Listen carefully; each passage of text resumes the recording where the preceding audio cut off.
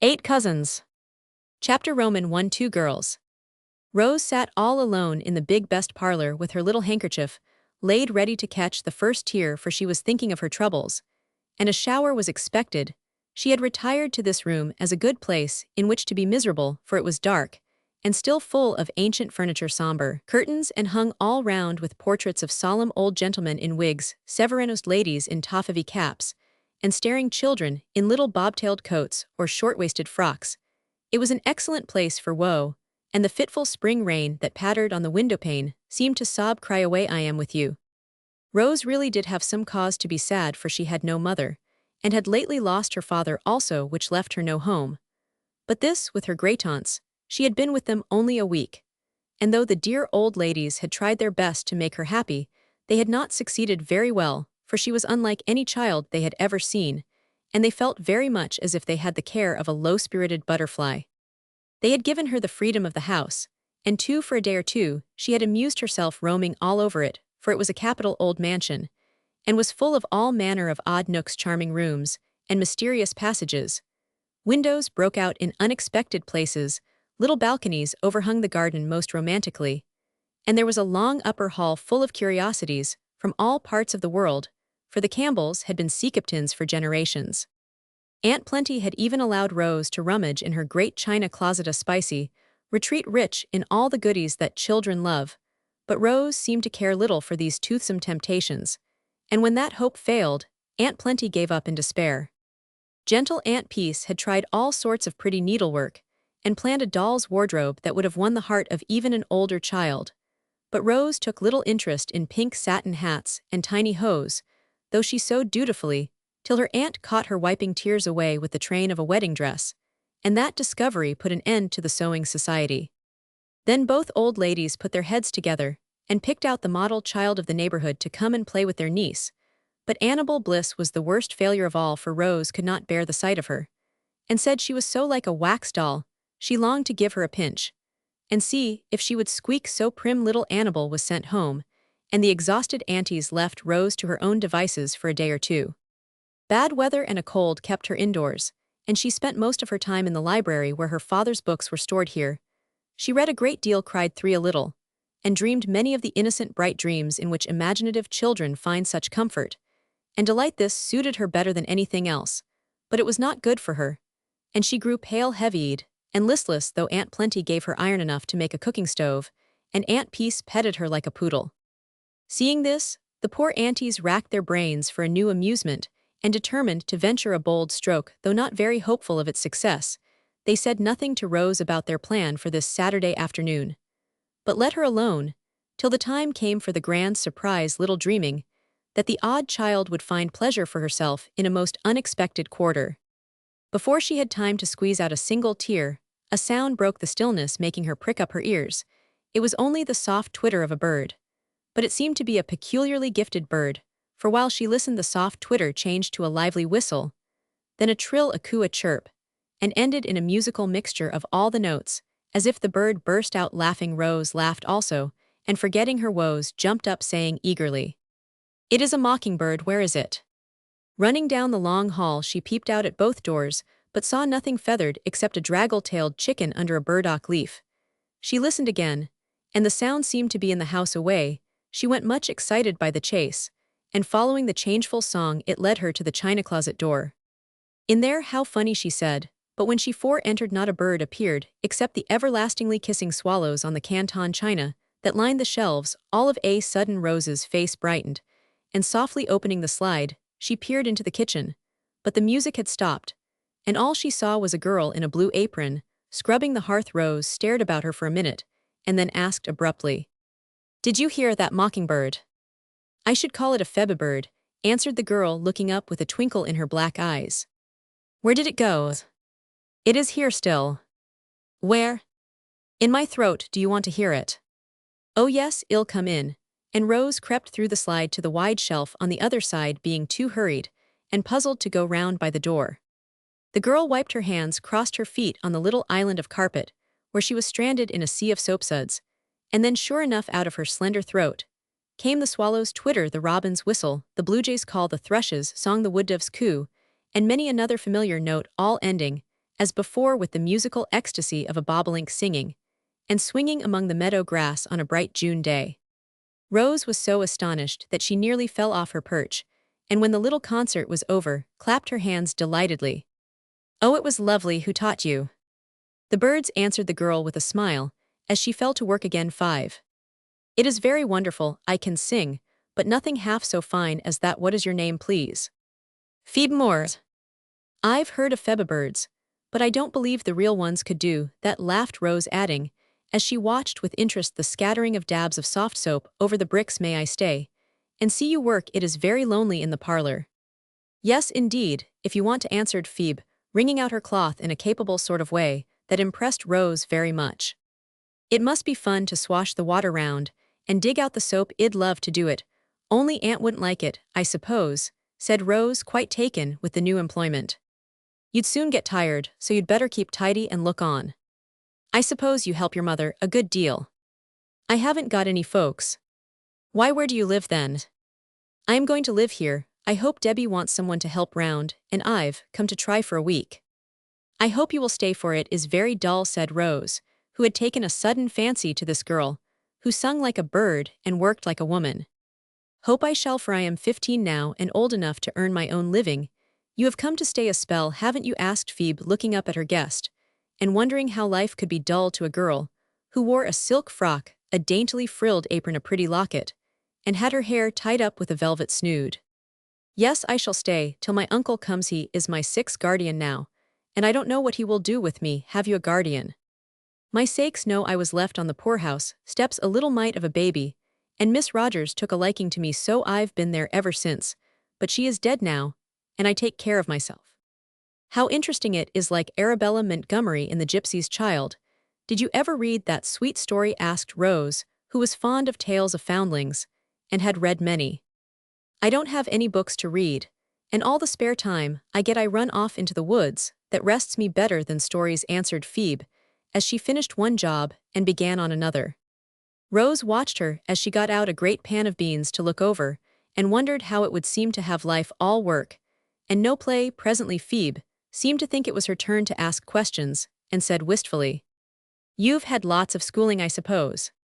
"Oh dear me, yes, I've been at boarding school nearly a year, and I am almost dead with lessons. The more I got the more Miss Power gave me, and I was so miserable I most cried my eyes out. Papa never gave me hard things to do, and he always taught me so pleasantly. I loved to study. Oh, we were so happy and so fond of one another. But now he is gone, and I am left all alone." The tear that would not come when Rose sat waiting for it came now of its own accord, two of them, in fact, and rolled down her cheeks, telling the tale of love and sorrow better than any words could do it. 7. For a minute there was no sound in the kitchen but the little daughter's sobbing and the sympathetic patter of the rain. Phoebe stopped rattling her beans from one pan to the other, and her eyes were full of pity as they rested on the curly head bent down on Rose's knee, for she saw that the heart under the pretty locket ached with its loss, and the dainty apron was used to dry sadder tears than any she had ever shed. Somehow she felt more contented with her brown calico gown and blue-checked pinafore. Envy changed to compassion, and if she had dared, she would have gone and hugged her afflicted guest. Fearing that might not be considered proper, she said, in her cheery voice, "I am sure you ain't all alone with such a lot of folks belonging to you, and all so rich and clever. You'll be petted to pieces, Debbie says, because you are the only girl in the family." Phoebe's last words made Rose smile in spite of her tears, and she looked out from behind her apron with an April face, saying in a tone of comic distress, "That's one of my troubles. I've got 6 aunts and they all want me, and I don't know any of them very well. Papa named this place the Anthill, and now I see why." Phoebe laughed with her as she said encouragingly, "Everyone calls it so, and it's a real good name, for all the Mrs. Campbells live handy by and keep coming up to see the old ladies. I could stand the aunts, but there are dozens of cousins, dreadful boys all of them, and I detest boys. Some of them came to see me last Wednesday, but I was lying down, and when Auntie came to call me, I went under the quilt and pretended to be asleep. I shall have to see them some time, but I do dread it so." And Rose gave a shudder, for having lived alone with her invalid father she knew nothing of boys, and considered them a species of wild animal. "Oh, I guess y'all like 'em. I've seen 'em flying round when they come over from the point, sometimes in their boats, and sometimes on horseback. If you like boats and horses, y'all enjoy yourself first rate. But I don't. I'm afraid of horses and boats make me ill, and I hate boys. And poor Rose wrung her hands at the awful prospect. Before her one of these horrors alone she could have borne, but altogether were too much for her, and she began to think of a speedy return to the detested school. Phoebe laughed at her woe till the beans danced in the pan, but tried to comfort her by suggesting a means of relief. Perhaps your uncle will take you away, where there ain't any boys. Debbie says he is a real kind man, and always brings heaps of nice things when he comes. Yes, but you see that is another trouble, for I don't know Uncle Alec at all. He hardly ever came to see us, though he sent me pretty things very often. Now I belong to him, and shall have to mind him, till I am 18. I may not like him a bit, and I fret about it all the time. Well, I wouldn't borrow trouble, but have a real good time. I am sure I should think I was in clover if I had folks and money, and nothing to do, but enjoy nine myself, began Phoebe, but got no further, for a sudden rush and rumble outside made them both jump. It's thunder, said Phoebe. It's a circus, cried Rose, who from her elevated perch had caught glimpses of a gay cart of some sort and several ponies, with flying manes and tails. The sound died away, and the girls were about to continue their confidences when old Debbie appeared, looking rather cross and sleepy after her nap. You are wanted in the parlor, Miss Rose. Has anybody come? Little girls shouldn't ask questions, but do as they are bid, was all Debbie would answer. I do hope it isn't Aunt Myra. She always scares me out of my wits, asking how my cough is, and groaning over me as if I was going to die, said Rose, preparing to retire. The way she came for the slide being cut for the admission of bouncing Christmas turkeys and puddings was plenty large enough for a slender girl. Guess y'all wish it was Aunt Myra. When you see who has come, don't never let me catch you coming into my kitchen that way again, or ill shut you up in the big biler, growled Debbie, who thought it her duty to snub children on all occasions. Chapter Roman 2, The Clan. Rose scrambled into the china closet as rapidly as possible, and there refreshed herself by making faces at Debbie, while she settled her plumage and screwed up her courage. Then she crept softly down the hall and peeped into the parlor. No one appeared, and all was so still she felt sure the company was upstairs. So she skipped boldly through the half-open folding doors to behold on the other side a sight that nearly took her breath away. 7 boys stood in a row, all ages, all sizes, all yellow-haired and blue-eyed, all in full Scotch costume, and all smiling, nodding, and saying as with one voice, "How are you, cousin?" Rose gave a little gasp and looked wildly about her, as if ready to fly for fear magnified the 7, and the room seemed full of boys. Before she could run, however, the tallest lad stepped out of the line, saying pleasantly, "Don't be frightened, this is the clan come to welcome you, and I am the Chief Archie at your service. The 8 cousins, page 10, the 8 cousins, page 10. He held out his hand as he spoke, and Rose, timidly 12, put her own into a brown paw which closed over the white morsel, and held it as the chief continued his introductions. We came in full rig, for we always turn out in style on grand occasions. Hope you like it. Now I'll tell you who these chaps are, and then we shall be all right. This big one is Prince Charlie, Aunt Clara's boy. She has but one, so he is an extra good one. This old fellow is Mac the bookworm, called Worm for short. This sweet creature is Steve the dandy. Look at his gloves, and topknot, if you please. They are Aunt Jane's lads, and a precious pair, you'd better believe. These are the brats, my brothers Geordie and Will and Jamie the baby. Now my men, step out and show your manners." At this command, to Rose's great dismay, 6 more hands were offered, and it was evident that she was expected to shake them all. It was a trying moment to the bashful child, but remembering that they were her kinsmen come to welcome her, she tried her best to return the greeting cordially. This impressive ceremony being over, the clan broke ranks, and both rooms instantly appeared to be pervaded with boys. Rose hastily retired to the shelter of a big chair, and sat there watching the invaders and wondering when her aunt would come and rescue her. As if bound to do their duty manfully, yet rather oppressed by it, each lad paused beside her chair in his wanderings, made a brief remark, received a still briefer answer, and then sheered off with a relieved expression. 13. Archie came first, and leaning over the chairback observed in a paternal tone, "I am glad you've come, cousin, and I hope y'all find the anthill pretty jolly." "I think I shall." Mac shook his hair out of his eyes, stumbled over a stool, and asked abruptly, "Did you bring any books with you?" "4 boxes full. They are in the library." Mac vanished from the room, and Steve, striking an attitude, which displayed his costume, effectively said, with an affable smile, "We were sorry not to see you last Wednesday. I hope your cold is better." "Yes, thank you," and a smile began to dimple about Rose's mouth as she remembered her retreat under the bed cover. Feeling that he had been received with distinguished marks of attention, Steve strolled away with his topknot higher than ever, and Prince Charlie pranced across the room saying in a free and easy tone, "Mama sent her love and hopes you will be well enough to come over for a day next week. It must be desperately dull here for a little thing like you." "I am 13 and a half, though I do look small," cried Rose, forgetting her shyness in indignation at this insult to her newly acquired teens. "Beg pardon, Mom, never should have guessed it," and Charlie went off with a laugh, glad to have struck a spark out of his meek cousin. Geordie and Will came together, two sturdy 11, 14, and 12-year-olders, and fixing their round blue eyes on Rose, fired off a question apiece, as if it was a shooting match, and she the target. "Did you bring your monkey?" "No, he is dead." "Are you going to have a boat?" "I hope not." Here the two, with a right-about-face movement, abruptly marched away, and little Jamie demanded with childish frankness, "Did you bring me anything nice?" "Yes, lots of candy," answered Rose, whereupon Jamie ascended into her lap with a sounding kiss, and the announcement that he liked her very much. This proceeding rather startled Rose, for the other lads looked and laughed, and in her confusion, she said hastily to the young usurper, "Did you see the circus go by?" "When where?" cried all the boys in great excitement at once. "Just before you came, at least I thought it was a circus, for I saw a red and black sort of cart, and ever so many little ponies and—" She got no farther, for a general shout made her pause suddenly, as Archie explained the joke by saying in the middle of his laugh, "It was our new dog cart, and the Shetland ponies. You'll never hear the last of your circus cousin." "But there were so many, and they went so fast, and the cart was so very red," began Rose, trying to explain her mistake.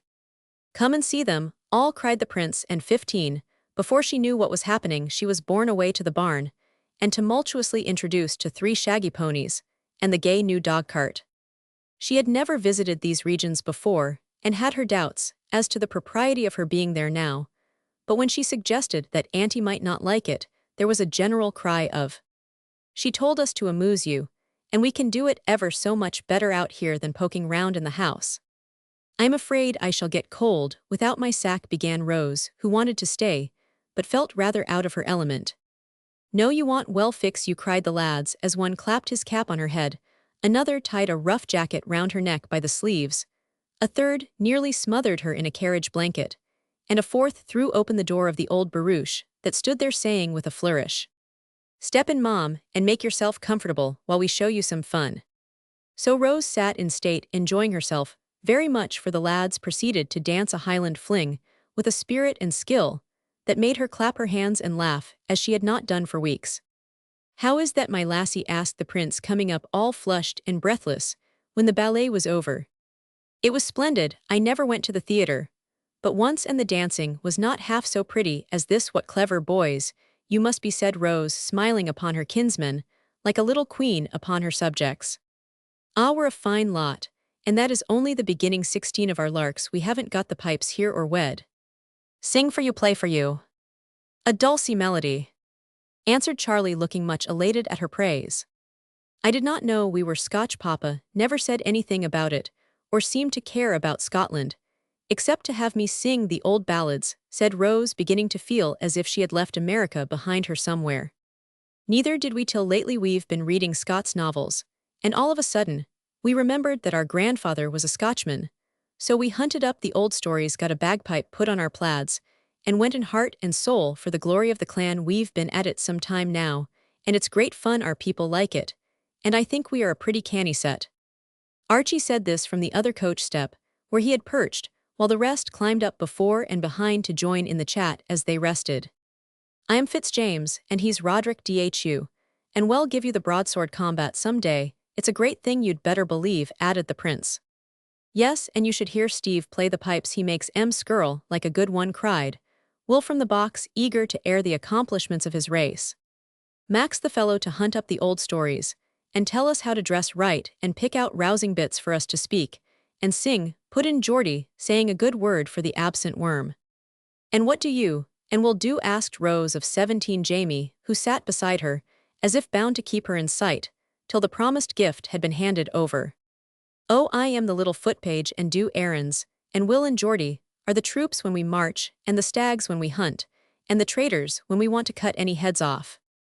They are very obliging, I am sure, said Rose, whereat the utility men beamed with modest pride, and resolved to enact Wallace and Montrose as soon as possible for their cousin's special benefit.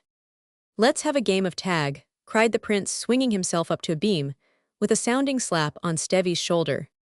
Regardless of his gloves, Dandy tore after him, and the rest swarmed in every direction, as if bent on breaking their necks and dislocating their joints as rapidly as possible. It was a new and astonishing spectacle to Rose, fresh from a prim boarding school, and she watched the active lads with breathless interest, thinking their antics far superior to those of Mops, the dear departed monkey. Will had just covered himself with glory by pitching off of a high loft head first, and coming up all right when Phoebe appeared with a cloak hood, and rubbers, also a message from Aunt Plenty that Miss Rose was to come in directly. All right, well, bring her, answered Archie, issuing some mysterious order, which was so promptly obeyed that, before Rose could get out of the carriage, the boys had caught hold of the pole, and rattled her out of the barn round the oval, and up to the front 18 door, with a cheer that brought 2 caps to an upper window, and caused Debbie to cry aloud from the back porch. Them harum-scarum boys will certainly be the death of that delicate little cretur. But the delicate little cretur seemed all the better for her trip, and ran up the steps looking rosy gay, and disheveled, to be received with lamentation by Aunt Plenty, who begged her to go and lie down at once. Oh, please don't, we have come to tea with our cousin, and we'll be as good as gold if y'all let us stay, Auntie, clamored the boys, who not only approved of our cousin, but had no mind to lose their tea for Aunt Plenty's name, but feebly expressed her bountiful nature.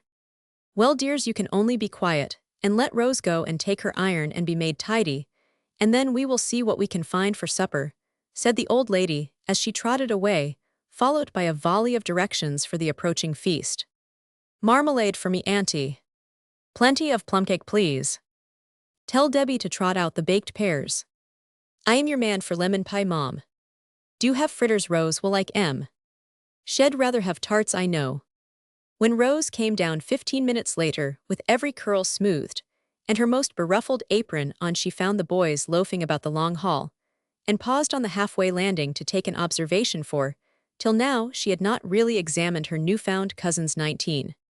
There was a strong family resemblance among them, though some of the yellow heads were darker than others, some of the cheeks brown instead of rosy, and the ages varied all the way from 16-year-old Archie to Jamie, who was 10 years younger. None of them were especially comely, but the prince, yet all were hearty, happy-looking lads, and Rose decided that boys were not as dreadful as she had expected to find them. They were all so characteristically employed that she could not help smiling as she looked. Archie and Charlie, evidently great cronies, were pacing up and down shoulder to shoulder, whistling. Bonnie Dindy Mac was reading in a corner with his book close to his nearsighted eyes. Dandy was arranging his hair before the oval glass in the hatstand. Geordie and Will investigating the internal economy of the moon-faced clock, and Jamie lay kicking up his heels on the mat at the foot of the stairs, bent on demanding his sweeties. The instant Rose appeared, she guessed his intention and forestalled his demand by dropping a handful of sugar plums down upon him. At his cry of rapture, the other lads looked up and smiled involuntarily, for the little kinswoman standing there above was a winsome sight, with her shy, soft eyes, bright hair, and laughing face. The black frock reminded them of her loss, and filled the boyish hearts with a kindly desire to be good to our cousin, who had no longer any home but this. There she is, as fine as you please, cried Steve, kissing his hand to her 20. Come on, Missy, tea is ready, added the prince encouragingly.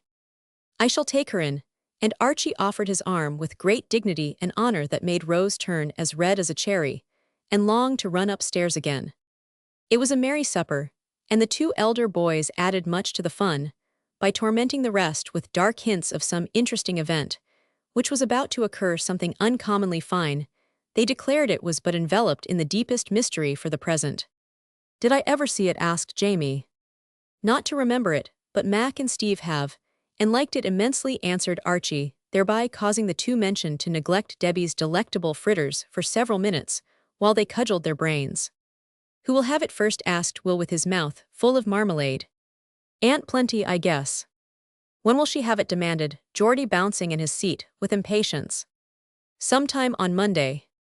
Heart alive, what is the boy talking about? Cried the old lady from behind the tall urn, which left little to be seen but the topmost bow of her cap. Doesn't Auntie know? Asked a chorus of voices. No, and that's the best of the joke, for she is desperately fond of it. What color is it? Asked Rose, joining in the fun. Blue and browns.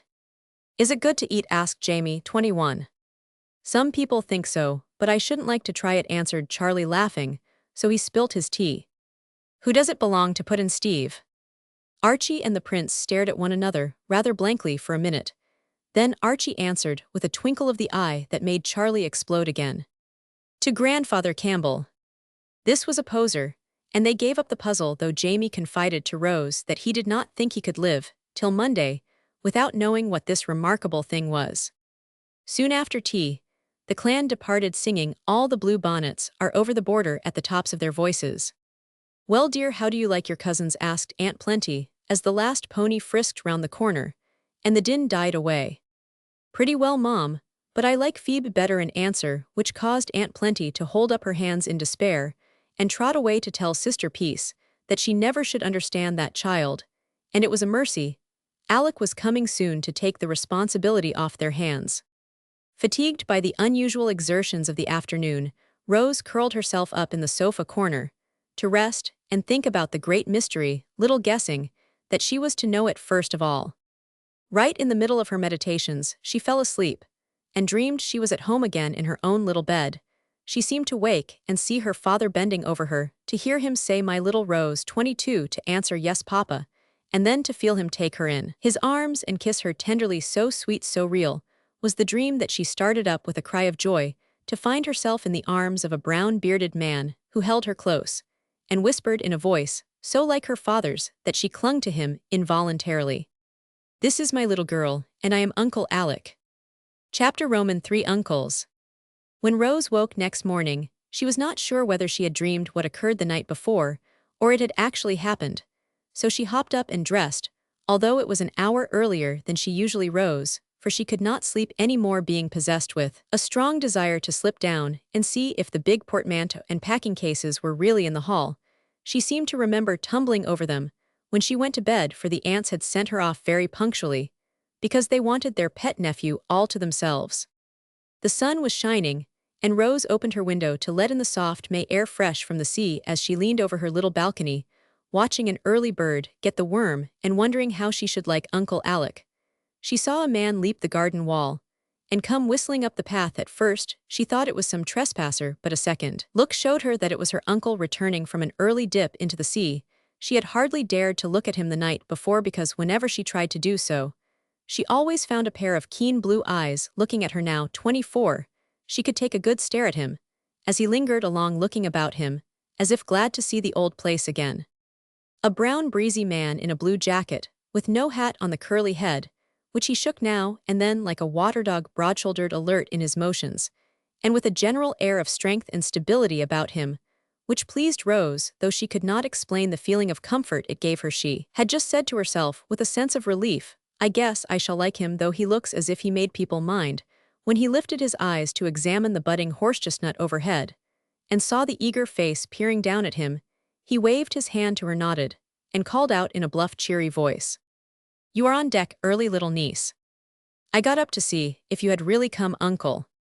Did you well come down here and make sure of it? I am not allowed to go out before breakfast, sir." "Oh, indeed," with a shrug, "then I'll come aboard and salute," he added, and to Rose's great amazement Uncle Alec went up one of the pillars of the back piazza, hand over hand, stepped across the roof, and swung himself into her balcony, saying, as he landed on the wide balustrade, "Have you any doubts about me now, Mom?" Rose was so taken aback, she could only answer with a smile as she went to meet him. "How does my girl do this morning?" he asked, taking the little cold hand she gave him in both his big warm ones. "Pretty well, thank you, sir, 25. "Ah, but it should be very well, why isn't it? I always wake up with a headache and feel tired." "Don't you sleep well?"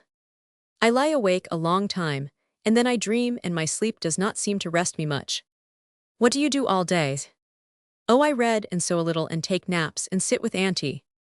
No running about out of doors or housework or riding hay. Aunt Plenty says I am not strong enough for much exercise. I drive out with her sometimes, but I don't care for it. I am not surprised at that, said Uncle Alec half to himself, adding in his quick way, who have you had to play with? No one but Annabel Bliss, and she was such a goose I couldn't bear her. The boys came yesterday, and seemed rather nice, but of course I couldn't play with them. Why not? I am too old to play with boys. Not a bit of it, that's just what you need, for you've been mollycoddled too much. They are good lads, and you'll be mixed up with them more or less for years to come. So, you may as well be friends and playmates at once. I will look you up some girls also, if I can find a sensible one, who is not spoilt by her nonsensical education. Phoebe is sensible, I am sure, and I like her, though I only saw her yesterday, cried Rose, waking up suddenly. 26. And who is Phoebe, if you please? Rose eagerly told all she knew, and Uncle Alec listened with an odd smile lurking about his mouth, though his eyes were quite sober as he watched the face before him. I am glad to see that you are not aristocratic in your tastes, but I don't quite make out why you like this young lady from the poorhouse. You may laugh at me, but I can't tell why, only she seems so happy and busy, and sings so beautifully, and is strong enough to scrub and sweep and hasn't any troubles to plague her, said Rose, making a funny jumble of reasons in her efforts to explain. How do you know that? Oh, I was telling her about mine, and asked if she had any, and she said no, only I'd like to go to school, and I mean to some day. So she doesn't call desertion poverty and hard work troubles. She's a brave little girl, and I shall be proud to know her, and Uncle Alec gave an approving nod that made Rose wish she had been the one to earn it. But what are these troubles of yours, child? He asked after a minute of silence. Please don't ask me, Uncle.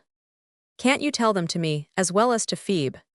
Something in his tone made Rose feel that it would be better to speak out and be done with it, so she answered with sudden color and averted eyes. The greatest one was losing dear Papa. As she said that, Uncle Alec's arm came gently round her, and he drew her to him, saying in the voice so like Papa's, 27. That is a trouble which I cannot cure, my child, but I shall try to make you feel it less. What else, dear? I am so tired, and poorly all the time I can't do anything I want to, and it makes me cross-eyed, Rose, rubbing the aching head like a fretful child. That we can cure, and we will, said her uncle with a decided nod that made the curls bob on his head, so that Rose saw the gray ones underneath the brown. Aunt Myra says I have no constitution, and never shall be strong, observed Rose in a pensive tone, as if it was rather a nice thing to be an invalid. Aunt Myra is an excellent woman, but it is her hobby to believe that everyone is tottering on the brink of the grave, and upon my life I believe she is offended if people don't fall into it. We will show her how to make constitutions, and turn pale-faced little ghosts into rosy, hearty girls. That's my business, you know, he added more quietly, for his sudden outburst had rather startled Rose. I had forgotten you were a doctor. I am glad of it, for I do want to be well, only I hope you won't give me much medicine, for I've taken quarts already, and it does me no good. As she spoke, Rose pointed to a little table just inside the window, on which appeared a regiment of bottles.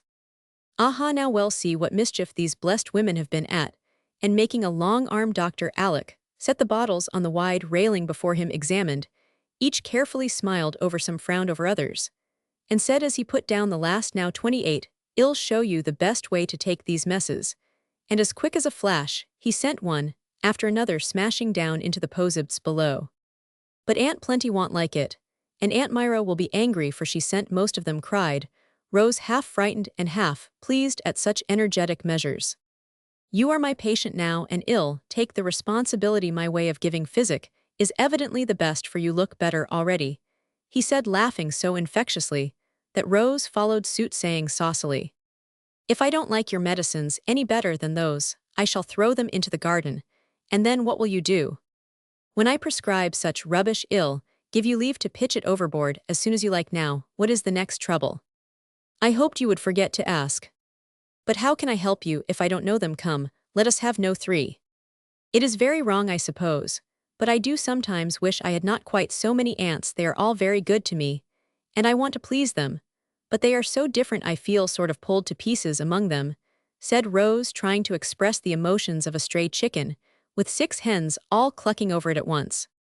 Uncle Alec threw back his head and laughed like a boy, for he could entirely understand how the good ladies had each put in her oar, and tried to paddle her own way to the great disturbance of the waters and the entire bewilderment of poor Rose. I intend to try a course of uncles now, and see how that suits your constitution. I am going to have you 29 all to myself, and no one is to give a word of advice. Unless I ask it, there is no other way to keep order aboard, and I am captain of this little craft for a time at least. What comes next? But Rose stuck there, and grew so red her uncle guessed what that trouble was. I don't think I can tell this one, it wouldn't be polite, and I feel pretty sure that it isn't going to be a trouble anymore. As she blushed and stammered over these words, Dr. Alec turned his eyes away to the distant sea, and said so seriously, so tenderly, that she felt every word and long remembered them. My child, I don't expect you to love and trust me all at once, but I do want you to believe that I shall give my whole heart to this new duty. And if I make mistakes, as I probably shall, no one will grieve over them more bitterly than Roman one.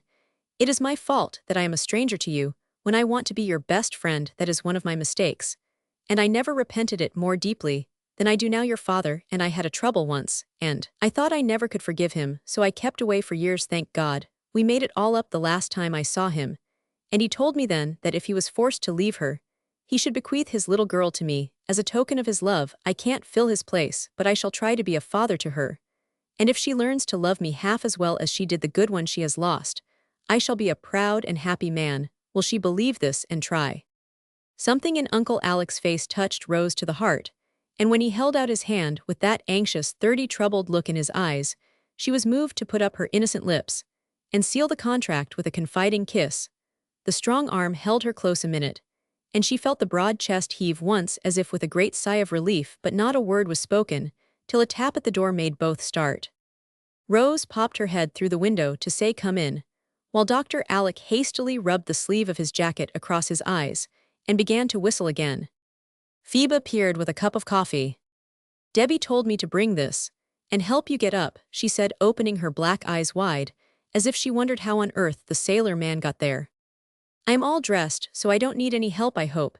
That is good and strong, added Rose, eyeing the steaming cup with an eager look. But she did not get it, for a brown hand took possession of it, as her uncle said quickly, Hold hard, my lass, and let me overhaul that dose. Before you take it, do you drink all this strong coffee every morning, Rose? Yes, sir, and I like it. Auntie says it tones me up, and I always feel better after it. This accounts for the sleepless nights, the flutter your heart gets into at the least start. And this is why that cheek of yours is pale yellow instead of rosy red. No more coffee for you, my dear, and by y'all see that I am right. Any new milk downstairs, Phoebe? Yes, sir, plenty right in from the barn. That's the drink for my patient. Go bring me a 31 pitcherful, and another cup. I want a draft myself. This won't hurt the honeysuckles, for they have no nerves to speak of. And to Rose's great discomfort, the coffee went after the medicine. Dr. Alec saw the injured look she put on, but took no notice, and presently banished it by saying pleasantly, I've got a capital little cup among my traps, and I'll give it to you to drink your milk in, as it is made of wood that is supposed to improve whatever is put into it, something like a quassia cup. That reminds me, one of the boxes Phoebe wanted to lug upstairs last night is for you, knowing that I was coming home to find a ready-made daughter. I picked up all sorts of odd and pretty trifles along the way, hoping she would be able to find something she liked among them all. Early tomorrow, we'll have a grand rummage. Here's our milk. I propose the health of Miss Rose Campbell, and drink it with all my heart. It was impossible for Rose to pout with the prospect of a delightful box full of gifts dancing before her eyes, so in spite of herself, she smiled as she drank her own health, and found that fresh milk was not a hard dose to take. Now I must be off before I am caught again with my wig in a toss, said Dr. Alec, preparing to descend the way he came. Do you always go in and out like a cat? Uncle asked, Rose much amused at his odd ways. I used to sneak out of my window when I was a boy so I need not disturb the ants, and now I rather like it, for it's the shortest road, and it keeps me limber. 32, when I have no rigging to climb. Goodby, till breakfast and away. He went down the waterspout over the roof, and vanished among the budding honeysuckles below. Ain't he a funny guardian? Exclaimed Phoebe, as she went off with the cups. "He is a very kind one, I think," answered Rose, following to prowl round the big boxes, and try to guess which was hers. When her uncle appeared at sound of the bell, he found her surveying with an anxious face a new dish that smoked upon the table. "Got a fresh trouble, Rosie?" he asked, stroking her smooth head. "Uncle, are you going to make me eat oatmeal?" asked Rose in a tragic tone. "Don't you like it?" "I detest it," answered Rose with all the emphasis which a turn-it-up knows a shudder, and a groan could give to the three words. "You are not a true Scotchwoman. If you don't like the parritch, it's a pity, for I made it myself, and thought we'd have such a good time with all that cream to float it in. Well, never mind." And he sat down with a disappointed air. Rose had made up her mind to be obstinate about it, because she did heartily detest the dish. But as Uncle Alec did not attempt to make her obey, she suddenly changed her mind and thought she would. "I'll try to eat it to please you, Uncle, but people are always saying how wholesome it is, and that makes me hate it," she said, half ashamed at her silly excuse. 33. "I do want you to like it, because I wish my girl to be as well and strong as Jessie's boys, who are brought up on this in the good old fashion, no hot bread and fried stuff for them. And they are the biggest and bonniest lads of the lot. Bless you, Auntie, and good morning." Dr. Alec turned to greet the old lady, and with a firm resolve to eat or die in the attempt, Rose sat down. In 5 minutes, she forgot what she was eating, so interested was she in the chat that went on. It amused her very much to hear Aunt Plenty call her 40-year-old nephew "my dear boy," and Uncle Alec was so full of lively gossip about all creation in general, and the anthill in particular, that the detested porridge vanished without a murmur. "You will go to church with us, I hope, Alec, if you're not too tired," said the old lady when breakfast was over. "I came all the way from Calcutta for that express purpose, Mom, only I must send the sisters word of my arrival, for they don't expect me till tomorrow, you know, and there will be a row in church if those boys see me without warning. I'll send Ben up the hill, and you can step over to Myra's yourself. It will please her, and you will have plenty of time." Dr. Alec was off at once, and they saw no more of him till the old barouche was at the door, and Aunt Plenty just rustling downstairs in her Sunday best with Rose like a little black shadow behind her. 34. Away they drove in state, and all the way Uncle Alec's hat was more off his head than on, for everyone they met smiled and bowed, and gave him as blithe a greeting as the day permitted. It was evident that the warning had been a wise one, for in spite of time and place, the lads were in such a ferment that their elders sat in momentary dread of an unseemly outbreak somewhere. It was simply impossible to keep those 14 eyes off Uncle Alec, and the dreadful things that were done during sermon time will hardly be believed. Rose dared not look up after a while, for these bad boys vented their emotions upon her, till she was ready to laugh and cry with mingled amusement and vexation.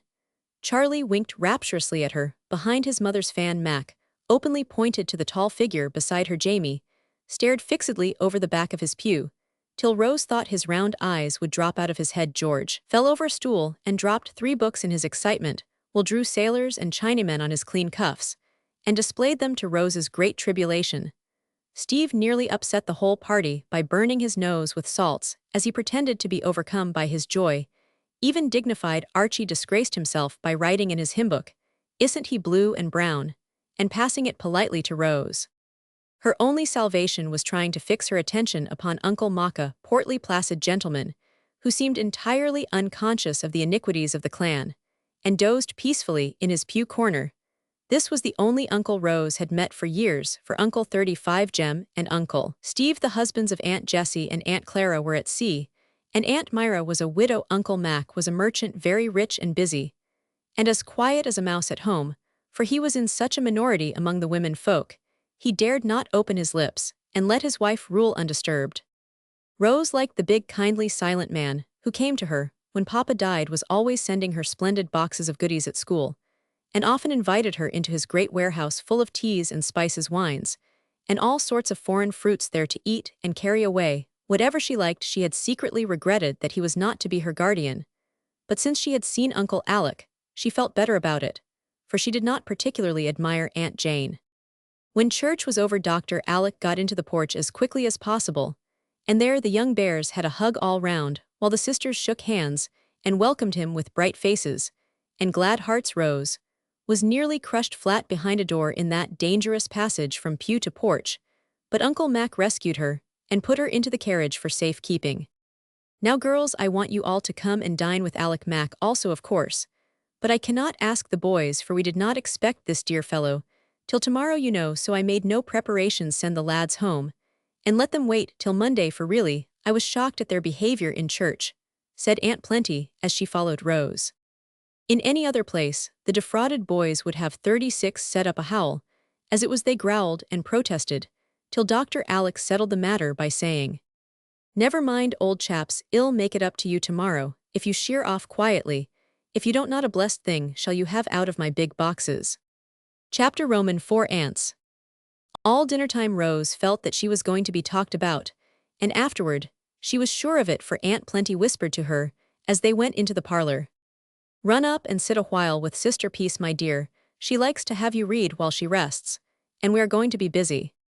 Rose obeyed, and the quiet rooms above were so like a church that she soon composed her ruffled feelings, and was unconsciously a little minister of happiness to the sweet old lady, who for years had sat there patiently waiting to be set free from pain. Rose knew the sad romance of her life, and it gave a certain tender charm to this great aunt of hers, whom she already loved when Peace was 20. She was about to be married, all was done, the wedding dress lay ready, the flowers were waiting to be put on the happy hour at hand, when word came that the lover was dead. They thought that gentle Peace would die too, but she bore it bravely, put away her bridal gear, took up her life afresh, and lived on a beautiful meek woman with hair as 38 white as snow and cheeks that never bloomed again. She wore no black, but soft pale colors, as if always ready for the marriage that had never come. For 30 years she had lived on, fading slowly but cheerful, busy, and full of interest in all that went on in the family, especially the joys and sorrows of the young girls growing up about her. And to them, she was advisor, confidant, and friend in all their tender trials, and delights, a truly beautiful old maiden with her silvery hair, tranquil face, and an atmosphere of repose about her that soothed whoever came to her. Aunt Plenty was utterly dissimilar, being a stout, brisk old lady with a sharp eye, a lively tongue, and a face like a winter apple, always trotting, chatting, and bustling.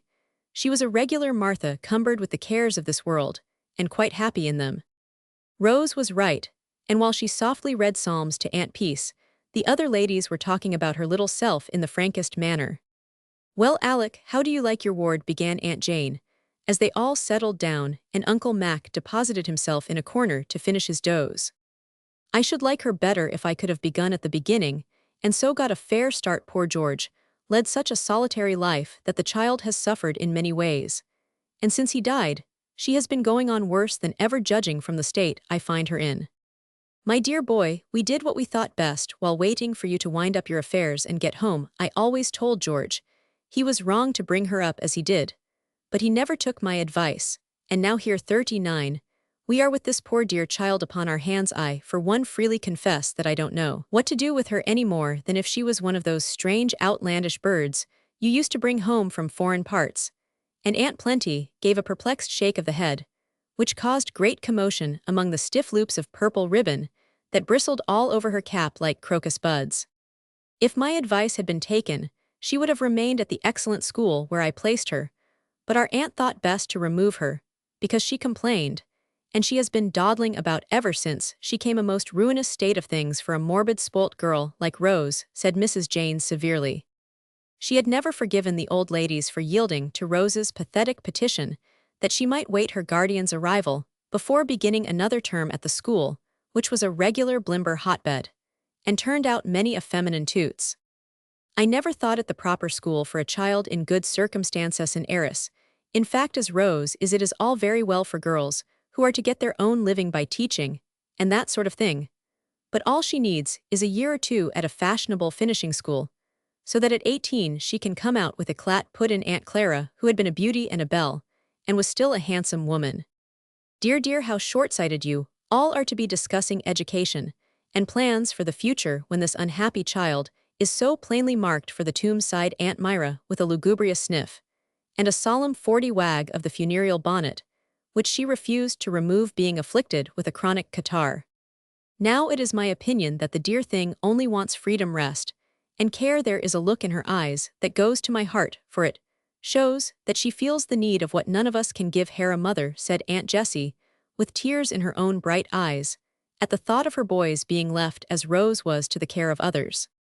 Uncle Alec, who had listened silently, as each spoke, turned quickly toward the last sister, and said with a decided nod of approval, "You've got it, Jessie, and with you to help me I hope to make the child feel that she is not quite fatherless and motherless.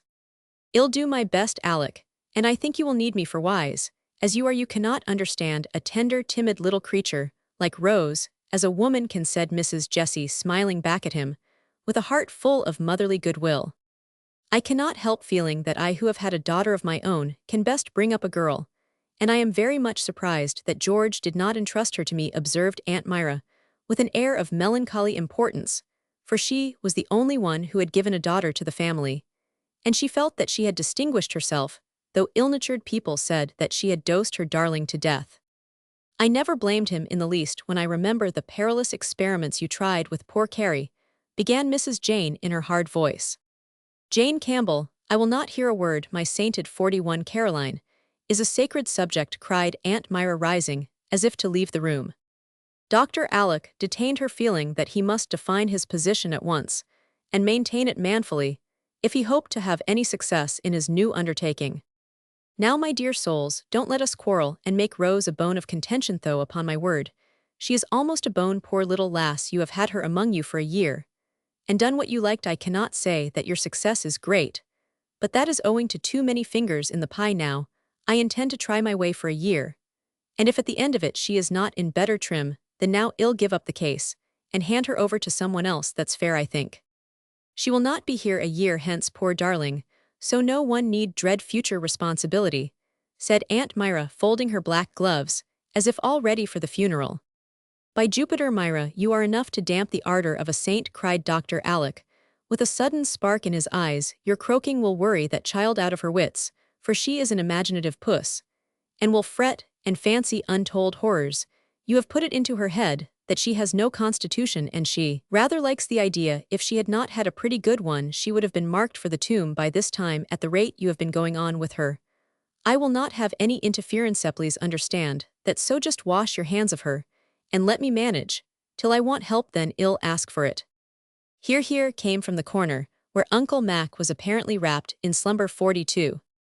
"You were appointed guardian, so we can do nothing, but I predict that the girl will be spoilt, utterly spoilt," answered Mrs. Jane grimly. "Thank you, sister. I have an idea that if a woman can bring up two boys as perfectly as you do yours, a man, if he devotes his whole mind to it, may at least attempt as much with one girl," replied Dr. Alec, with a humorous look that tickled the others immensely, for it was a well-known fact in the family that Jane's boys were more indulged than all the other lads put together.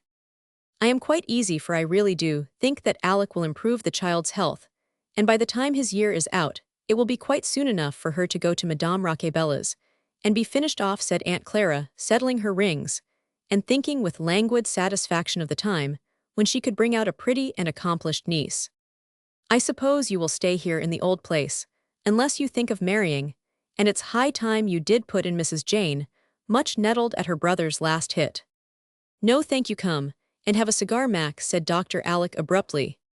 "Don't marry women enough in the family," already muttered Uncle Mac, and then the gentleman hastily fled. "Aunt Peace would like to see you all, she says," was the message Rose brought before the ladies could begin again. "Hectic, hectic, dear me," murmured Aunt Myra, as the shadow of her gloomy bonnet fell 43 upon Rose, and the stiff tips of a black glove touched the cheek, where the color deepened under so many eyes. "I am glad these pretty curls are natural. They will be invaluable by and by," said Aunt Clara, taking an observation with her head on one side. "Now that your uncle has come, I no longer expect you to review the studies of the past year. I trust your time will not be entirely wasted in frivolous sports, however," added Aunt Jane, sailing out of the room with the air of a martyr. Aunt Jessie said not a word, but kissed her little niece with a look of tender sympathy that made Rose cling to her a minute, and follow her with grateful eyes as the door closed behind her. After everybody had gone home, Dr. Alec paced up and down the lower hall in the twilight for an hour, thinking so intently that sometimes he frowned, sometimes he smiled, and more than once he stood still in a brown study. All of a sudden he said half aloud, as if he had made up his mind, "I might as well begin at once, and give the child something new to think about for Myra's dismals and Jane's lectures have made her as blue as a little indigo bag. Diving into one of the trunks that stood in a corner, he brought up after a brisk rummage a silken cushion prettily embroidered and a quaint cup of dark carved wood. "This will do for a start," he said as he plumped up the cushion and dusted the cup. "It won't do to begin too energetically or Rose will be frightened. I 44 must beguile her gently and pleasantly along till I've won her confidence, and then she will be ready for anything." Just then Phoebe came out of the dining room with a plate of brown bread for Rose. Had been allowed no hot biscuit for tea. "I'll relieve you of some of that," said Dr. Alec, and helping himself to a generous slice, he retired to the study, leaving Phoebe to wonder at his appetite. She would have wondered still more if she had seen him making that brown bread into neat little pills, which he packed into an attractive ivory box, out of which he emptied his own bits of lovage. "There, if they insist on medicine, I'll order these, and no harm will be done. I will have my own way. But I'll keep the peace if possible, and confess the joke when my experiment has succeeded," he said to himself, looking very much like a mischievous boy, as he went off with his innocent prescriptions. Rose was playing softly on the small organ that stood in the upper hall so that Aunt Peace could enjoy it, and all the while he talked with the old lady's Uncle Alec, was listening to the fitful music of the child, and thinking of another Rose who used to play for him. As the clock struck 8, he called out, "Time for my girl to be abed, else she won't be up early, and I am full of jolly plans for tomorrow. Come and see what I have found for you to begin upon." Rose ran in and listened with bright attentive face, while Dr. Alec said impressively, "In my wanderings over the face of the earth, I 45 have picked up some excellent remedies, and as they are rather agreeable ones, I think you and I will try them. This is an herb pillow given to me by a wise old woman when I was ill in India. It is filled with saffron poppies and other soothing plants, so lay your little head on it tonight, sleep sweetly without a dream, and wake tomorrow without a pain." "Shall I really? How nice it smells," and Rose willingly received the pretty pillow, and stood enjoying its faint sweet odor as she listened to the doctor's next remedy. "This is the cup I told you of. Its virtue depends, they say, on the drinker filling it himself, so you must learn to milk. I'll teach you." "I am afraid I never can," said Rose, but she surveyed the cup with favor, for a funny little imp danced on the handle, as if all ready to take a header into the white sea below. "Don't you think she ought to have something more strengthening than milk, Alec? I really shall feel anxious if she does not have a tonic of some sort," said Aunt Plenty, eyeing the new remedies suspiciously, for she had more faith in her old-fashioned doses than all the magic cups and poppy pillows of the East. "Well, Mom, I am willing to give her a pill if you think best. It is a very simple one, and very large quantities may be taken without harm. You know hashish is the extract of hemp. Well, this is a preparation of corn and rye much used in old times, and I hope it will be again." "Dear me, how singular," said Aunt Plenty, bringing her spectacles to bear upon the pills, with a face 46 so full of respectful interest that it was almost too much for Dr. Alec's gravity. "Take one in the morning, and a good night to you, my dear," he said, dismissing his patient with a hearty kiss. Then, as she vanished, he put both hands into his hair, exclaiming with a comical mixture of anxiety and amusement, "When I think what I have undertaken, I declare to you, Aunt, I feel like running away, and not coming back, till Rose is 18. Chapter Roman 5. A belt in a box. When Rose came out of her chamber, cup in hand, next morning, the first person she saw was Uncle Alec, standing on the threshold of the room opposite which he appeared to be examining with care. When he heard her step, he turned about and began to sing. "Where are you going, my pretty maid?" "I am going a-milking, sir," she said, answered Rose, waving the cup, and then they finished the verse together in fine style. Before either spoke, a head in a nightcap so large and beruffled that it looked like a cabbage popped out of a room farther down the hall, and an astonished voice exclaimed, "What in the world are you about so early?" "Clearing our pipes for the day, Mom. Look here, Auntie. Can I have this room?" said Dr. Alec, making her a sailor's bow. "Any room you like, except Sister's." "Thanks, and may I go rummaging round in the garrets and glory holes to furnish it as I like?"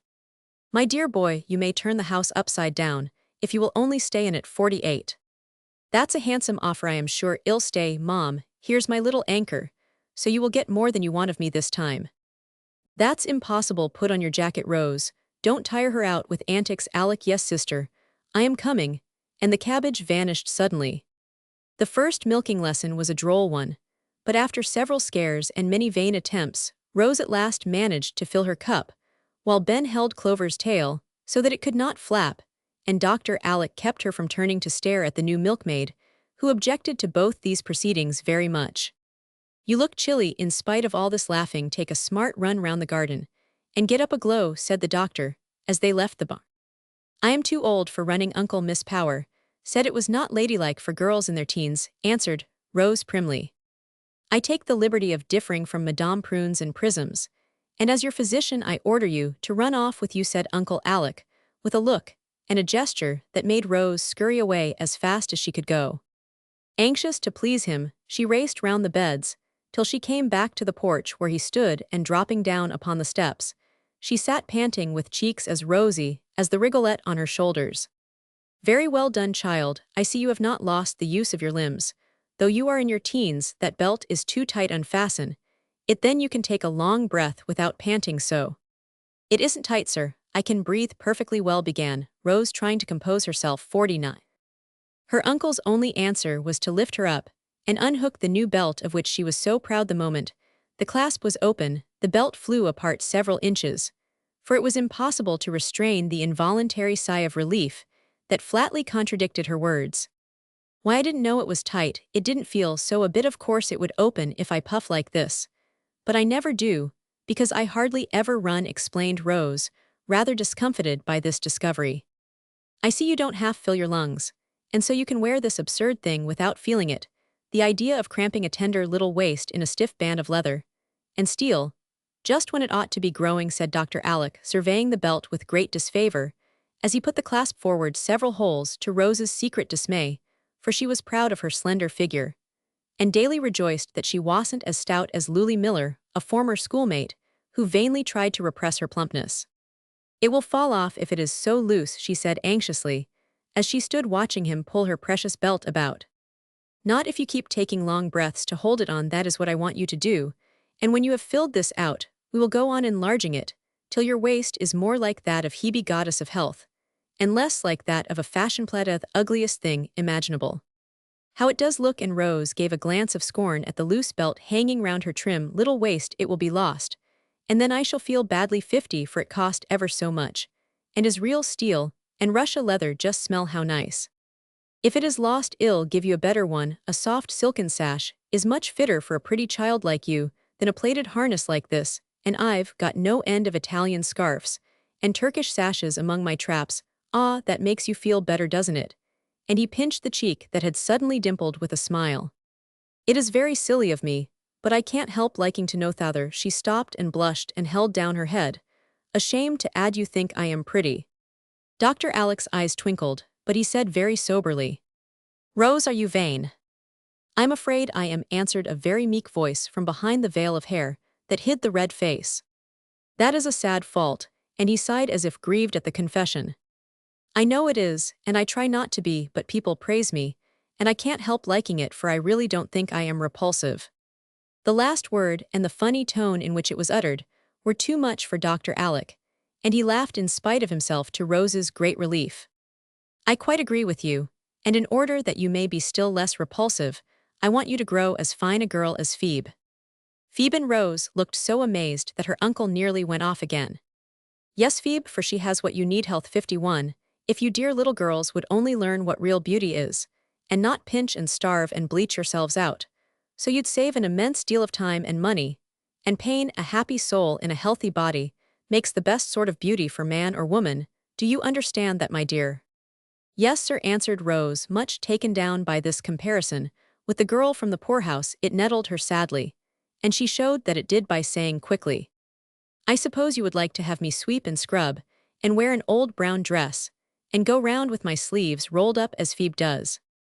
I should very much if you could work as well as she does, and show as strong a pair of arms as she can. I haven't seen a prettier picture for some time than she made of herself this morning, up to the elbows in suds, singing like a blackbird while she scrubbed on the back stoop."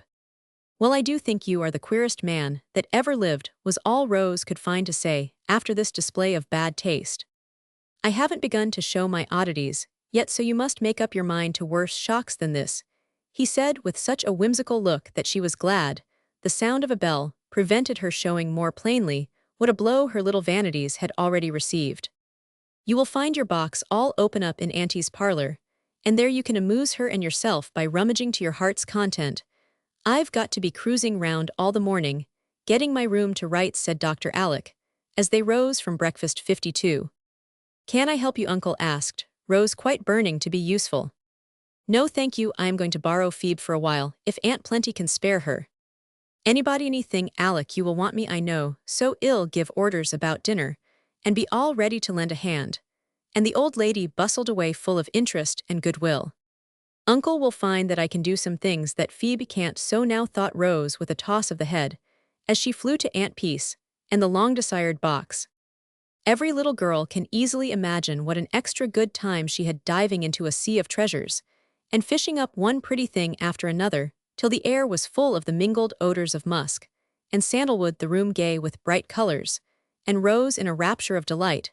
She began to forgive Dr. Alec for the oatmeal diet when she saw a lovely ivory workbox, became resigned to the state of her belt when she found a pile of rainbow-colored sashes, and when she came to some distractingly pretty bottles of attar of rose, she felt that they almost atoned for the great sin of thinking Phoebe the finer girl of the two. Dr. Alec meanwhile had apparently taken Aunt Plenty at her word, and was turning the house upside down. A general revolution was evidently going on in the green room, for the dark damask curtains were seen bundling away in Phoebe's arms, the airtight stove retiring to the cellar on Ben's shoulder, and the great bedstead going up garret in a fragmentary state, escorted by three bearers. Aunt Plenty was constantly 53 on the trot among her storerooms, camphor chests, and lining closets, looking as if the new order of things both amazed and amused her. Half the peculiar performances of Dr. Alec cannot be revealed, but as Rose glanced up from her box now, and then she caught glimpses of him striding by bearing a bamboo chair, a pair of ancient andirons, a queer Japanese screen, a rug or two, and finally a large bathing pan upon his head. What a curious room it will be, she said, as she sat resting and refreshing herself with lumps of delight all the way from Cairo. I fancy you will like it, dearie, answered Aunt Peace, looking up with a smile from some pretty trifle she was making with blue silk and white muslin. Rose did not see the smile, for just at that moment her uncle paused at the door, and she sprang up to dance before him, saying with a face full of childish happiness, look at me, I am so splendid I don't know myself. I haven't put these things on right, I dare say, but I do like them so much. You look as gay as a parrot in your fez and kabaja, and it does my heart good to see the little black shadow turned into a rainbow, said Uncle Alec, surveying the bright figure before him with great approbation. He did not say it, but he thought she made a much prettier picture than Phoebe at the washtub, for she had stuck a purple fez on her blonde head, tied several brilliant scarfs about her waist, and put on a truly gorgeous scarlet jacket with a golden sun embroidered 54 on the back, a silver moon on the front, and stars of all sizes on the sleeves. A pair of Turkish slippers adorned her feet, and necklaces of amber, coral, and filigree hung about her neck, while one hand held a smelling bottle, and the other the spicy box of oriental sweetmeats. I feel like a girl in the Arabian Nights, and expect to find a magic carpet or a wonderful talisman somewhere, only I don't see how I ever can thank you for all these lovely things, she said, stopping her dance, as if suddenly oppressed with gratitude. I'll tell you how, be leaving off the black clothes that never should have been kept so long on such a child, and wearing the gay ones I've brought. It will do your spirits good and cheer up this sober old house, wanted Auntie. I think you are right, Alec, and it is fortunate that we have not begun on her spring clothes yet, for Myra thought she ought not to wear anything brighter than violet, and she is too pale for that. You just let me direct Miss Hemming how to make some of these things. You will be surprised to see how much I know about piping hems, and gathering armholes and shirring biases, began Dr. Alec, patting a pile of muslin cloth and silk with a knowing air. Aunt Peace and Rose laughed so that he could not display his knowledge any farther, till they stopped when he said good-naturedly, that will go a great way toward filling out the belt, so laugh away, Morgiana, and I'll go back to my work, or I never shall be done 55. I couldn't help it, shirred biases were so very funny, Rose said as she turned to her box after the splendid laugh. But really, Auntie, she added soberly, I feel as if I ought not to have so many nice things. I suppose it wouldn't do to give Phoebe some of them. Uncle might not like it. He would not mind, but they are not suitable for Phoebe. Some of the dresses you are done with would be more useful if they can be made over to fit her, answered Aunt Peace, in the prudent moderate tone, which is so trying to our feelings when we indulge in little fits of charitable enthusiasm. I'd rather give her new ones, for I think she is a little bit proud, and might not like old things. If she was my sister it would do, because sisters don't mind, but she isn't, and that makes it bad. You see, I know how I can manage beautifully. I'll adopt her, and Rose looked quite radiant with this new idea. I'm afraid you could not do it legally till you are older, but you might see if she likes the plan, and at any rate you can be very kind to her, for in one sense we are all sisters, and should help one another. The sweet old face looked at her so kindly that Rose was fired with a desire to settle the matter at once, and rushed away to the kitchen, just as she was. Phoebe was there polishing up the antique andirons so busily that she started when a voice cried out, "Smell that, taste this, and look at me." Phoebe sniffed at her of Rose, crunched the lump of delight tucked into her mouth, and stared with all her eyes at little Morgiana, prancing about the room like a brilliant parakeet. 56. "My stars, ain't you splendid?" was all she could say, holding up two dusty hands. Rose and Phoebe, Rose and Phoebe. "I've got heaps of lovely things upstairs, and I'll show them all to you, and I'd go halves, only Auntie thinks they wouldn't be useful, so I shall give you 57 something else. And you won't mind, will you? Because I want to adopt you, as Arabella was in the story. Won't that be nice?" "Why, Miss Rose, have you lost your wits?" No wonder Phoebe asked, for Rose talked very fast, and looked so odd in her new costume, and was so eager she could not stop to explain. Seeing Phoebe's bewilderment, she quieted down, and said with a pretty air of earnestness, "It isn't fair that I should have so much, and you so little, and I want to be as good to you as if you were my sister, for Aunt Peace says we are all sisters. Really, I thought if I adopted you as much as I can now it would be nicer. Will you let me, please?" To Rose's great surprise, Phoebe sat down on the floor and hid her face in her apron for a minute, without answering a word. "Oh dear, now she's offended, and I don't know what to do," thought Rose, much discouraged by this reception of her offer. "Please forgive me, I didn't mean to hurt your feelings, and hope you won't think," she faltered, presently feeling that she must undo the mischief if possible. But Phoebe gave her another surprise by dropping the apron and showing a face all smiles in spite of tears in the eyes, as she put both arms round Rose, and said with a laugh and sob, "I think you are the dearest girl in the world, and I'll let you do anything you like with me." "Then you do like the plan? You didn't cry? Because 58, I seem to be kind of patronizing." "I truly didn't mean to be," cried Rose, delighted. "I guess I do like it," and cried, "because no one was ever so good to me before, and I couldn't help it. As for patronizing, you may walk on me if you want to, and I want mine," said Phoebe, in a burst of gratitude for the words "we are all sisters" went straight to her lonely heart, and nestled there. "Well, now we can play I am a good sprite out of the box, or what is better, a fairy godmother come down the chimney, and you are Cinderella, and must say what you want," said Rose, trying to put the question delicately. Phoebe understood that, for she had a good deal of natural refinement, though she did come from the poorhouse. "I don't feel as if I wanted anything now, Miss Rose, but to find some way of thanking you for all you've done," she said, rubbing off a tear that went rolling down the bridge of her nose in the most unromantic way. "Why, I haven't done anything but given you a bit of candy. Here, have some more and eat 'em while you work, and think what I can do. I must go and clear up, so Goodby, and don't forget I've adopted you. You've given me sweeter things than candy, and I am not likely to forget it." And carefully wiping off the brickdust, Phoebe pressed the little hand Rose offered warmly in both her hard ones, while the black eyes followed the departing visitor with a grateful look that made them very soft and bright. Chapter Romans 6. Uncle Alec's room.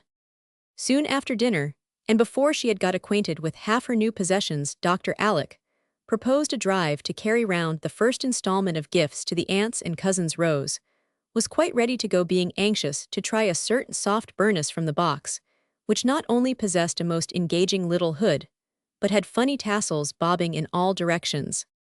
The big carriage was full of parcels, and even Ben's seat was loaded with Indian warclubs, a Chinese kite of immense size, and a pair of polished oxhorns from Africa. Uncle Alec, very blue as to his clothes, and very brown as to his face, sat bolt upright surveying well-known places with interest, while Rose, feeling unusually elegant and comfortable, leaned back, folded in her soft mantle, and played she was an Eastern princess making a royal progress among her subjects.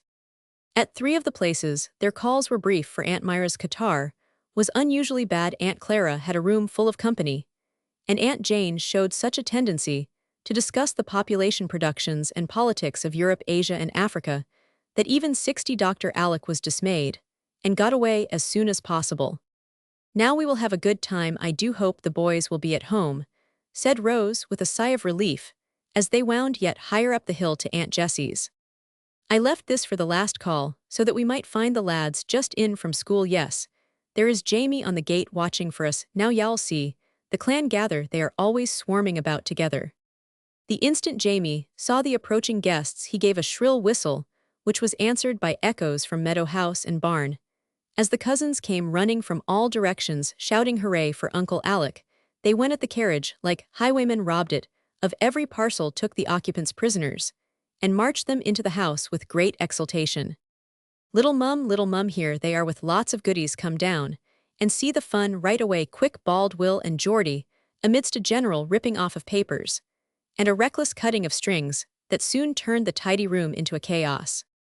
Down came Aunt Jessie with her pretty cap half on, but such a beaming face below it that one rather thought the flyaway headgear an improvement than otherwise. She had hardly time to greet Rose and the doctor before the boys were about her, each clamoring for her to see his gift and rejoice over it. With him, for little mum went halves in everything. The great horns skirmished about her, as if to toss her to the ceiling. The war clubs hurtled over her head, as if to annihilate her. An amazing medley from 61.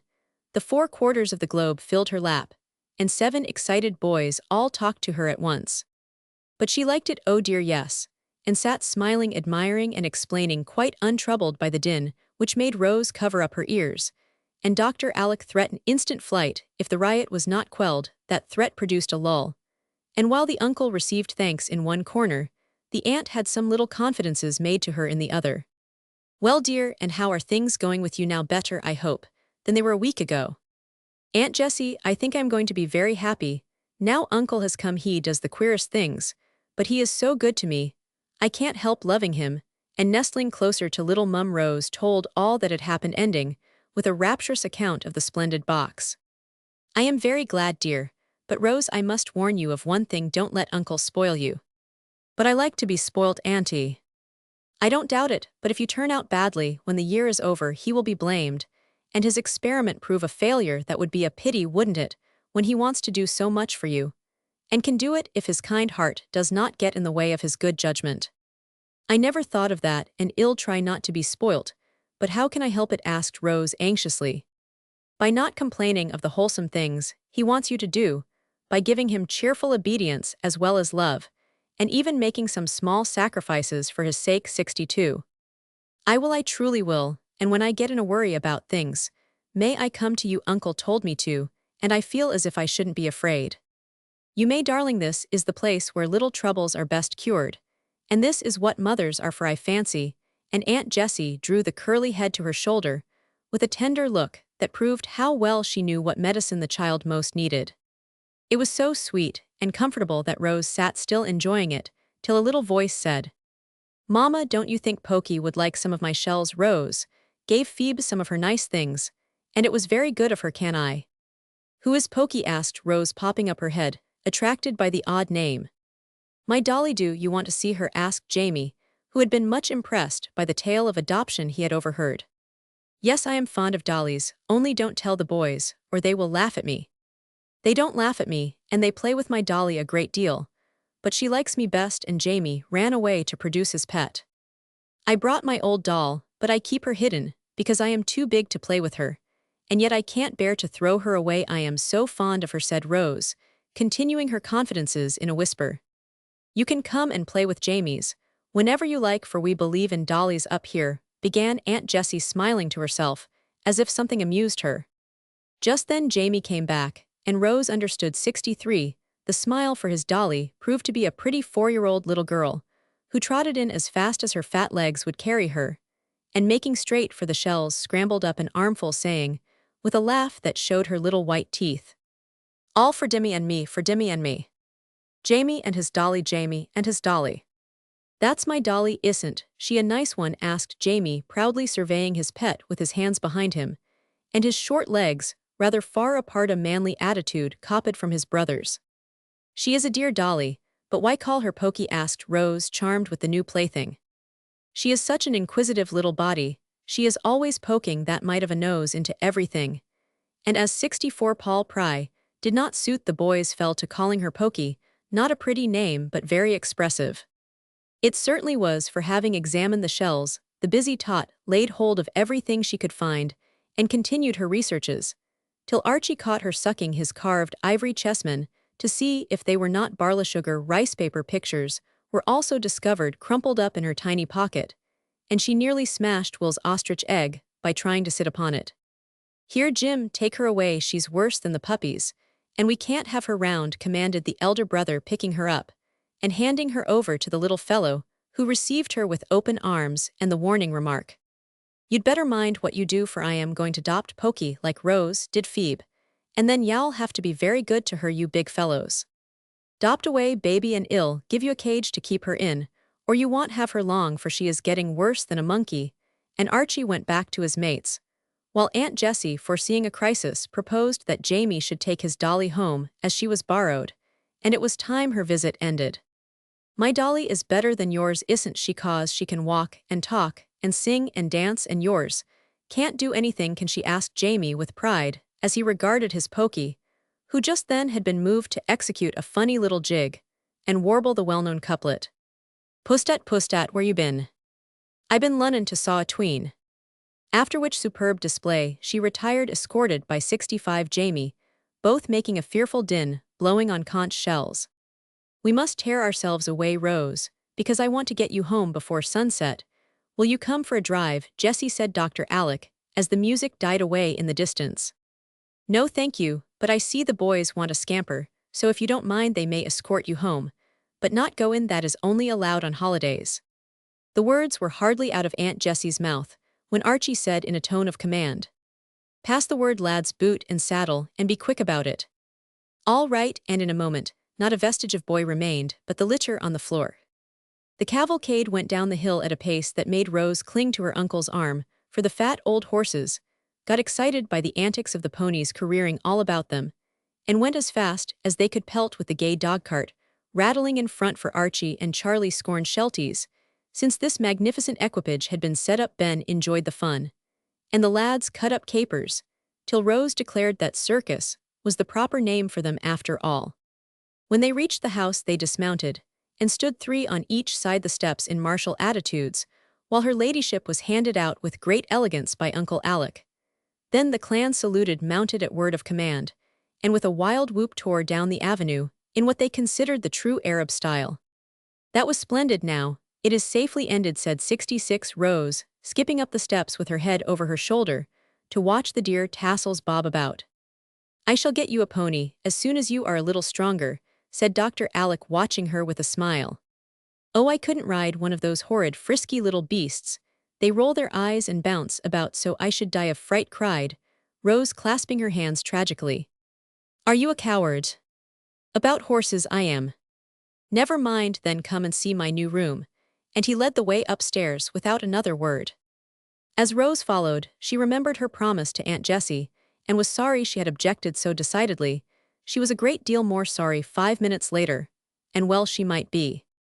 "Now take a good look, and tell me what you think of it," said Dr. Alec, opening the door and letting her enter before him, while Phoebe was seen whisking down the back stairs with a dustpan. Rose walked to the middle of the room, stood still, and gazed about her with eyes that brightened as they looked, for all was changed.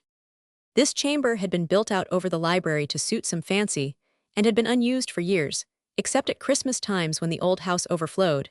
It had 3 windows sewn to the east that overlooked the bay, one to the south, where the horse-chestnuts waved their green fans, and one to the west toward the hills, and the evening sky. A ruddy sunset burned there now, filling the room with an enchanted glow. The soft murmur of the sea was heard, and 67, a robin chirped good night among the budding trees. Rose saw and heard these things first, and felt their beauty with a child's quick instinct. Then her eye took in the altered aspect of the room, once so shrouded still and solitary, now so full of light and warmth and simple luxury. India matting covered the floor with a gay rug here, and there the antique andirons shone on the wide hearth, where a cheery blaze dispelled the dampness of the long-closed room. Bamboo lounges and chairs stood about, and quaint little tables in cozy corners, one, bearing a pretty basket, one a desk, and on a third lay several familiar-looking books. In a recess stood a narrow white bed with a lovely Madonna hanging over it.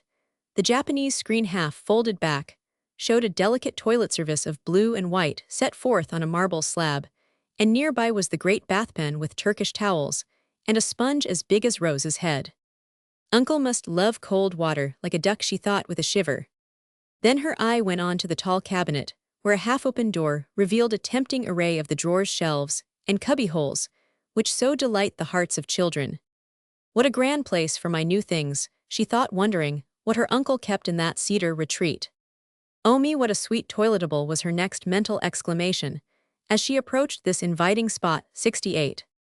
A round, old-fashioned mirror hung over it with a gilt eagle atop, holding in his beak the knot of blue ribbon that tied up a curtain of muslin falling on either side of the table, where appeared little ivory-handled brushes, two slender silver candlesticks, a porcelain matchbox, several pretty trays for small matters, and most imposing of all, a plump blue silk cushion, coquettishly trimmed with lace and pink rosebuds at the corners. That cushion rather astonished Rose, in fact the whole table did, and she was just thinking with a sly smile, "Uncle is a dandy, but I never should have guessed it," when he opened the door of a large closet, saying with a careless wave of the hand, "Men like plenty of room for their rattletraps. Don't you think that ought to satisfy me?" Rose peeped in and gave a start, though all she saw was what one usually finds in closets: clothes, and boots, boxes, and bags. Ah, but you see, these clothes were small black and white frocks. The row of little boots that stood below had never been on Dr. Alec's feet. The green bandbox had a gray veil straying out of it, and as the bag hanging on the door was certainly her own piece of bag with a hole in one corner. She gave a quick look round the room, and understood now why it had seemed too dainty for a man, why her Testament and prayer book were on the table by the bed, and what those rosebuds meant on the blue cushion. It came upon her in one delicious burst that this little paradise was all for her, and not knowing how else to express her gratitude, she caught Dr. Alec round the neck, saying impetuously, 69. "Oh, uncle, you are too good to me. I'll do anything you ask me: ride wild horses, and take freezing baths, and eat bad-tasting messes, and let my clothes hang on me, to show how much I thank you for this dear, sweet, lovely room." "You like it then? But why do you think it is yours, my lass?" asked Dr. Alec, as he sat down looking well pleased, and drew his excited little niece to his knee.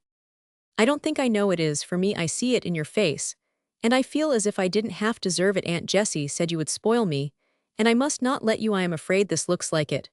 And perhaps, oh me, perhaps, I ought not to have this beautiful room after all." And Rose tried to look as if she could be heroic enough to give it up if it was best.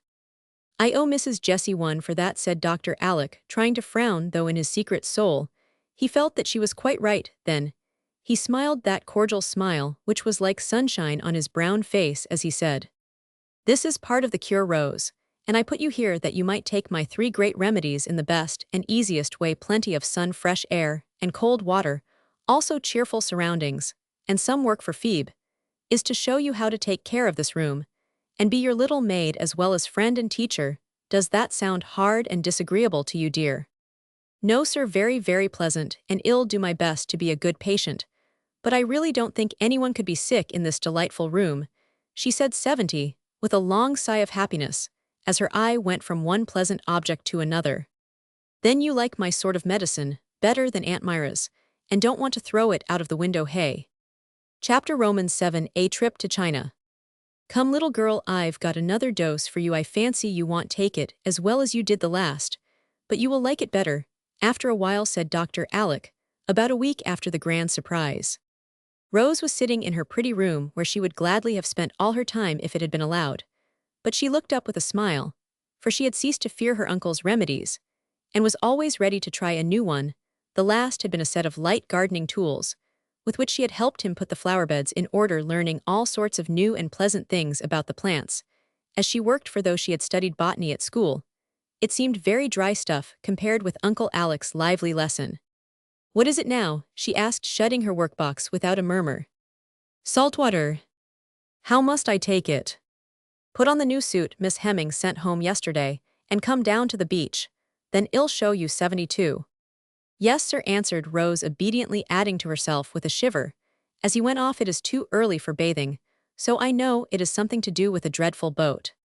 Putting on the new suit of blue flannel, prettily trimmed with white, and the little sailor hat with long streamers diverted her mind from the approaching trial, till a shrill whistle reminded her that her uncle was waiting away.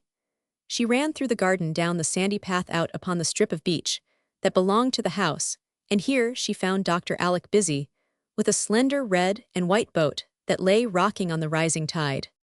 That is a dear little boat, and Bonnie Belle is a pretty name, she said, trying not to show how nervous she felt. It is for you, so sit in the stern and learn to steer till you are ready to learn to row. Do all boats wiggle about in that way? She asked, lingering as if to tie her hat more firmly. Oh yes, pitch about like nutshells when the sea is a bit rough, answered her sailor uncle, never guessing her secret woe. Is it rough today?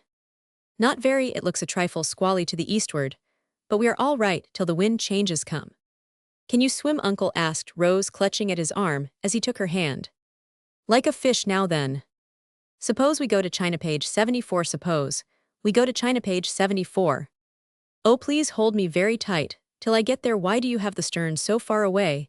And stifling several squeaks of alarm in her passage, Rose 74 crept to the distant seat and sat there holding on with both hands and looking as if she expected every wave to bring a sudden shipwreck. Uncle Alec took no notice of her fear, but patiently instructed her in the art of steering, till she was so absorbed in remembering which was starboard and which larboard that she forgot to say ow every time a big wave slapped against the boat. Now where shall we go? She asked as the wind blew freshly in her face, and a few long swift strokes sent them half across the little bay. Suppose we go to China. Isn't that rather a long voyage?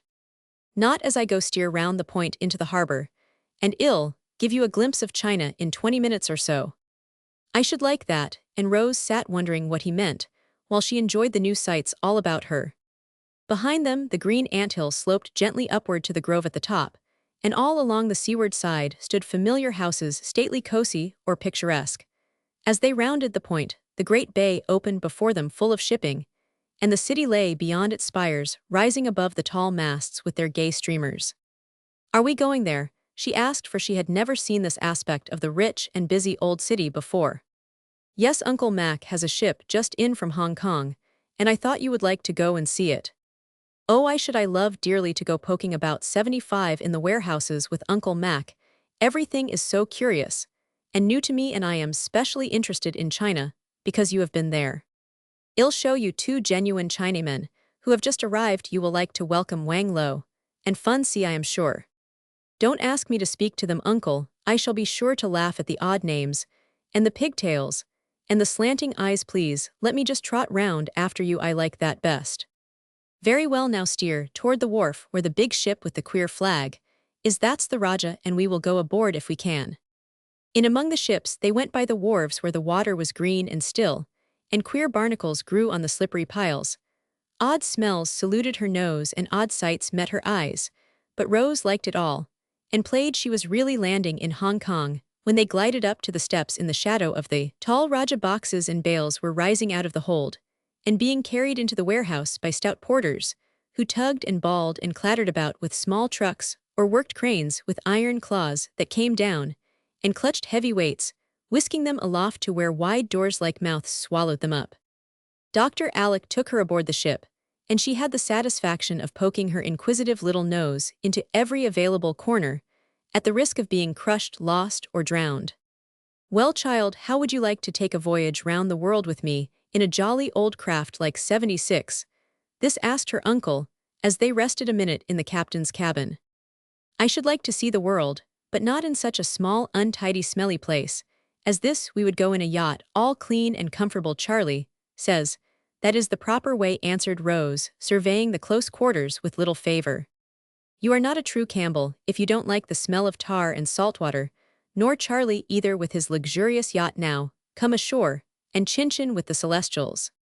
After a delightful progress through the great warehouse, peeping and picking, as they went they found Uncle Mac and the yellow gentleman in his private room, where samples, gifts, curiosities, and newly arrived treasures of all sorts were piled up in pleasing profusion and confusion. As soon as possible, Rose retired to a corner with a porcelain god on one side, a green dragon on the other, and what was still more embarrassing, Fun C sat on a tea chest in front and stared at her with his beady black eyes till she did not know where to look. Mr. Wang Lo was an elderly gentleman in American costume with his pigtail neatly wound round his head. He spoke English and was talking busily with Uncle Mac in the most commonplace ways. Rose considered him a failure, but Fun C was delightfully Chinese from his junk-like shoes to the button on his pagoda hat, for he had got himself up in style and was a mass of silk jackets and slouchy trousers. He was short and fat and waddled comically. His 77 eyes were very slanting. As Rose said, his queue was long, so were his nails. His yellow face was plump and shiny, and he was altogether a highly satisfactory Chinaman.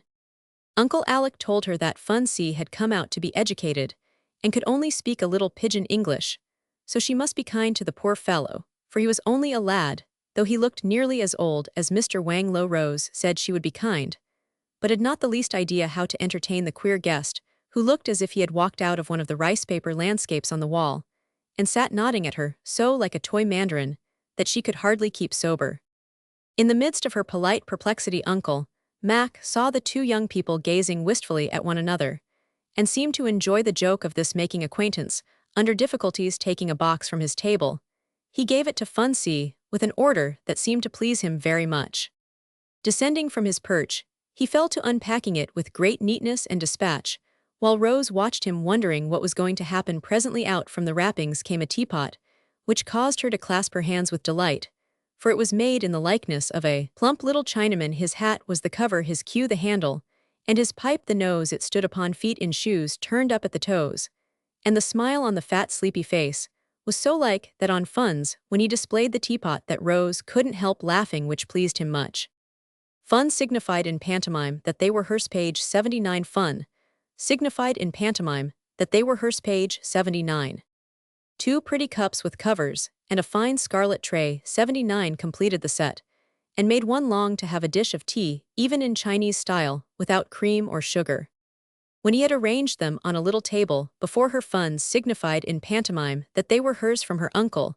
She returned her thanks in the same way, whereupon he returned to his tea chest, and having no other means of communication, they sat smiling and nodding at one another in an absurd sort of way, till a new idea seemed to strike Fun. Tumbling off his seat, he waddled away as fast as his petticoats permitted, leaving Rose, hoping that he had not gone to get a roasted rat, a stewed puppy, or any other foreign mess, which civility would oblige her to eat. While she waited for her funny new friend, she improved her mind in a way that would have charmed Aunt Jane.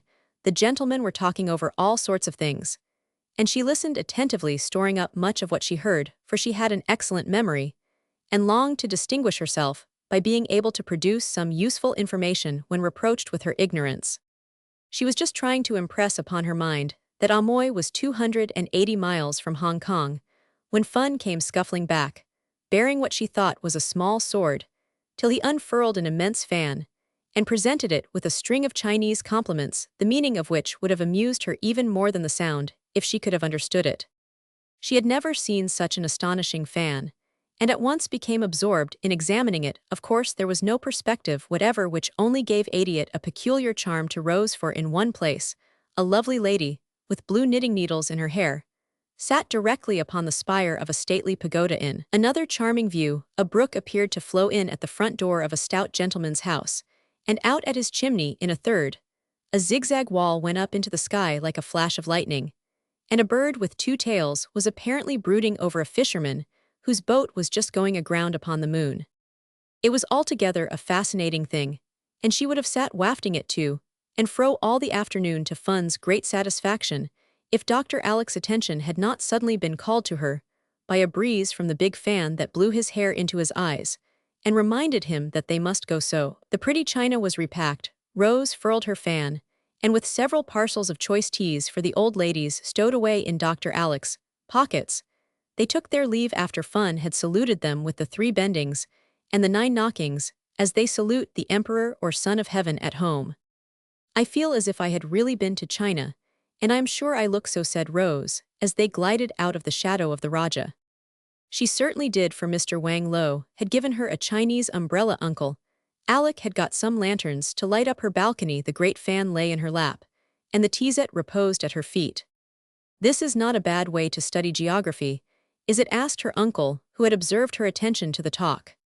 "It is a very pleasant way, and I really think I 81 have learned more about China today than in all the lessons I had at school, though I used to rattle off the answers as fast as I could go. No one explained anything to us, so all I remember is that tea and silk come from there, and the women have little bits of feet. I saw Fun looking at mine, and he must have thought them perfectly immense," answered Rose, surveying her stout boots with sudden contempt.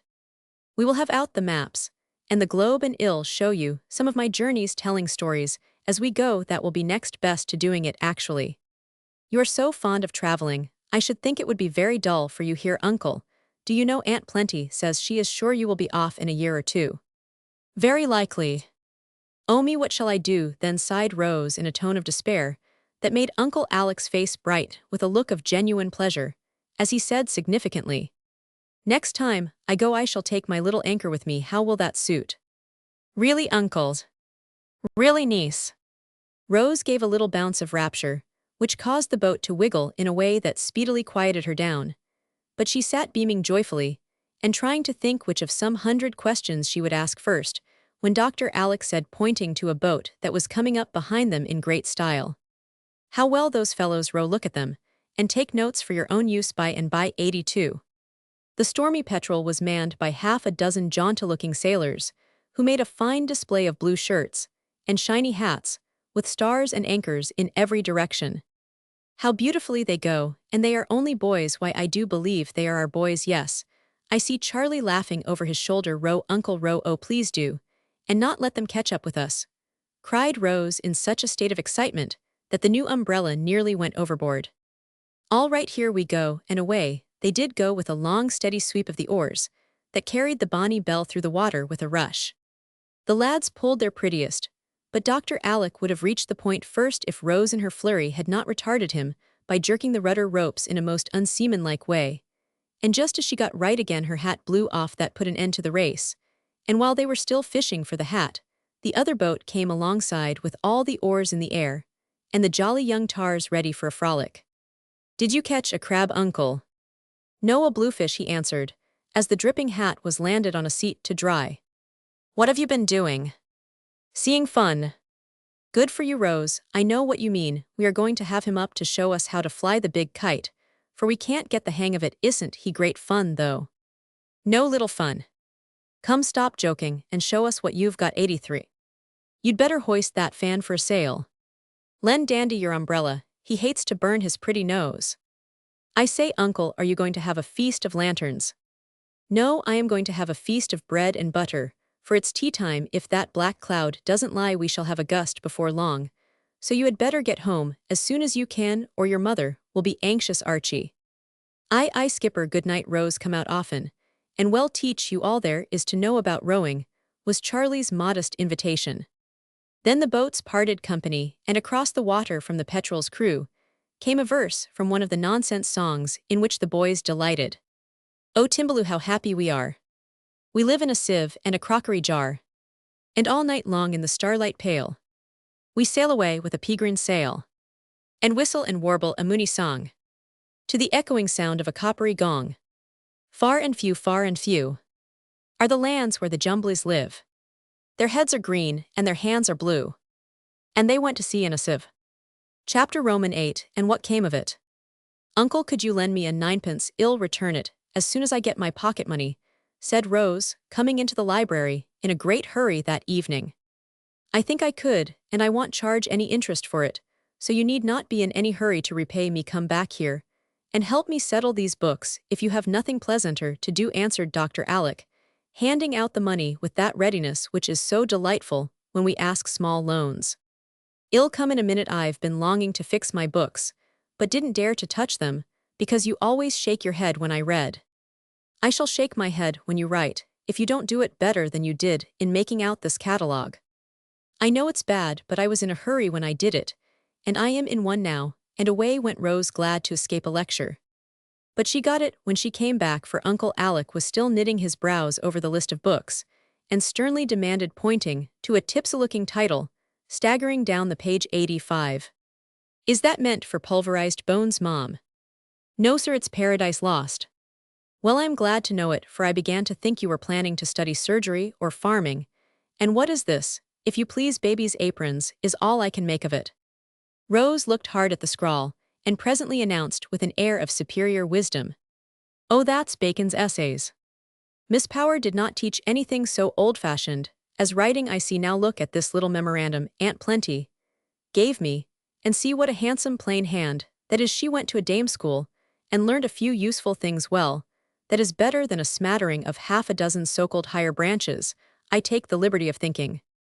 Well, I am sure I was considered a bright girl at school, and learned everything I was taught. Loulie and me were the first in all our classes, and specially praised for our French and music, and those sort of things, said Rose, rather offended at Uncle Alec's criticism. I dare say, but if your French grammar was no better than your English, I think the praise was not deserved, my dear. Why, Uncle, we did study English grammar, and I could parse beautifully. Miss Power used to have us up to show off when people came. I don't see, but I talk as right as most girls. I dare say you do, but we are all too careless about our English now. Think a minute, and tell me if these expressions are correct. Loulie and me, those sort of things, and as right as most girls. 86. Rose pulled her pet curl and put up her lip, but had to own that she was wrong, and said meekly after a pause which threatened to be sulky, I suppose I should have said Loulie, and I in that case, and that sort of things, and rightly though correctly would have been a better word, I guess. Thank you, and if you will kindly drop I guess, I shall like my little Yankee all the better now. See here, Rosie, I don't pretend to set myself up for a model in anything, and you may come down on my grammar, manners, or morals as often as you think I'm wrong and ill. Thank you, I've been knocking about the world for years, and have got careless, but I want my girl to be what I call well-educated, even if she studies nothing but the 3 Rs for a year to come. Let us be thorough, no matter how slowly we go. He spoke so earnestly, and looked so sorry to have ruffled her, that Rose went and sat on the arm of his chair, saying with a pretty air of penitence, I am sorry I was cross, Uncle, when I ought to thank you for taking so much interest in me. I guess no, I think you are right about being thorough, for I used to understand a great deal better when Papa taught me a few lessons than when Miss Power hurried me through so many. I declare my head used to be such a jumble of French and German history and arithmetic, grammar, and music. I used to feel sometimes as if it would split. I am sure I don't wonder it ached, and she held on to it as if the mere memory of the jumble made it. Yet that is considered an excellent school, I find. 87, and I dare say it would be if the benighted lady did not think it necessary to cram her pupils like Thanksgiving turkeys, instead of feeding them in a natural and wholesome way. It is the fault with most American schools, and the poor little heads will go on aching till we learn better. This was one of Dr. Alec's hobbies, and Rose was afraid he was off for a gallop, but he reined himself in and gave her thoughts a new turn by saying suddenly, as he pulled out a fat pocketbook, Uncle Mac has put all your affairs into my hands now, and here is your month's pocket money. You keep your own little accounts, I suppose. Thank you. Yes, Uncle Mac gave me an account book when I went to school, and I used to put down my expenses, but I couldn't make them go very well, for figures are the one thing I am not at all clever about, said Rose, rummaging in her desk for a dilapidated little book, which she was ashamed to show when she found it. Well, as figures are rather important things to most of us, and you may have a good many accounts to keep some day, wouldn't it be wise to begin at once and learn to manage your pennies before the pounds come to perplex you? I thought you would do all that fussy part and take care of the pounds, as you call them. Need I worry about it? I do hate some so. I shall take care of things till you are of age, but I mean that you shall know how your property is managed, and do as much of it as you can buy, and by then you won't be dependent on the honesty of other people. 88. Gracious me, as if I wouldn't trust you with millions of billions, if I had them, cried Rose, scandalized at the mere suggestion. Ah, but I might be tempted. Guardians are sometimes so. You'd better keep your eye on me, and in order to do that you must learn all about these affairs, answered Dr. Alec, as he made an entry in his own very neat account book. Rose peeped over his shoulder at it, and then turned to the arithmetical puzzle in her hand with a sigh of despair. Uncle, when you add up your expenses, do you ever find you have got more money than you had in the beginning? No, I usually find that I have a good deal less than I had in the beginning, Are you troubled in the peculiar way you mention? Yes, it is very curious, but I never can make things come out square. Perhaps I can help you, began Uncle Alec, in the most respectful tone. I think you had better, for if I have got to keep accounts, I may as well begin in the right way. But please don't laugh, I know I am very stupid, and my book is a disgrace. But I never could get it straight, and with great trepidation, Rose gave up her funny little accounts. It really was good in Dr. Alec not to laugh, and Rose felt deeply grateful when he said in a mildly suggestive tone, "The dollars and cents seem to be rather mixed perhaps. If I just straighten them out a bit, we should find things all right. 89. Please do, and then show me on a fresh leaf how to make mine look nice and shipshape as yours do." As Rose stood by him watching the ease with which he quickly brought order out of chaos, she privately resolved to hunt up her old arithmetic and perfect herself in the first 4 rules with a good tug at fractions before she read any more fairy tales. "Am I a rich girl, Uncle?" she asked suddenly as he was copying a column of figures. "Rather a poor one, I should say, since you had to borrow a ninepence. That was your fault, because you forgot my pocket money, but really shall I be rich by and by?" "I am afraid you will." "Why afraid, Uncle? Too much money is a bad thing. But I can give it away, you know. That is always the pleasantest part of having it, I think." "I am glad you feel so, for you can do much good with your fortune, if you know how to use it well. You shall teach me, and when I am a woman we will set up a school where nothing but the 3 Rs shall be taught, and all the children live on oatmeal, and the girls have waists a yard round," said Rose, with a sudden saucy smile dimpling her cheeks. "You are an impertinent little baggage to turn on me in that way, right in the midst of my first attempt at teaching. Never mind, I'll have an extra bitter dose for you next time, miss. I knew you wanted to laugh, so I gave you a chance. Now I will be good master and do my lesson nicely. 90. So Dr. Alec had his laugh, and then Rose sat down and took a lesson in accounts which she never forgot. "Now come and read aloud to me. My eyes are tired, and it is pleasant to sit here by the fire while the rain pours outside and Aunt Jane lectures upstairs," said Uncle Alec, when last month's accounts had been put in good order and a fresh page neatly begun. Rose liked to read aloud, and gladly gave him the chapter in Nicholas Nickleby, where the Miss Kenwigses take their French lesson. She did her very best, feeling that she was being criticized, and hoping that she might not be found wanting in this as in other things. "Shall I go on, sir?" she asked very meekly when the chapter ended. "If you are not tired, dear, it is a pleasure to hear you, for you read remarkably well," was the answer that filled her heart with pride and pleasure. "Do you really think so, Uncle? I am so glad Papa taught me, and I read for hours to him, but I thought perhaps he liked it because he was fond of me."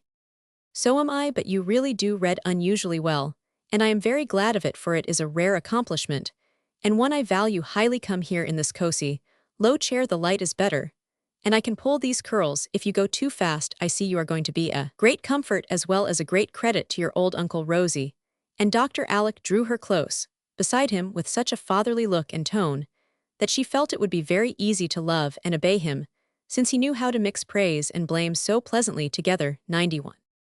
Another chapter was just finished when the sound of a carriage warned them that Aunt Jane was about to depart.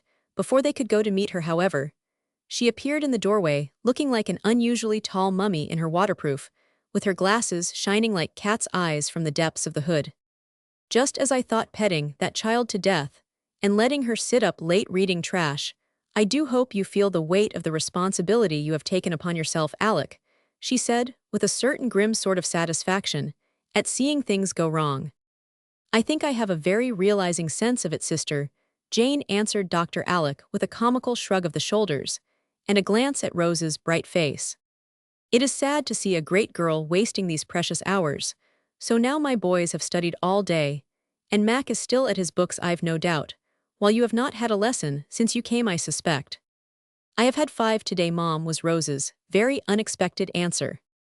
"I am glad to hear it, and what were they, pray?" Rose looked very demure as she replied, "Navigation, geography, grammar, arithmetic, and keeping my temper. Queer lessons, I fancy, and what have you learned from this remarkable mixture, I should like to know?" A naughty sparkle came into Rose's eyes as she answered with a droll look at her uncle. "I can't tell you all, Mom, but I have collected some useful information about China, which you may like especially, The teas the best are lapsing Souchong Assam Pico, rare Anko flowery Pico, 92 Haukwas mixture scented caper padral tea, black Kungu, and green Twanky Shanghai, is on the Wusung River. Hong Kong means island of sweet water. Singapore is Lion's Town. Chops are the boats they live in, and they drink tea out of little saucers. Principal productions are porcelain tea, cinnamon shawls, tin tamarinds, and opium. They have beautiful temples and queer gods.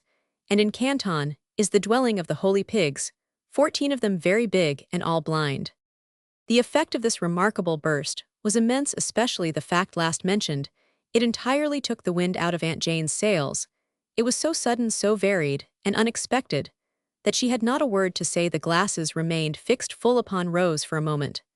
And then with a hasty "Oh, indeed," the excellent lady bundled into her carriage, and drove away somewhat bewildered, and very much disturbed. She would have been more so if she had seen her reprehensible brother-in-law dancing a triumphal polka down the hall, with Rose in honor of having silenced the enemy's battery for once. Chapter Roman 9. Phoebe's Secret. "Why do you keep smiling to yourself, Phoebe?" asked Rose as they were working together one morning, for Dr. Alec considered housework the best sort of gymnastics for girls, so Rose took lessons of Phoebe in sweeping, dusting, and bed-making. "I was thinking about a nice little secret I know, and couldn't help smiling. Shall I know it sometime?" "Guess you will." "Shall I like it?" "Oh, want you those?" "Will it happen soon?" "Sometime this week." "I know what it is. The boys are going to have fireworks on the 4th, and have got some surprise for me, haven't they?" "That's telling." "Well, I can wait. Only tell me one thing: he's uncle in it." "Of course he is. There's never any fun without him." "Then it is all right, and sure to be nice." 94. Rose went out on the balcony to shake the rugs, and having given them a vigorous beating, hung them on the balustrade to air. While she took a look at her plants, several tall vases and jars stood there, and a month of June sun and rain had worked wonders with the seeds and slips. She had planted morning glories and nasturtiums, ran all over the bars making haste to bloom. Scarlet beans and honeysuckles were climbing up from below to meet their pretty neighbors, and the woodbine was hanging its green festoons wherever it could cling. The waters of the bay were dancing in the sunshine. A fresh wind stirred the chestnut trees with a pleasant sound, and the garden below was full of roses. Butterflies and bees, a great chirping and twittering, went on among the birds busy with their summer housekeeping, and far away the white-winged gulls were dipping and diving in the sea, where ships like larger birds went sailing to and fro. "Oh, Phoebe, it's such a lovely day. I do wish your fine secret was going to happen right away. I feel just like having a good time, don't you?" said Rose, waving her arms, as if she was going to fly. "I often feel that way, but I have to wait for my good times, and don't stop working to wish for 'em. There, now, you can finish as soon as the dust settles. I must go do my stairs." And Phoebe trudged away with the broom, singing as she went. Rose leaned where she was, and fell to thinking how many good times she had had lately, for the gardening had prospered finely, and she was learning to swim and row, and there were drives and walks, 95, and quiet hours of reading and talk with Uncle Alec, and best of all, the old pain and ennui seldom troubled her now. She could work and play all day, sleep sweetly all night, and enjoy life with the zest of a healthy, happy child. She was far from being as strong and hearty as Phoebe, but she was getting on. The once pale cheeks had color in them now, the hands were growing plump and brown, and the belt was not much too loose. No one talked to her about her health, and she forgot that she had no constitution. She took no medicine, but Dr. Alec's 3 great remedies, and they seemed to suit her excellently. Aunt Plenty said it was the pills, but as no second batch ever followed the first, I think the old lady was mistaken. Rose looked worthy of her name, as she stood smiling to herself over a happier secret than any Phoebe had, a secret which she did not know herself, till she found out some years later the magic of good health. "Look only," said the brownie, "at the pretty gown of blue, at the kerchief pinned about her head, and at her little shoe," said a voice from below, as a great caballeros came flying against her cheek. "What is the princess dreaming about up there in her hanging garden?" added Dr. Alec, as she flung back a morning glory. "I was wishing I could do something pleasant this fine day, something very new and interesting, for the wind makes me feel frisky and gay." 96. "Suppose we take a pull over to the island. I intended to go this afternoon, but if you feel more like it, now we can be off at once." I do ill come in 15 minutes, uncle. I must just scrabble my room to rights, for Phoebe has got a great deal to do." Rose caught up the rugs and vanished as she spoke, while Dr. Alec went in saying to himself with an indulgent smile, "It may upset things a trifle, but half a child's pleasure consists in having their fun when they want it." Never did duster flap more briskly than the one Rose used that day, and never was a room scrabbled to rights in such haste, as her tables and chairs flew into their places, as if alive curtains shook, as if a gale was blowing china rattled, and small articles tumbled about as if a young earthquake was playing with them. The boating suit went on in a twinkling, and Rose was off with a hop, and a skip, little dreaming how many hours it would be before she saw her pretty room again. Uncle Alec was putting a large basket into the boat when she arrived, and before they were off Phoebe came running down, with a queer knobby bundle done up in a waterproof. "We can't eat half that luncheon, and I know we shall not need so many wraps. I wouldn't lumber the boat up so," said Rose, who still had secret scares when on the water. "Couldn't you make a smaller parcel, Phoebe?" asked Dr. Alec, eyeing the bundle suspiciously. 97. "No sir, not in such a hurry," and Phoebe laughed, as she gave a particularly large knob a good poke. "Well, it will do for ballast. Don't forget the note to Mrs. Jessie, I beg of you." "No sir, I'll send it right off," and Phoebe ran up the bank as if she had wings to her feet. "Well, take a look at the lighthouse first, for you have not been there yet, and it is worth seeing. By the time we have done that it will be pretty warm, and we will have lunch under the trees on the island." Rose was ready for anything, and enjoyed her visit to the lighthouse on the point very much, especially climbing up the narrow stairs, and going inside the great lantern. They made a long stay, for Dr. Alec seemed in no hurry to go, and kept looking through his spyglass, as if he expected to discover something remarkable on sea or land. It was past 12 before they reached the island, and Rose was ready for her lunch long before she got it. "Now this is lovely. I do wish the boys were here. Won't it be nice to have them with us all their vacation? Why, it begins today. Doesn't it? Oh, I wish I'd remembered it sooner. And perhaps they would have come with us," she said, as they lay luxuriously eating sandwiches under the old apple tree. "So we might next time. We won't be in such a hurry. I expect the lads will take our heads off when they find us out," answered Dr. Alec, placidly drinking cold tea. "Uncle, I smell a frying sort of a smell," Rose said, pausing suddenly, as she was putting away the remains of the lunch half an hour later. 98. "So do I. It is fish, I think." For a moment, they both sat with their noses in the air, sniffing like hounds. Then Dr. Alec sprang up, saying with great decision, "Now this won't do. No one is permitted on this island without asking leave.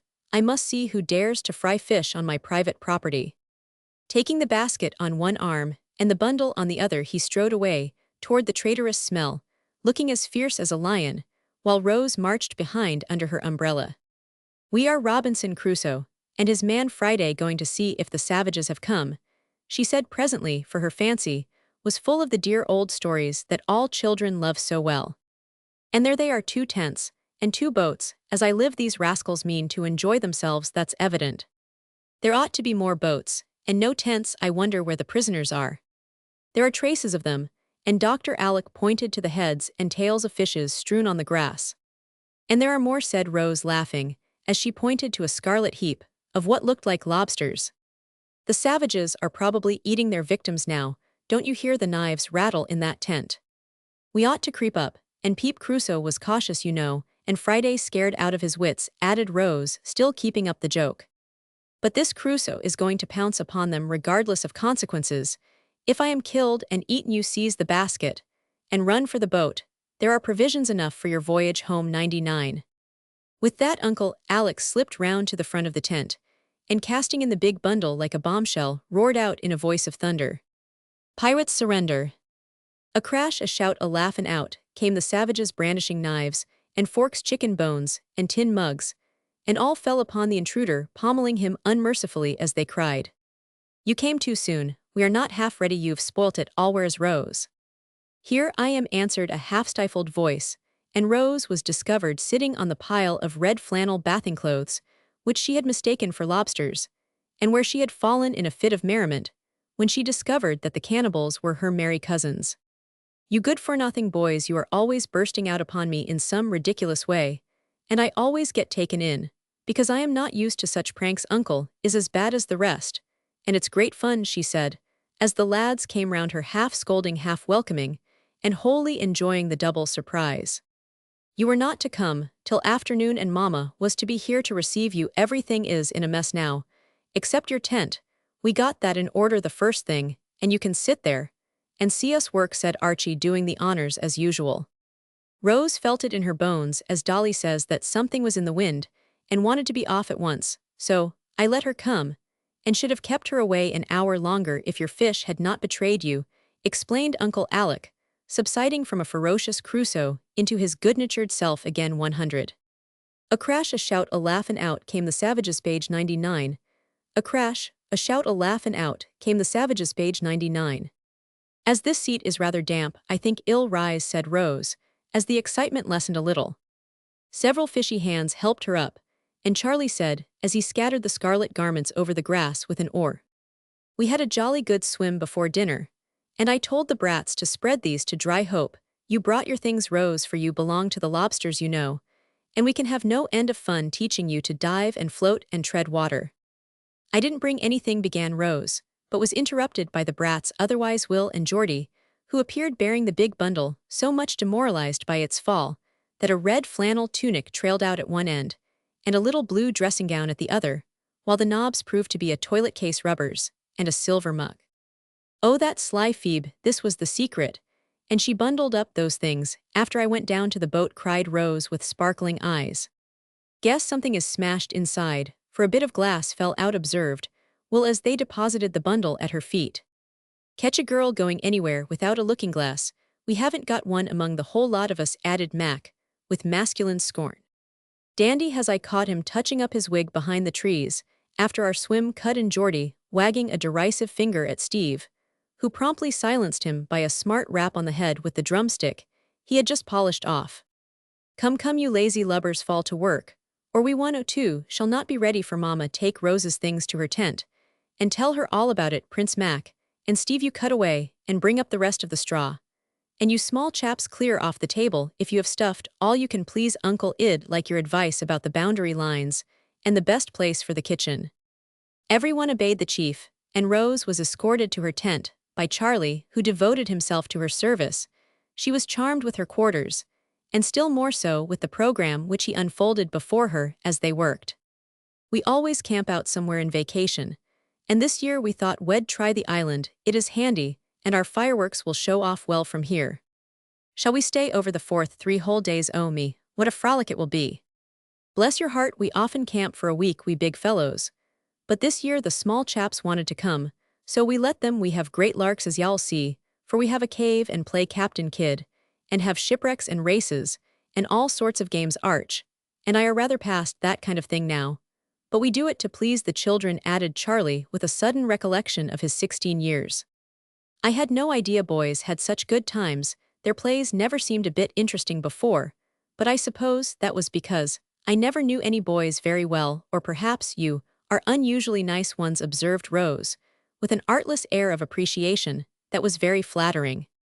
"We are a pretty clever set, I fancy, but we have a 103 good many advantages. You see, there are a tribe of us to begin with, then our family has been here for ages, and we have plenty of spondulics, so we can rather lord it over the other fellows, and do as we like there. Mom, you can hang your smashed glass on that nail, and do up your back hair as fine as you please. You can have a blue blanket or a red one, and a straw pillow or an air cushion for your head, whichever you like. You can trim up to any extent, and be as free and easy as squaws in a wigwam, for this corner is set apart for you ladies, and we never cross the line Uncle is drawing until we ask leave. Anything more I can do for you, cousin?" "No thank you, I think I'll leave the rest till Auntie comes, and go and help you somewhere else if I may." "Yes indeed, come on and see to the kitchen. Can you cook?" asked Charlie, as he led the way to the rocky nook where Archie was putting up a sailcloth awning. "I can make tea and toast bread." "Well, we'll show you how to fry fish and make chowder now. You just set these pots and pans round tastefully, and sort of tidy up a bit, for Aunt Jessie insists on doing some of the work, and I want it to be decent here." By 4 o'clock, the camp was in order, and the weary workers settled down on Lookout Rock to watch for Mrs. Jessie and Jamie, who was never far from Mama's apron string. They looked like a flock of bluebirds, all being in sailor rig, with blue ribbon enough flying from the 7 hats to have set up a 1-4 milliner. Very tuneful bluebirds, they were too, for all the lads sang, and the echo of their happy voices reached Mrs. Jessie long before she saw them. The moment the boat hove in sight, up went the island flag, and the bluejackets cheered lustily, as they did on every possible occasion like true young Americans. This welcome was answered by the flapping of a handkerchief, and the shrill rah-rah-rah of the one small tar who stood in the stern waving his hat manfully, while a maternal hand clutched him firmly in the rear. Cleopatra, landing from her golden galley, never received a heartier greeting than little Mum, as she was borne to her tent, by the young folk for love of whom she smilingly resigned herself to 3 days of discomfort, while Jamie immediately attached himself to Rose, assuring her of his protection from the manifold perils which might assail them. Taught by long experience that boys are always hungry, Aunt Jessie soon proposed supper, and proceeded to get it enveloped in an immense apron with an old hat of Archie's, stuck atop of her cap. Rose helped and tried to be as handy as Phoebe, though the peculiar style of table she had to set made it no easy task. It was accomplished at last, and a very happy party lay about under the trees, eating and drinking out of anyone's plate and cup, and quite untroubled by the frequent appearance of ants and spiders, in places which these interesting insects are not expected to adorn. "I never thought I should like to wash dishes, but I do," said Rose, as she sat in a boat after supper, lazily rinsing plates in the sea, and rocking luxuriously as she wiped them 105. "Mum is mighty particular. We just give 'em a scrub with sand, and dust 'em off with a bit of paper. It's much the best way, I think," replied Geordie, who reposed in another boat alongside. "How Phoebe would like this. I wonder Uncle did not have her come." "I believe he tried to, but Dolly was as cross as 2 sticks, and said she couldn't spare her. I am sorry, for we all like the Phoebe bird, and she'd chirp like a good one out here, wouldn't she? She ought to have a holiday like the rest of us. It's too bad to leave her out." This thought came back to Rose several times that evening, for Phoebe would have added much to the little concert they had in the moonlight, would have enjoyed the stories told, been quick at guessing the conundrums, and laughed with all her heart at the fun. The merry going to bed would have been best of all, for Rose wanted someone to cuddle under the blue blanket with her there, to whisper and giggle and tell secrets as girls delight to do. Long after the rest were asleep, Rose lay wide awake, excited by the novelty of all about her, and a thought that had come into her mind far away. She heard a city clock strike 12.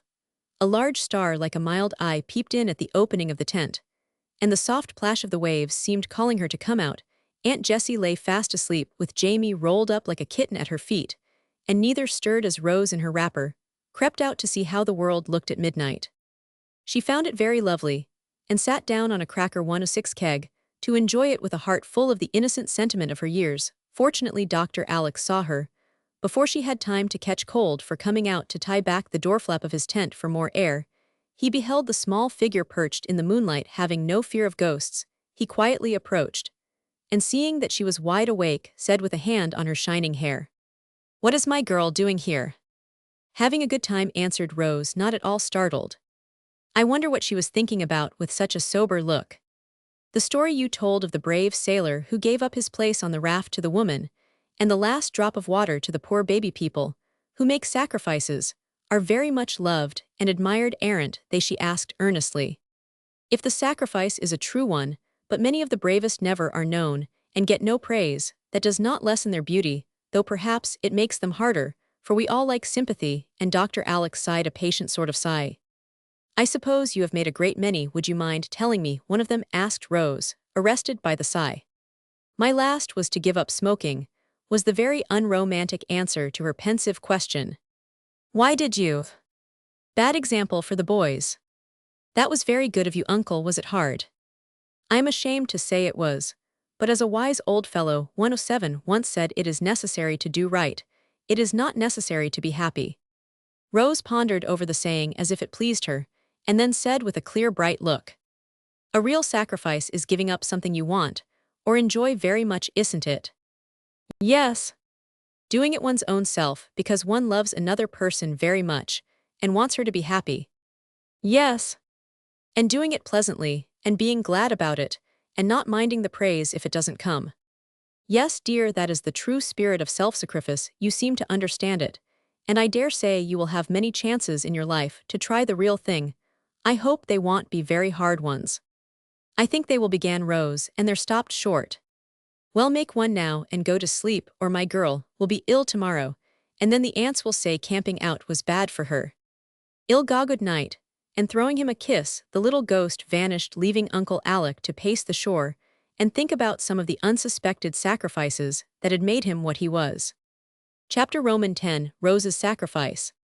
There certainly were larks on Campbell's Island, next day as Charlie had foretold, and Rose took her part in them like one intent on enjoying every minute to the utmost.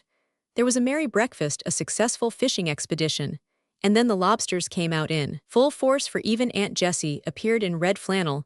There was nothing Uncle Alec could not do in the water, and the boys tried their best to equal him in strength and skill, so there was a great diving and ducking, for everyone was bent on distinguishing himself.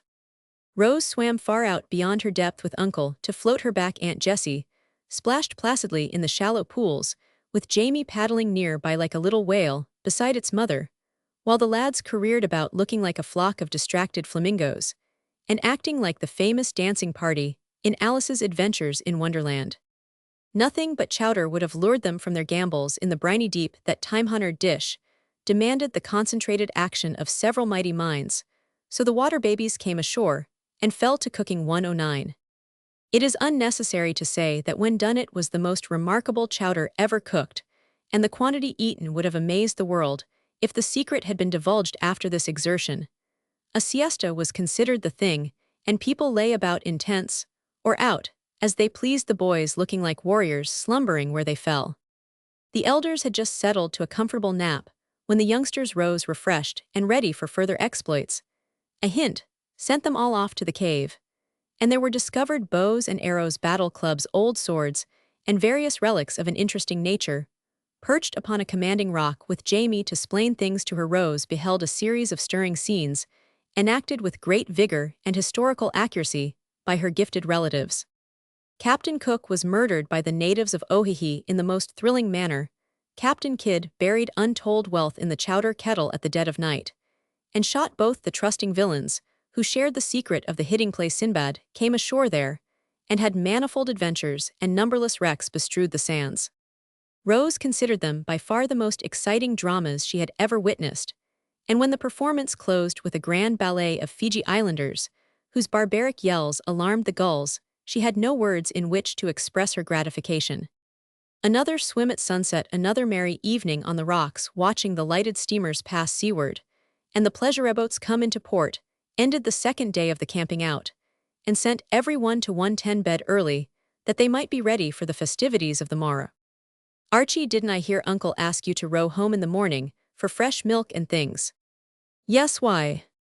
Please may I go too? I have something of great importance to arrange, you know.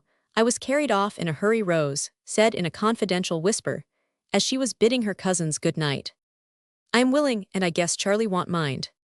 Thank you. Be sure you stand by me when I ask leave in the morning, and don't say anything till then, except to Charlie. Promise, urged Rose so eagerly that Archie struck an attitude and cried dramatically.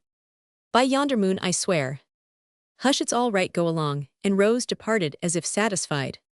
She's a queer little thing, isn't she, Prince? Rather a nice little thing, I think I'm quite fond of her. Rose's quick ears caught both remarks, and she retired to her tent, saying to herself with sleepy dignity, Little thing, indeed, those boys talk as if I was a baby. They will treat me with more respect after tomorrow, I guess. Archie did stand by her in the morning, and her request was readily granted. As the lads were coming directly back, off they went, and Rose waved her hand to the islanders with a somewhat pensive air, for an heroic purpose glowed within her, and the spirit of 111 self-sacrifice was about to be illustrated in a new and touching manner.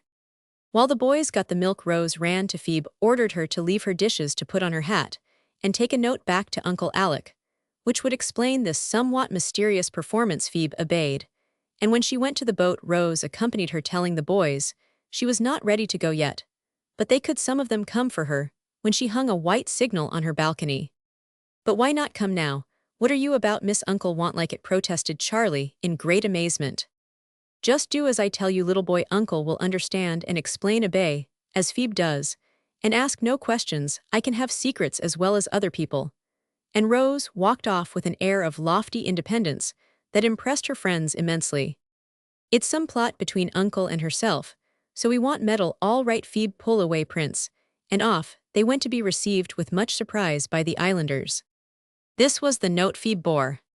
Dear Uncle, I am going to take Phoebe's place today, and let her have all the fun she can, please. Don't mind what she says, but keep her. And tell the boys to be very good to her. For my sake, don't think it is easy to do this. It is very hard to give up the best day of all. But I feel so selfish to have all the pleasure and Phoebe none, that I wish to make this sacrifice. Do let me, and don't laugh at it. I truly do not wish to be praised, and I truly want to do it. Love to all from Rose. Bless the little dear, what a generous heart she has. Shall we go after her, Jessie? Or let her have 112 her way, said Dr. Alec, after the first mingled amusement and astonishment had subsided. Let her alone, and don't spoil her little sacrifice. She means it, I know, and the best way in which we can show our respect for her effort is to give Phoebe a pleasant day. I am sure she has earned it. And Mrs. Jessie made a sign to the boys to suppress their disappointment and exert themselves to please Rose's guest. Phoebe was with difficulty kept from going straight home, and declared that she should not enjoy herself one bit without Miss Rose. She won't hold out all day, and we shall see her paddling back before noon. I'll wager anything, said Charlie, and the rest so strongly inclined to his opinion that they resigned themselves to the loss of the little queen of the revels, sure that it would be only a temporary one. But hour after hour passed, and no signal appeared on the balcony. Though Phoebe watched it hopefully, no passing boat brought the truant back, though more than one pair of eyes looked out for the bright hair under the round hat, and sunset came bringing no rose, but the lovely color in the western sky. I really did not think the child had it in her. I fancied it was a bit of sentiment. But I see she was in earnest, and means that her sacrifice shall be a true one. Dear little soul, I'll make it up to her 1,000 times over, and beg her pardon for thinking it might be done for effect, Dr. Alec said remorsefully, as he strained his eyes through the dusk, fancying he saw a small figure sitting in the garden, as it had sat 113 on the keg the night before, laying the generous little plot that had cost more than he could guess. Well, she can't help seeing the fireworks anyway, unless she is goose enough to think she must hide in a dark closet and not look, said Archie, who was rather disgusted at Rose's seeming ingratitude. She will see ours capitally, but miss the big ones on the hill, unless Papa has forgotten all about them, added Steve, cutting short the harangue Mac had begun upon the festivals of the ancients. I am sure the sight of her will be better than the finest fireworks that ever went off, said Phoebe, meditating an elopement with one of the boats, if she could get a chance. Let things work. If she resists the brilliant invitation we give her, she will be a heroine, added Uncle Alec, secretly hoping that she would not. Meanwhile, Rose had spent a quiet, busy day helping Dolly, waiting on Aunt Peace, and steadily resisting Aunt Plenty's attempts to send her back to the happy island. It had been hard in the morning to come in from the bright world outside, with flags flying, cannon booming, crackers popping, and everyone making ready for a holiday, and go to washing cups, while Dolly grumbled, and the aunts lamented. It was very hard to see the day go by, knowing how gay each hour must have been across the water, and how a word from her would take her where she longed to be with all her heart. But it was hardest of all when evening came, and Aunt Peace was asleep. Aunt Plenty, seeing a gossip in the parlor, Dolly established in the porch to enjoy the show, and nothing 114 left for the little maid to do but sit alone in her balcony and watch the gay rockets whiz up from island, hill, and city, while bands played and boats laden with happy people went to and fro in the fitful light. Then it must be confessed that a tear or two dimmed the blue eyes, and once when a very brilliant display illuminated the island for a moment, and she fancied she saw the tents, the curly head went down on the railing, and a wide-awake nasturtium heard a little whisper, I hope someone wishes I was there. The tears were all gone, however, and she was watching the hill and island answer each other with what Jamie called whizzers, whirligigs, and busters, and smiling, as she thought how hard the boys must be working to keep up such a steady fire, when Uncle Mac came walking in upon her, saying hurriedly, Come, child, put on your tippet pelisse, or whatever you call it, and run off with me. I came to get Phoebe, but Aunt says she is gone, so I want you. I've got fun down in the boat, and I want you to go with us, and see my fireworks. Got them up for you, and you must miss them, or I shall be disappointed. But Uncle, began Rose, feeling as if she ought to refuse even a glimpse of bliss perhaps. I know, my dear, I know Aunt told me, but no one needs you now so much as I do, and I insist on your coming, said Uncle Mac, who seemed in a great hurry to be off yet was unusually kind. So Rose went, and found the little Chinaman with a funny lantern waiting to help her in, and convulse 1:15 her, with laughter trying to express his emotions in pidgin English. The city clocks were striking 9, as they got out into the bay, and the island fireworks seemed to be over for no rocket, answered the last Roman candle that shone on the anthill. Ours are done, I see, but they are going up all round the city, and how pretty they are, said Rose, folding her mantle about her, and surveying the scene with a pensive interest. Hope my fellows have not got into trouble up there, muttered Uncle Mac, adding, with a satisfied chuckle, as a spark shone out, no there, it goes, look Rosie, and see how you like this one, it was ordered especially in honor of your coming. Rose looked with all her eyes, and saw the spark grow into the likeness of a golden vase. Then green leaves came out, and then a crimson flower glowing on the darkness with a splendid luster. Is it a rose, uncle? She asked, clasping her hands with delight, as she recognized the handsome flower. Of course it is, look again, and guess what those are, answered Uncle Mac, chuckling, and enjoying it all like a boy. A wreath of what looked at first like purple brooms appeared below the vase, but Rose guessed what they were meant for, and stood straight up, holding by his shoulder, and crying excitedly, Thistles, uncle, Scotch thistles, there are 7 of them for each boy, oh what a joke, and she laughed so that she plumped into the bottom of the boat, and stayed there, till the brilliant spectacle was quite gone. 1:16.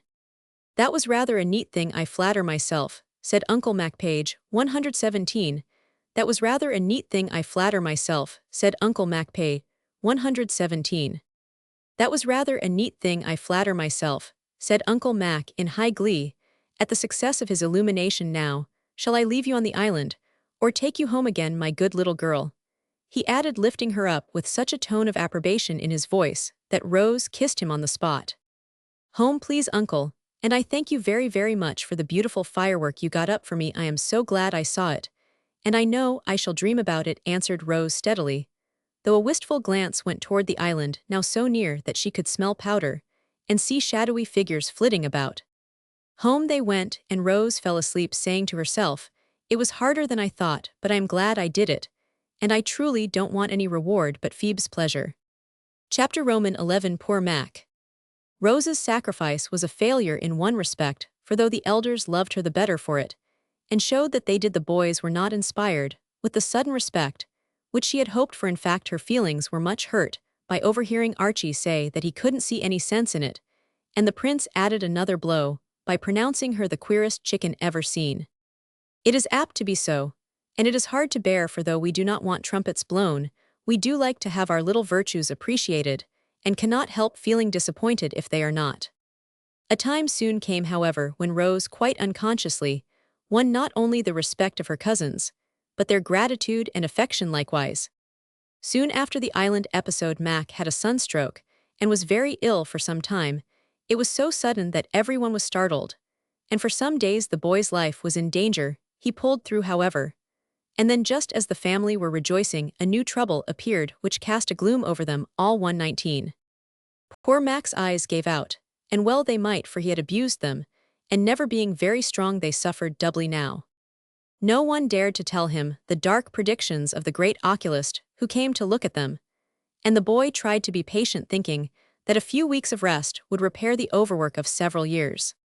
He was forbidden to look at a book, and as that was the one thing he most delighted in, it was a terrible affliction to the worm. Everyone was very ready to read to him, and at first the lads contended for this honor, but as week after week went by, and Mac was still condemned to idleness and a darkened room, their zeal abated, and one after the other fell off. It was hard for the active fellows right in the midst of their vacation, and nobody blamed them when they contented themselves with brief calls, running of errands, and warm expressions of sympathy.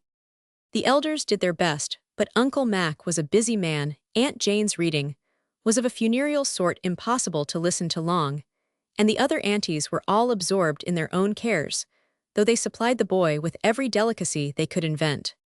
Uncle Alec was a host in himself, but he could not give all his time to the invalid, and if it had not been for Rose, the afflicted worm would have fared. Roman 99. Her pleasant voice suited him, her patience was unfailing, her time of no apparent value, and her eager goodwill was very comforting. The womanly power of self-devotion was strong in the child, and she remained faithfully at her post, when all the rest dropped away hour after hour, She sat in 120, the dusky room, with one ray of light on her book, reading to the boy who lay with shaded eyes, silently, enjoying the only pleasure that lightened the weary days.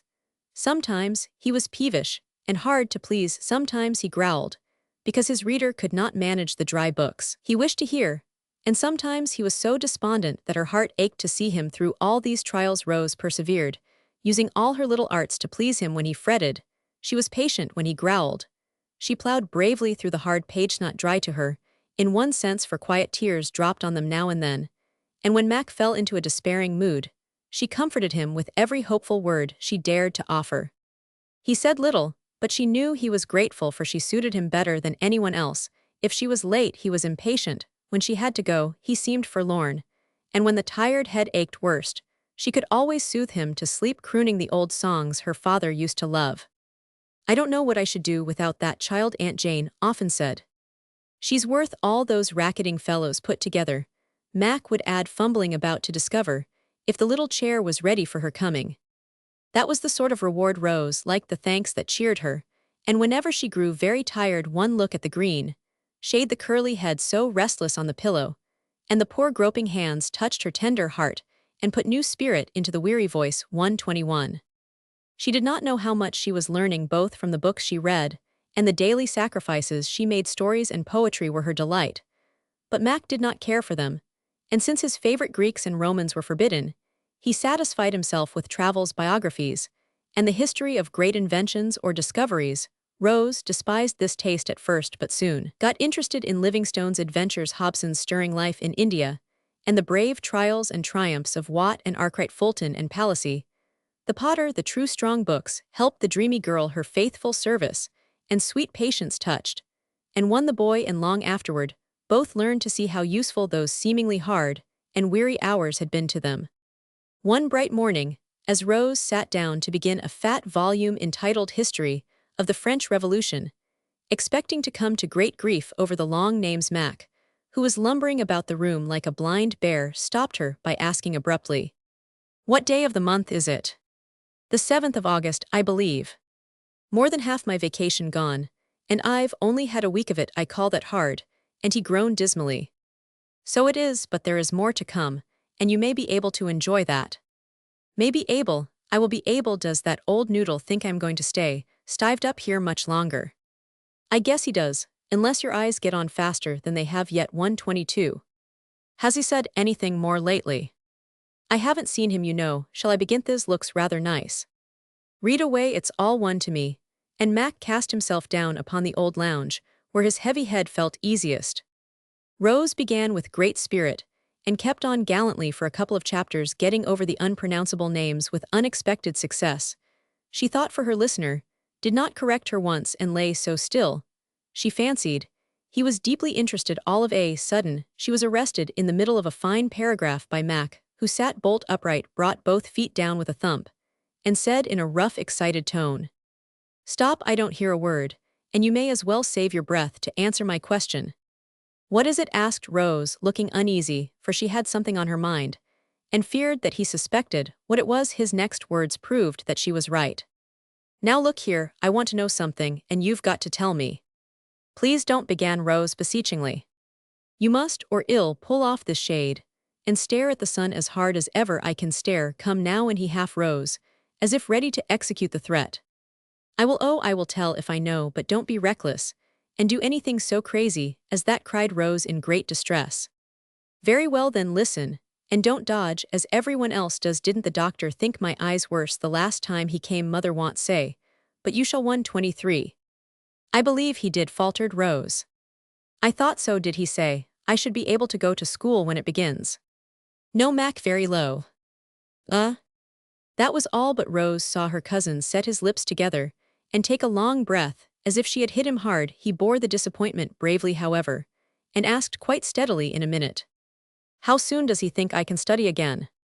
It was so hard to answer that yet Rose knew she must, for Aunt Jane had declared she could not do it, and Uncle Mac had begged her to break the truth to the poor lad. "Not for a good many months." "How many?" he asked, with a pathetic sort of gruffness. "A year, perhaps." "A whole year? Why, I expected to be ready for college by that time." And pushing up the shade, Mac stared at her with startled eyes that soon blinked and fell before the one ray of light. Plenty of time for that, you must be patient now, and get them thoroughly well, or they will trouble you again, when it will be harder to spare them, she said with tears in her own eyes. I won't do it, I will study and get through somehow. It's all humbug, about taking care so long. These doctors like to keep hold of a fellow if they can. But I won't stand it, I vow, I won't. And he banged his fist down on the unoffending pillow, as if he were pommeling the hard-hearted Dr. 124. Now Mac, listen to me, Rose said very earnestly, though her voice shook a little, and her heart ached. You know you have hurt your eyes reading by firelight, and in the dusk, and sitting up late, and now y'all have to pay for it. The doctor said so. You must be careful and do as he tells you, or you will be blind. No. Yes, it is true, and he wanted us to tell you that nothing but entire rest would cure you. I know it's dreadfully hard. But well, I'll help you. I'll read all day long, and lead you, and wait upon you, and try to make it easier. She stopped there, for it was evident that he did not hear a sound. The word blind seemed to have knocked him down, for he had buried his face in the pillow, and lay so still that Rose was frightened. She sat motionless for many minutes, longing to comfort him, but not knowing how, and wishing Uncle Alec would come, for he had promised to tell Mac. Presently a sort of choking sound came out of the pillow, and went straight to her heart, most pathetic sob she ever heard, for though it was the most natural means of relief, the poor fellow must not indulge in it. Because of the afflicted eyes, the French Revolution tumbled out of her lap, and running to the sofa, she knelt down by it, saying with the motherly sort of tenderness girls feel for any sorrowing creature, "Oh, my dear, you must cry. It is so bad for your poor eyes. Take your head out of that hot 125 pillow, and let me cool it. I don't wonder you feel so. But please don't cry. I'll cry for you. It won't hurt me." Running to the sofa, she knelt down by it. Running to the sofa, she knelt down by it. As she spoke, she pulled away the cushion with gentle force, and saw the green shade all crushed and stained with the few hot tears that told how 126 bitter the disappointment had been. Mac felt her sympathy, but being a boy did not thank her for it, only sat up with a jerk, saying, as he tried to rub away the telltale drops with the sleeve of his jacket, "Don't bother, weak eyes, always water, I'm all right." But Rose cried out, and caught his arm. "Don't touch them with that rough woolen stuff. Lie down, and let me bathe them, there's a dear boy. Then there will be no harm done. They do smart confoundedly. I say, don't you tell the other fellows that I made a baby of myself, will you?" he added, yielding with a sigh to the orders of his nurse, who had flown for the eyewash and linen cambric handkerchief. "Of course I want, but anyone would be upset at the idea of being well troubled in this way. I am sure you bear it splendidly. And you know it isn't half so bad when you get used to it. Besides, it is only for a time, and you can do lots of pleasant things. If you can't study, y'all have to wear blue goggles. Perhaps won't that be funny?" And while she was pouring out all the comfortable words she could think of, Rose was softly bathing the eyes and dabbing the hot forehead with lavender water, as her patient lay quiet with a look on his face that grieved her sadly. Homer was blind, and so was Milton, and they did something to be remembered by in spite of it, he said, as if to himself in a solemn tone, for even the blue goggles did not bring a smile. Papa had a picture of Milton and his daughters 127 writing for him. It was a very sweet picture, I thought, observed Rose in a serious voice, trying to meet the sufferer on his own ground.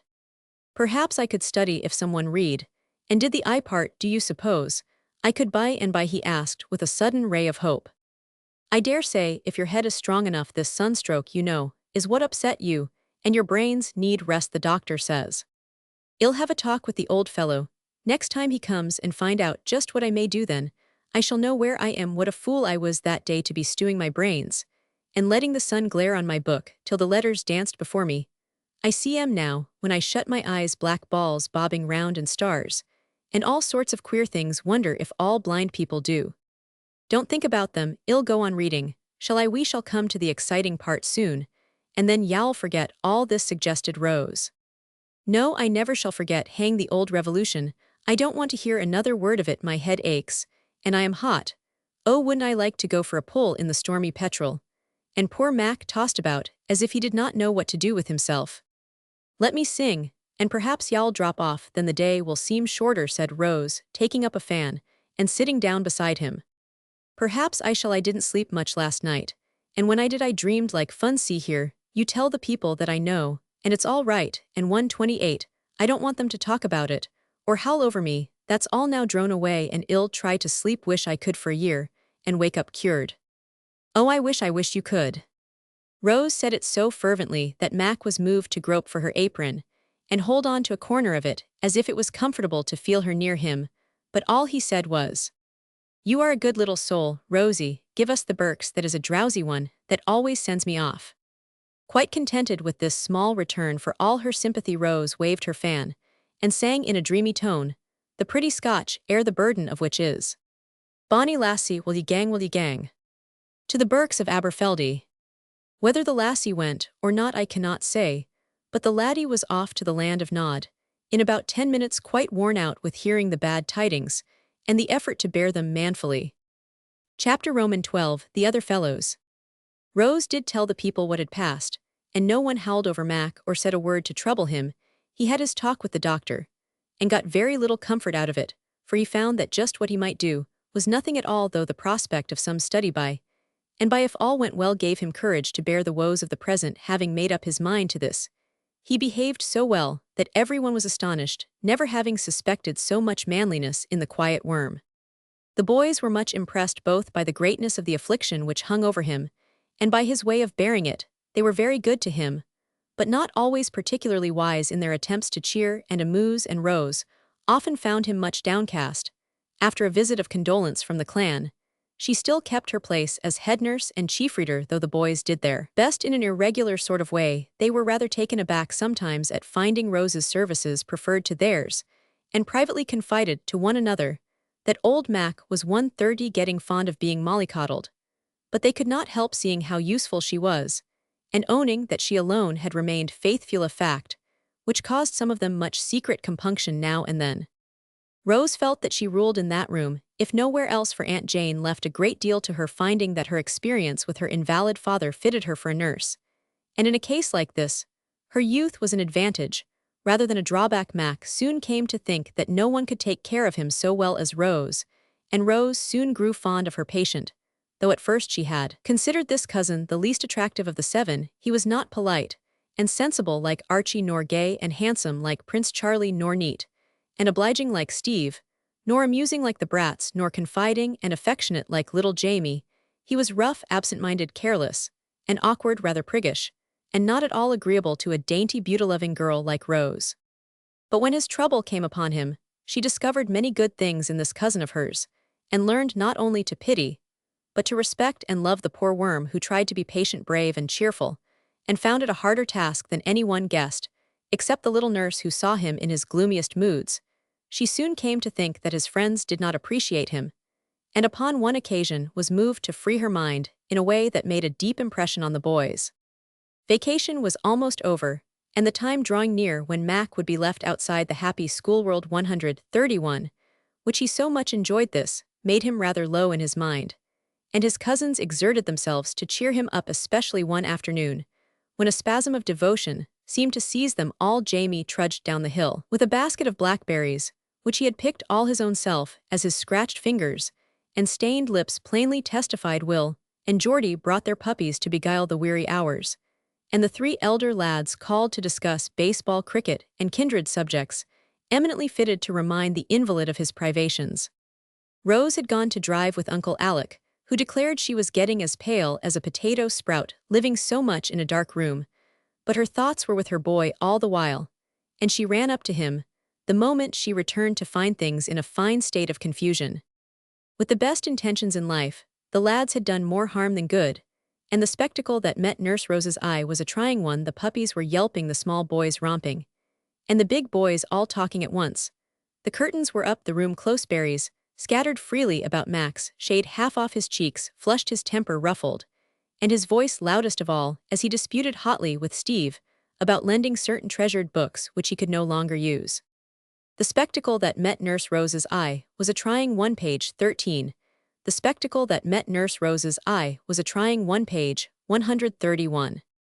Now Rose considered this her special kingdom, and came down upon the invaders with an energy which amazed them, and quelled the riot at once. They had never seen her roused before, and the effect was tremendous, also comical, for she drove the whole flock, 133 of boys, out of the room, like an indignant little hen defending her brood. They all went as meekly as sheep. The small lads fled from the house precipitately, but the three elder ones only retired to the next room and remained there hoping for a chance to explain and apologize, and so appease the irate young lady who had suddenly turned the tables and clattered them about their ears. As they waited, they observed her proceedings through the half-open door and commented upon them briefly, but expressively, feeling quite bowed down with remorse at the harm they had innocently done. "She's put the room to rights in a jiffy. What jacks we were to let those dogs in and kick up such a row," observed Steve, after a prolonged peep. "The poor old worm turns as if she was treading on him instead of cuddling him like a pussy cat. Isn't he cross, though," added Charlie, as Mac was heard growling about his confounded head. "She will manage him, but it's mean in us to rumple him up and then leave her to smooth him down. I'd go and help, but I don't know how," said Archie, looking much depressed, for he was a conscientious fellow and blamed himself for his want of thought. "No more do Roman. One odd, isn't it, what a knack women have for taking care of sick folks?" And Charlie fell amusing over this undeniable fact. "She has been ever so good to Mac," began Steve in a self-reproachful tone. "Better than his own brother," cut in Archie, finding relief for his own regret in the delinquencies of another 134. "Well, you needn't preach. You didn't any of you do any more, and you might have, for Mac likes you better than he does me. I always fret him, he says, and it isn't my fault if I am acquittal," protested Steve in self-defense. "We have all been selfish and neglected him, so we won't fight about it. But try and do better," said Archie generously, taking more than his share of blame, for he had been less inattentive than either of the others. "Rose has stood by him like a good one, and it's no wonder he likes to have her round. Best I should myself, if I was down on my luck," as he has put in Charlie, feeling that he really had not done the little thing justice. "I'll tell you what it is, boys, we haven't been half good enough to Rose, and we've got to make it up to her somehow," said Archie, who had a very manly sense of honor about paying his debts even to a girl. "I am awfully sorry I made fun of her doll when Jamie lugged it out, and I called her Baby Bunting when she cried over the dead kitten. Girls are such geese sometimes. I can't help it," said Steve, confessing his transgressions handsomely and feeling quite ready to atone for them if he only knew how. "I'll go down on my knees and beg her pardon for treating her as if she was a child. Don't it make her mad, though, come to think of it? She's only 2 years or so younger than I am. But she is so small and pretty, she always seems like a dolly to me." And the prince looked down from his lofty height of 135 feet 5, as if Rose was indeed a pygmy beside him. "That dolly has got a real good little heart, and a bright mind of her own. You'd better believe Mac says she understands some things quicker than he can. And mother thinks she is an uncommonly nice girl, though she don't know all creation. You needn't put on airs, Charlie, though you are a tall one, for Rose likes Archie better than you. She said she did, because he treated her respectfully. Steve looks as fierce as a gamecock, but don't you get excited, my son, for it won't do a bit of good. Of course, everybody likes the chief best. They ought to, and I'll punch their heads if they don't. So calm yourself, dandy, and mend your own manners before you come down on other people's." Thus the prince with great dignity and perfect good nature, while Archie looked modestly gratified with the flattering opinions of his kinsfolk, and Steve subsided, feeling he had done his duty as a cousin and a brother. A pause ensued, during which Aunt Jane appeared in the other room, accompanied by a tea tray sumptuously spread and prepared to feed her big nestling, as that was a task she allowed no one to share with her. "If you have a minute to spare before you go, child, I wish you'd just make Mac a fresh shade. This has got a berry stain on it, and he must be tidy, for he is to go out tomorrow, if it is a cloudy day," said Mrs. Jane, spreading toast in a stately manner, while Mac slopped his tea about without receiving a word of reproof. 136. "Yes," Aunt answered Rose so meekly that the boys could hardly believe it could be the same voice which had issued the stern command, "Out of this room, every one of you," not very long ago. They had not time to retire without unseemly haste before she walked into the parlor and sat down at the worktable without a word. It was funny to see the look the 3 tall lads cast at the little person, sedately threading a needle with green silk. They all wanted to say something expressive of repentance, but no one knew how to begin, and it was evident from the prim expression of Rose's face that she intended to stand upon her dignity till they had properly abased themselves. The pause was becoming very awkward, when Charlie, who possessed all the persuasive arts of a born scapegrace, went slowly down upon his knees before her, beat his breast, and said in a heartbroken tone, "Please forgive me this time, and I'll never do so any more."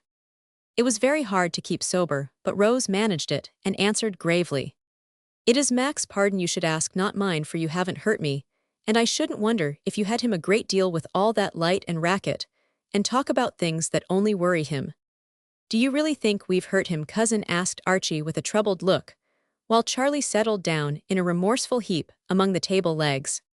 "Yes, I do, for he has got a raging headache, and his eyes are as red as this emery bag," answered Rose, solemnly plunging her needle into a fat flannel strawberry. 137.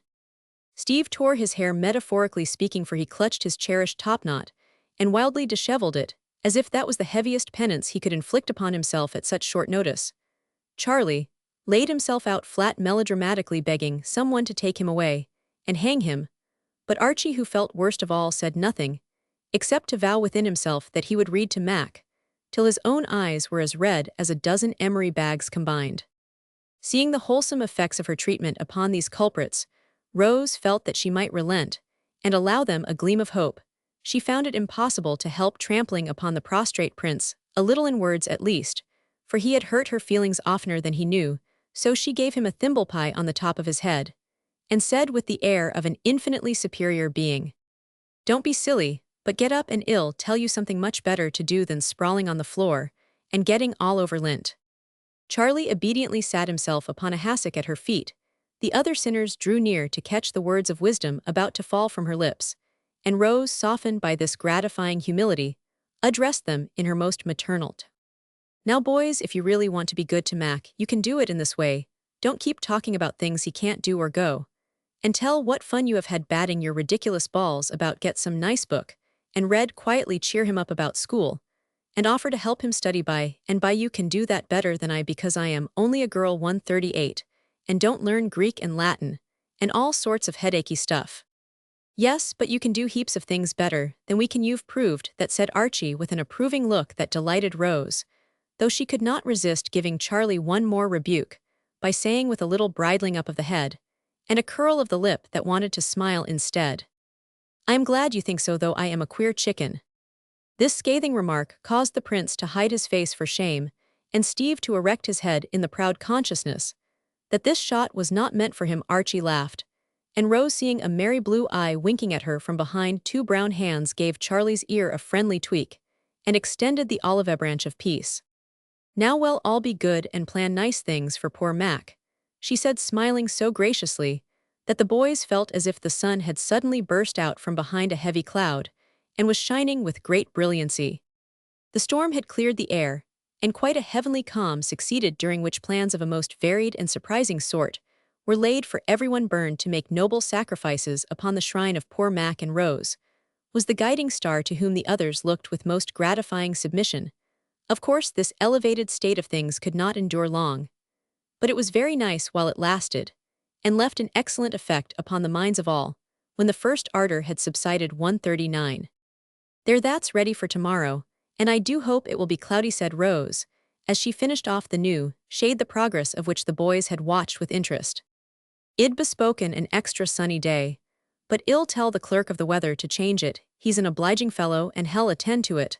So make yourself easy," said Charlie, who had become quite perky again. "It is very easy for you to joke, but how would you like to wear a blinder like that for weeks and weeks, sir?" And Rose quenched his rising spirits by slipping the shade over his eyes, as he still sat on the cushion at her feet. "It's horrid. Take it off, take it off. I don't wonder the poor old boy has the blues with a thing like that on." And Charlie sat looking at what seemed to him an instrument of torture, with such a sober face that Rose took it gently away, and went in to bid Mac good night. "I shall go home with her, for it is getting darkish, and she is rather timid," said Archie, forgetting that he had often laughed at this very timidity. "I think I might, for she's taking care of my brother," put in Steve, asserting his rights. "Let's all go, that will please her," proposed Charlie, with a burst of gallantry, which electrified his mates. "We will," they said with one voice, and they did, to Rose's great surprise and secret contentment, though Archie had all the care of her, for the other two were leaping fences, running races, and having wrestling matches all the way down 140. They composed themselves on reaching the door, however, shook hands cordially, all round made their best bows, and retired with great elegance and dignity, leaving Rose to say to herself with girlish satisfaction as she went in, "Now that is the way I like to be treated." Chapter Roman 13 Cozy Corner. Vacation was over, the boys went back to school, and poor Mac was left lamenting. He was out of the darkened room now, and promoted to blue goggles through which he took a gloomy view of life, as might have been expected, for there was nothing he could do but wander about and try to amuse himself without using his eyes. Anyone who has ever been condemned to that sort of idleness knows how irksome it is, and can understand the state of mind which caused Mac to say to Rose in a desperate tone one day, "Look here, if you don't invent some new employment or amusement for me, I shall knock myself on the head as sure as you live."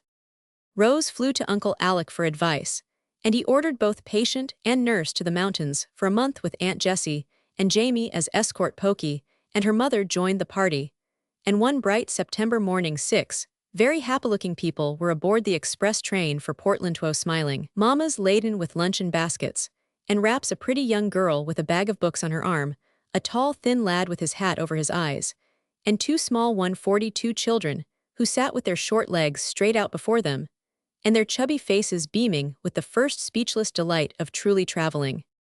An especially splendid sunset seemed to have been prepared to welcome them, when after a long day's journey they drove into a wide green dooryard, where a white colt, a red cow, 2 cats, 4 kittens, many hens, and a dozen people old and young, were gaily disporting themselves. Every one nodded and smiled in the friendliest manner, and a lively old lady kissed the newcomers all round as she said heartily, "Well, now I am proper glad to see you come right in and rest, and well have tea in less than no time, for you must be tired. Lizzie, you show the folks upstairs. Kitty, you fly round and help father in with the trunks, and Jenny, and I will have the table all ready by the time you come down. Bless the dears, they want to go see the pusses, and so they shall." The 3 pretty daughters did fly round, and every one felt at home at once. All were so hospitable and kind. Aunt Jessie had raptures over the home-made carpets, quilts, and quaint furniture. Rose could not keep away from the windows, for each framed a lovely picture, and the little folks made friends at once with the other children, who filled their arms with chickens and kittens, and did the honors handsomely. The toot of a horn called all to supper, and a goodly party, including 6 children, besides the Campbells, assembled in the long dining room, armed with 143 mountain appetites, and the gayest spirits. It was impossible for anyone to be shy or sober, for such gales of merriment arose. They blew the starch out of the stiffest, and made the saddest. Jolly Mother Atkinson, as all called their hostess, was the merriest there and the busiest, for she kept flying up to wait on the children to bring out some new dish, or to banish the livestock, who were of such a social turn that the colt came into the entry and demanded sugar. The cats sat about in people's laps, winking suggestively at the food, and speckled hens cleared the kitchen floor of crumbs as they joined in the chat with a cheerful clucking. Everybody turned out after tea to watch the sunset till all the lovely red was gone, and mosquitoes wound their shrill horns to sound the retreat. The music of an organ surprised the newcomers, and in the parlor they found Father Atkinson playing sweetly on the little instrument made by himself. All the children gathered about him, and led by the tuneful sisters sang prettily, till Pokey fell asleep behind the door, and Jamie gaped audibly right in the middle of his favorite. "Coo," said the little doves, "coo," said she, all in the top of the old pine tree. The older travelers, being tired, went to lie low at the same time, and slept like tops in homespun sheets on husk mattresses made by Mother Atkinson, who seemed to have put some soothing powder among them, so deep and sweet was the slumber that came. Next day began the wholesome out-after life 144, which works such wonders with tired minds and feeble bodies. The weather was perfect, and the mountain air made the children as frisky as young lambs, while the elders went about smiling at one another and saying, "Isn't it splendid?" Even Mac, the slow coach, was seen to leap over a fence, as if he really could not help it, and when Rose ran after him with his broad-brimmed hat, he made the spirited proposal to go into the woods and hunt for a catamount. Jamie and Pokey were at once enrolled in the Cozy Corner Light Infantry, a truly superb company, composed entirely of officers, all wearing cocked hats, carrying flags, waving swords, or beating drums. It was a spectacle to stir the dullest soul when this gallant band marched out of the yard in full regimentals, with Captain Dove, a solemn, big-headed boy of 11, issuing his orders with the gravity of a general, and his Falstaffian regiment obeying them with more docility than skill, the little Snow children did very well and Lieutenant Jack Dove was fine to see, so was drummer Frank, the errand boy of the house, as he rub-a-dub-dubbed with all his heart and drumsticks. Jamie had trained before and was made a colonel at once. But Pokey was the best of all, and called forth a spontaneous burst of applause from the spectators as she brought up the rear, her cocked hat all over one eye, her flag trailing over her shoulder, and her wooden sword straight up in the air, her face beaming, and every curl bobbing with delight, as her fat legs tottered in the vain attempt to keep step manfully. 145. Mac and Rose were picking blackberries in the bushes beside the road when the soldiers passed without seeing them, and they witnessed a sight that was both pretty and comical. A little farther on was one of the family burial spots so common in those parts, and just this side of it, Captain Fred Dove ordered his company to halt, explaining his reason for so doing in the following words. "That's a graveyard, and it's proper to muffle the drums and lower the flags as we go by, and we'd better take off our hats too. It's more respectable, I think." "Isn't that cunning of the dears?" whispered Rose, as the little troop marched slowly by to the muffled roll of the drums, every flag and sword held low, all the little heads uncovered, and the childish faces very sober as the leafy shadows flickered over them. "Let's follow and see what they are after," proposed Mac, who found sitting on a wall and being fed with blackberries luxurious but tiresome. So they followed and heard the music grow lively, saw the banners wave in the breeze again when the graveyard was passed, and watched the company file into the dilapidated old church that stood at the corner of 3 woodland roads. Presently the sound of singing made the outsiders quicken their steps, and stealing up they peeped in at one of the broken windows. Captain Dove was up in the old wooden pulpit, gazing solemnly down upon his company, who, having stacked their arms in the porch, now sat in the bare pews, singing a Sunday school hymn with great vigor and relish. 146. "Let us pray," said Captain Dove with as much reverence as an army chaplain, and folding his hands, he repeated a prayer which he thought all would know, an excellent little prayer, but not exactly appropriate to the morning, for it was, "Now I lay me down to sleep." Every one joined in saying it, and it was a pretty sight to see the little creatures bowing their curly heads and lisping out the words they knew so well. Tears came into Rose's eyes as she looked. Mac took his hat off involuntarily, and then clapped it on again, as if ashamed of showing any feeling. "Now I shall preach you a short sermon, and my text is, 'Little children, love one another.' I asked Mama to give me one, and she thought that would be good, so you all sit still, and I'll preach it. You mustn't whisper, Marian. But hear me, it means that we should be good to each other, and play fair, and not quarrel, as we did this very day about the wagon. Jack can't always drive, and needn't be mad because I like to go with Frank. Annette ought to be horse sometimes, and not always driver, and Willie may as well make up his mind to let Marian build her house by his, for she will do it, and he needn't fuss about it. Jamie seems to be a good boy. But I shall preach to him, if he isn't. No pokey people don't kiss in church or put their hats on now. You must all remember what I tell you, because I am the captain and you should mind me." Here Lieutenant Jack spoke, right out in meeting with the rebellious remark. 147. "Don't care if you are, you'd better mind yourself, and tell how you took away my strap, and kept the biggest donut, and didn't draw fare when we had the truck. Yes, and you slapped Frank. I saw you," bawled Willie Snow, bobbing up in his pew. "And you took my book away, and hid it 'cause I wouldn't go and swing when you wanted me to," added Annette, the oldest of the Snow trio. "I shan't build my house by Willie's, if he don't want me to sew now," put in little Marian, joining the mutiny. "I will, 'tis dimmy, and I tored up my hat taws. A pin picked me," shouted Pokey, regardless of Jamie's efforts to restrain her. Captain Dove looked rather taken aback at this outbreak in the ranks, but being a dignified and calm personage, he quelled the rising rebellion with great tact and skill by saying briefly, "We will sing the last hymn, 'Sweet, sweet good be you,' all know that, so do it nicely, and then we will go and have luncheon." Peace was instantly restored, and a burst of melody drowned the suppressed giggles of Rose and Mac, who found it impossible to keep sober during the latter part of this somewhat remarkable service. 15 minutes of repose rendered it a physical impossibility for the company to march out as quietly as they had marched, and I grieve to state that the entire troop raced home as hard as they could pelt, and were soon skirmishing briskly over their lunch, utterly oblivious of what Jamie, who had been much impressed by the sermon, called the captain's beautiful tech. 148. It was astonishing how much they all found to do at Cosey Corner, and Mac, instead of lying in a hammock, and being read to as he had expected was busiest of all he was invited to survey, and lay out Skeeterville, a town which the children were getting up in a huckleberry pasture, and he found much amusement in planning little roads, staking off house lots, attending to the waterworks, and consulting with the selectmen about the best sites for public buildings for Mac, was a boy still in spite of his 15 years and his love of books. Then he went fishing with a certain jovial gentleman from the West, and though they seldom caught anything but colds, they had great fun and exercise chasing the phantom trout. They were bound to have Mac also developed a geological mania, and went tapping about at rocks and stones, discoursing wisely of strata periods and fossil remains, while Rose picked up leaves and lichens, and gave him lessons in botany in return for his lectures on geology.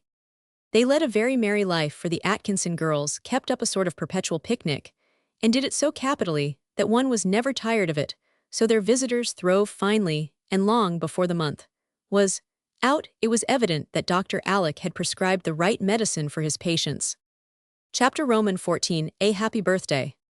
The 12th of October was Rose's birthday, but no one seemed to remember that interesting fact, and she felt delicate about mentioning it, so fell asleep the night before, wondering if she would have any presents. That question was settled early the next morning, for she was awakened by a soft tap on her face, and opening her eyes she beheld a little black and white figure sitting on her pillow staring at her, with a pair of round eyes very like blueberries, while one downy paw patted her nose to attract her notice. It was Kitty Comet, the prettiest of all the pusses, and Comet evidently had a mission to perform, for a pink bow adorned her neck, and a bit of paper was pinned to it, bearing the words "For Miss Rose from Frank." That pleased her extremely, and that was only the beginning of the fun, for surprises and presents kept popping out in the most delightful manner all through the day, the Atkinson girls being famous jokers, and Rose a favorite. But the best gift of all came on the way to Mount Windetop, where it was decided to picnic in honor of the great occasion.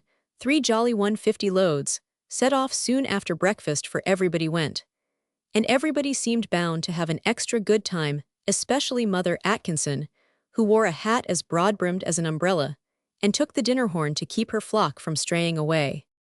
"I am going to drive Auntie, and a lot of the babies, so you must ride the pony, and please stay behind us a good bit when we go to the station, for a parcel is coming, and you are not to see it till dinner time. You won't mind, will you?" said Mac in a confidential aside during the wild flurry of the start.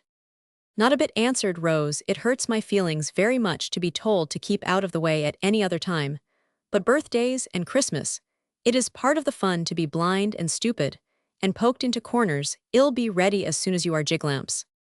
Stop under the big maple till I call, then you can't possibly see anything," added Mac, as he mounted her on the pony his father had sent up for his use. Barky's was so gentle and so willing, however, that Rose was ashamed to be afraid to ride him, so she had learned that she might surprise Dr. Alec. When she got home meantime, she had many a fine canter over the hills, and far away with Mac, who preferred Mr. Atkinson's old sorrel. Away they went, and coming to the red maple, Rose obediently paused, but could not help stealing a glance in the forbidden direction, before the call came. Yes, there was a hamper going under the seat, and then she caught sight of a tall man whom Mac seemed to be hustling into the carriage in a great 151 hurry. One look was enough, and with a cry of delight Rose was off down the road, as fast as Barky's could go. Which caused Barky's to shy, "Now I'll astonish Uncle," she thought. "I'll dash up in grand style, and show him that I am not a coward after all." 152. Fired by this ambition, she startled Barky's by a sharp cut, and still more bewildered him by leaving him to his own guidance down the steep stony road. The approach would have been a fine success, if just as Rose was about to pull up and salute 2 or 3 distracted hens had not scuttled across the road with a great squawking, which caused Barky's to shy and stop so suddenly that his careless rider landed in an ignominious heap, just under old Sorrel's astonished nose. Rose was up again before Dr. Alec was out of the carryall, and threw 2 dusty arms about his neck, crying with a breathless voice, "Oh, Uncle, I am so glad to see you. It is better than a cartload of goodies, and so dear of you to come.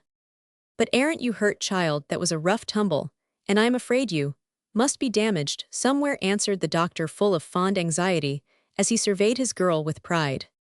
"My feelings are hurt, but my bones are all safe. It's too bad. I was going to do it so nicely, And those stupid hens spoilt it all, said Rose, quite crestfallen as well as much shaken. I couldn't believe my eyes when I asked, "Where is Rose?" And Mac pointed to the little Amazon pelting down the hill. "At such a rate, you couldn't have done anything that would please me more. And I am delighted to see how well you ride now. Will you mount again? Or shall we turn Mac out and take you and ask Dr. Alec?" As Aunt Jessie proposed a start, for the others were beckoning them to follow. 153. Pride goeth before a fall, better not try to show off again, Mom, said Mac, who would have been more than mortal if he had refrained from teasing when so good a chance offered. Pride does go before a fall, but I wonder if a sprained ankle always comes after it, thought Rose, bravely concealing her pain, as she answered with great dignity. I prefer to ride. Come on, and see who will catch up first. She was up and away, as she spoke, doing her best to efface the memory of her downfall, by sitting very erect, elbows down, head well up, and taking the motion of the pony, as Barky's cantered along as easily as a rocking chair. You ought to see her go over a fence and race when we ride together. She can scud too like a deer, when we play follow the leader and skip stones, and bat balls, almost as well as I can, said Mac in reply to his uncle's praise of his pupil. I'm afraid you will think her a sad tomboy, Alec, but really she seems so well and happy. I have not the heart to check her. She has broken out in the most unexpected way, and frisks like a colt, for she says she feels so full of spirits she must run and shout whether it is proper or not, added Mrs. Jessie, who had been a pretty hoyden years ago herself. Good, that's the best news you could tell me, and Dr. Alec rubbed his hands heartily. Let the girl run and shout as much as she will. It is a sure sign of health, and as natural to a happy child as frisking is to any young animal full of life. Tomboys, 154, make strong women usually, and I had far rather find Rose playing football with Mac than puttering over beadwork like that affected midget Ariadne Blish. But she cannot go on playing football very long, and we must not forget that she has a woman's work to do by and by, began Mrs. Jessie. Neither will Mac play football much longer, but he will be all the better fitted for business, because of the health it gives him. Polish is easily added if the foundations are strong, but no amount of gilding will be of use if your timber is not sound. I am sure I am right, Jessie, and if I can do as well by my girl during the next 6 months as I have the last, my experiment will succeed. It certainly will, for when I contrast that bright, blooming face with the pale, listless one that made my heart ache a while ago, I can believe in almost any miracle, said Mrs. Jessie, as Rose looked round to point out a lovely view with cheeks like the ruddy apples in the orchard, nearby, eyes clear as the autumn sky overhead, and vigor in every line of her girlish figure. A general scramble among the rocks was followed by a regular gypsy lunch, which the young folks had the rapture of helping to prepare. Mother Atkinson put on her apron, turned up her sleeves, and fell to work as gaily as if in her own kitchen, boiling the kettle, slung on 3 sticks over a fire of cones and fir boughs, while the girls spread the mossy table with a feast of country goodies, and the children tumbled about in everyone's way, till the toot of the horn made them settle down like a flock of hungry birds. 155. As soon as the merry meal and a brief interval of repose were over, it was unanimously voted to have some charades. A smooth green spot between 2 stately pines was chosen for the stage, shawls hung up, properties collected, audience and actors separated, and a word quickly chosen. The first scene discovered Mac in a despondent attitude, and shabby dress, evidently much troubled in mind. To him entered a remarkable creature with a brown paper bag over its head. A little pink nose peeped through one hole in the middle, white teeth through another, and above 2 eyes glared fiercely. Spires of grass stuck in each side of the mouth seemed meant to represent whiskers. The upper corners of the bag were twisted like ears, and no one could doubt for a moment that the black scarf pinned on behind was a tail. This singular animal seemed in pantomime to be comforting his master and offering advice, which was finally acted upon, for Mac pulled off his boots, helped the little beast into them, and gave him a bag. Then, kissing his paw with a hopeful gesture, the creature retired, purring so successfully that there was a general cry of "Cat, Puss Boots." "Cat is the word," replied a voice, and the curtain fell. The next scene was a puzzler, for in came another animal, on all 4s this time, with a new sort of tail and long ears. A gray shawl concealed its face, but an inquisitive sunbeam betrayed the glitter as of goggles under the fringe. On its back rode a small gentleman in Eastern costume, who appeared to find some 156 difficulty in keeping his seat as his steed jogged along suddenly. a spirit appeared all in white with long newspaper wings upon its back and golden locks about its face. Singularly enough the beast beheld this apparition, and backed instantly. But the rider evidently saw nothing, and whipped up unmercifully, also unsuccessfully, for the spirit stood directly in the path, and the amiable beast would not budge a foot. A lively skirmish followed, which ended in the eastern gentleman's being upset into a sweetfern bush, while the better-bred animal abased itself before the shining one. The children were all in the dark, till Mother Atkinson said, in an inquiring tone, "If that isn't Balaam and the ass id, like to know what it is. Rose makes a sweet angel, don't she?" Ass was evidently the word, and the angel retired smiling, with mundane satisfaction, over the compliment that reached her ears. The next was a pretty little scene from the immortal story of Babes in the Wood. Jamie and Pokey came trotting in hand, and having been through the parts many times before, acted with great ease and much fluency, audibly directing each other from time to time as they went along. The berries were picked the way, lost tears shed, baby consolation administered, and then the little pair lay down among the brakes and died with their eyes wide open, and the toes of their 4 little boots turned up to the daisies in the most pathetic manner. Now the wobbins tum you be twite dead dimmy and ill peep, and cm. One defunct innocent was heard to say 157. "I hope they'll be quick, for I am lying on a stone, and ants are walking up my leg like fury," murmured the other. Here the robins came flapping in with red scarfs over their breasts, and leaves in their mouths, which they carefully laid upon the babes, wherever they would show best. A prickly blackberry leaf, placed directly over Pokey's nose, caused her to sneeze so violently that her little legs flew into the air. Jamie gave a startled ow, and the pitying fowls fled giggling. After some discussion, it was decided that the syllable must be strew or strow, and then they waited to see if it was a good guess. This scene discovered Annette Snow in bed, evidently very ill. Miss Jenny was her anxious mamma, and her merry conversation amused the audience, till Mac came in as a physician, and made great fun with his big watch, pompous manner, and absurd questions. He prescribed 1 pellet with an unpronounceable name, and left after demanding $20 for his brief visit. The pellet was administered, and such awful agonies immediately set in that the distracted mamma bade a sympathetic neighbor run for Mother Noel. The neighbor ran, and in came a brisk little old lady in cap and specs, with a bundle of herbs under her arm, which she at once applied in all sorts of funny ways, explaining their virtues, as she clapped a plantain poultice. Here put a pounded catnip plaster, there are tied a couple of mullein leaves round the sufferer's throat, instant relief. Ensued the dying child sat up 158, and demanded baked beans. The grateful parent offered $50, but Mother Noel indignantly refused it, and went smiling away, declaring that a neighborly turn needed no reward, and a doctor's fee was all a humbug. The audience were in fits of laughter over this scene, for Rose imitated Mrs. Atkinson capitally, and the herb cure was a good hit at the excellent lady's belief that yarbs would save mankind if properly applied. No one enjoyed it more than herself, and the saucy children prepared for the grand finale in high feather.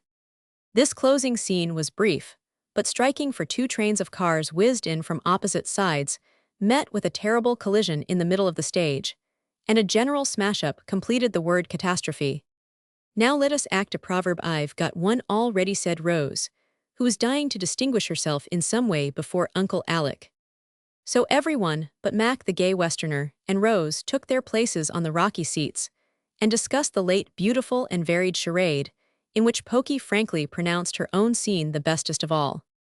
In 5 minutes the curtain was lifted, nothing appeared but a very large sheet of brown paper pinned to a tree, and on it was drawn a clock face, the hands pointing to 4. A small note below informed the public that 4 A Roman 1000 was the time. Hardly had the audience grasped this important fact when a long waterproof serpent was seen uncoiling itself from behind a stump.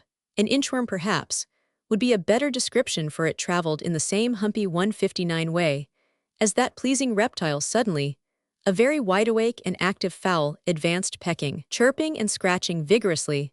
A tuft of green leaves waved upon his crest, a larger tuft of brakes made an umbrageous tail, and a shawl of many colors formed his flapping wings. A truly noble bird, whose legs had the genuine strut, whose eyes shone watchfully, and whose voice had a ring that evidently struck terror into the caterpillar's soul. If it was a caterpillar, he squirmed, he wriggled, he humped as fast as he could, trying to escape. But all in vain. The tufted bird espied him, gave one warbling sort of crow, pounced upon him, and flapped triumphantly away. "That early bird got such a big worm, he could hardly carry him off," laughed Aunt Jessie, as the children shouted over the joke, suggested by Mac's nickname. "That is one of Uncle's favorite proverbs, so I got it up for his especial benefit," said Rose, coming up with the two-legged worm beside her. "Very clever. What next?" asked Dr. Alec as she sat down beside him. "The Dove boys are going to give us an incident in the life of Napoleon, as they call it. The children think it very splendid, and the little fellows do it rather nicely," answered Mac with condescension. A tent appeared, and pacing to and fro before it was a little sentinel, who in a brief soliloquy informed the observers that the elements were in a great state of confusion, that he had marched some 100 miles or so that day, and that he was dying for want of sleep. Then he paused, leaned upon his gun, and seemed to 160 doze, dropped slowly down overpowered with slumber, and finally lay flat with his gun beside him. A faithless little sentinel entered, Napoleon, cocked hat, grey coat, high boots, folded arms, grim mouth, and a melodramatic stride. Freddie Dove always covered himself with glory in this part, and took the stage with a Napoleonic attitude that brought down the house, for the big-headed boy with solemn dark eyes and square brow was the very moral of that rascal Bonaparte. Mother Atkinson said some great scheme was evidently brewing in his mighty Minda trip across the Alps, a bonfire at Moscow, or a little skirmish at Waterloo perhaps, for he marched in silent majesty, till suddenly a gentle snore disturbed the imperial reverie. He saw the sleeping soldier, and glared upon him, saying in an awful tone, "Ha, asleep at his post, death is the penalty, must die." Picking up the musket, he is about to execute summary justice, as emperors are in the habit of doing, when something in the face of the weary sentinel appears to touch him. And well it might, for a most engaging little warrior was Jack, as he lay with his shako half off his childish face, trying to keep sober, and a great black mustache over his rosy mouth. It would have softened the heart of any Napoleon. And the little corporal proved himself a man by relenting, and saying with a lofty gesture of forgiveness, "Brave fellow, he is worn out, I will let him sleep, and mount guard in his place." 161. Then, shouldering the gun, this noble being strode to and fro with a dignity which thrilled the younger spectators. The sentinel awakes, sees what has happened, and gives himself up for lost. But the emperor restores his weapon, and with that smile which won all hearts says, pointing to a high rock whereon a crow happens to be sitting, "Be brave, be vigilant, and remember that from yonder pyramid generations are beholding you." And with these memorable words, he vanishes, leaving the grateful soldier bolt upright with his hand at his temple and deathless devotion stamped upon his youthful countenance.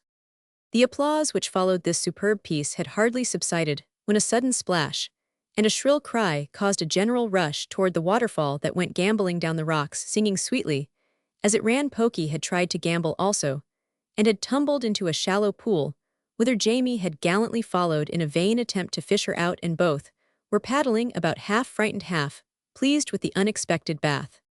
This mishap made it necessary to get the dripping infants home as soon as possible, so the wagons were loaded up, and away they went as merry as if the mountain air had really been oxygenated sweets, not bitters, as Dr. Alec suggested when Mac said he felt as jolly as if he had been drinking champagne, instead of the currant wine that came with a great frosted cake, wreathed with sugar roses in Aunt Plenty's hamper of goodies. Rose took part in all the fun, and never betrayed by look or word the twinges of pain she suffered in 162 her ankle. She excused herself from the games in the evening, however, and sat talking to Uncle Alec in a lively way that both amazed and delighted him, for she confided to him that she played horse with the children, drilled with the light infantry, climbed trees, and did other dreadful things that would have caused the aunts to cry aloud if they knew of them. "I don't care a pin what they say, if you don't mind, Uncle," she answered, when he pictured the dismay of the good ladies. "Ah, it's all very well to defy them, but you are getting so rampant I'm afraid you will defy me next, and then where are we?"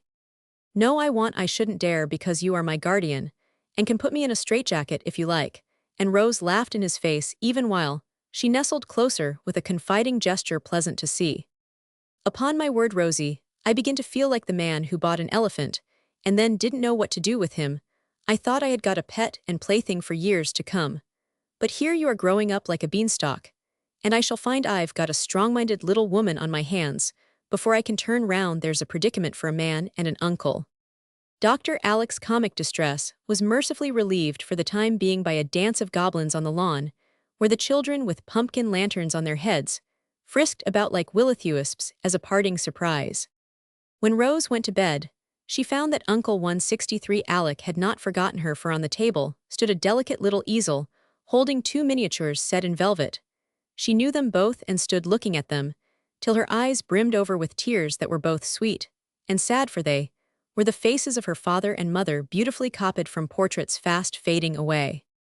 Presently she knelt down and, putting her arms round the little shrine, kissed one after the other, saying with an earnest voice, "I'll truly try to make them glad to see me by and by." And that was Rose's little prayer on the night of her 14th birthday.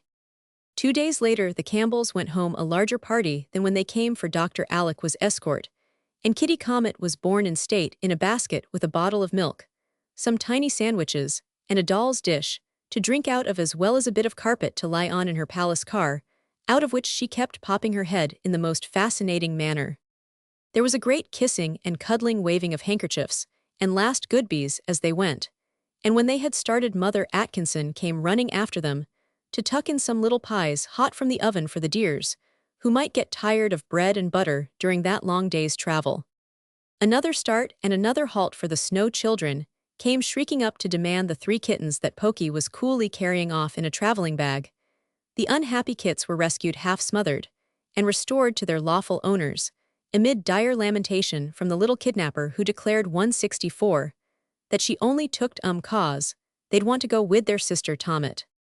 Start number 3 and stoppage number 3, as Frank hailed them with the luncheon basket which had been forgotten, after everyone had protested that it was safely in. All went well after that, and the long journey was pleasantly beguiled by Pokey and Pussy, who played together so prettily that they were considered public benefactors. Rose doesn't want to go home, for she knows the aunts won't let her rampage as she did up at Cosey Corner, said Mac, as they approached the old house. "I can't rampage if I want ta for a time at least, and I'll tell you why. I sprained my ankle when I tumbled off of Barky's, and it gets worse and worse, though I've done all I know to cure it and hide it, so it shouldn't trouble anyone," whispered Rose, knitting her brows with pain, as she prepared to descend, wishing her uncle would take her instead of her bundles. How he did it she never knew, but Mac had her up the steps and on the parlor sofa before she could put her foot to the ground. "There, you air right side up with care, and mind now, if your ankle bothers you and you are laid up with it, I am to be your footman. It's only fair, you know, for I don't forget how good you have been to me." And Mac went to call Phoebe, so full of gratitude and goodwill that his very goggles shone. Chapter Roman 15 Earrings. Rose's sprain proved to be a serious one owing to neglect, and Dr. Alec ordered her to lie on the sofa for a fortnight at least, whereat she groaned dismally, but dared not openly complain, lest the boys turn upon her with some of the wise little sermons on patience which she had delivered for their benefit. It was Mac's turn now, and honorably did he repay his debt, for as school was still forbidden, he had plenty of leisure, and devoted most of it to Rose. He took many steps for her, and even allowed her to teach him to knit, after assuring himself that many a brave Scotchman knew how to click the pricks. She was obliged to take a solemn vow of secrecy, however, before he would consent, for though he did not mind being called Jiglamp's granny was more than his boyish soul could bear, and at the approach of any of the clan, his knitting vanished, as if by magic, which frequent chucking out of sight did not improve the stripe he was doing for Rose's new afghan.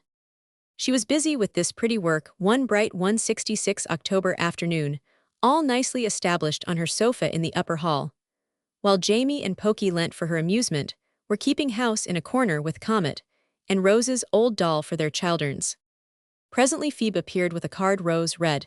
It made a grimace, then laughed and said, "I'll see Miss Bliss," and immediately put on her company face, pulled out her locket, and settled her curls. "You dear thing, how do you do? I've been trying to call every day since you got back, but I have so many engagements, I really couldn't manage it.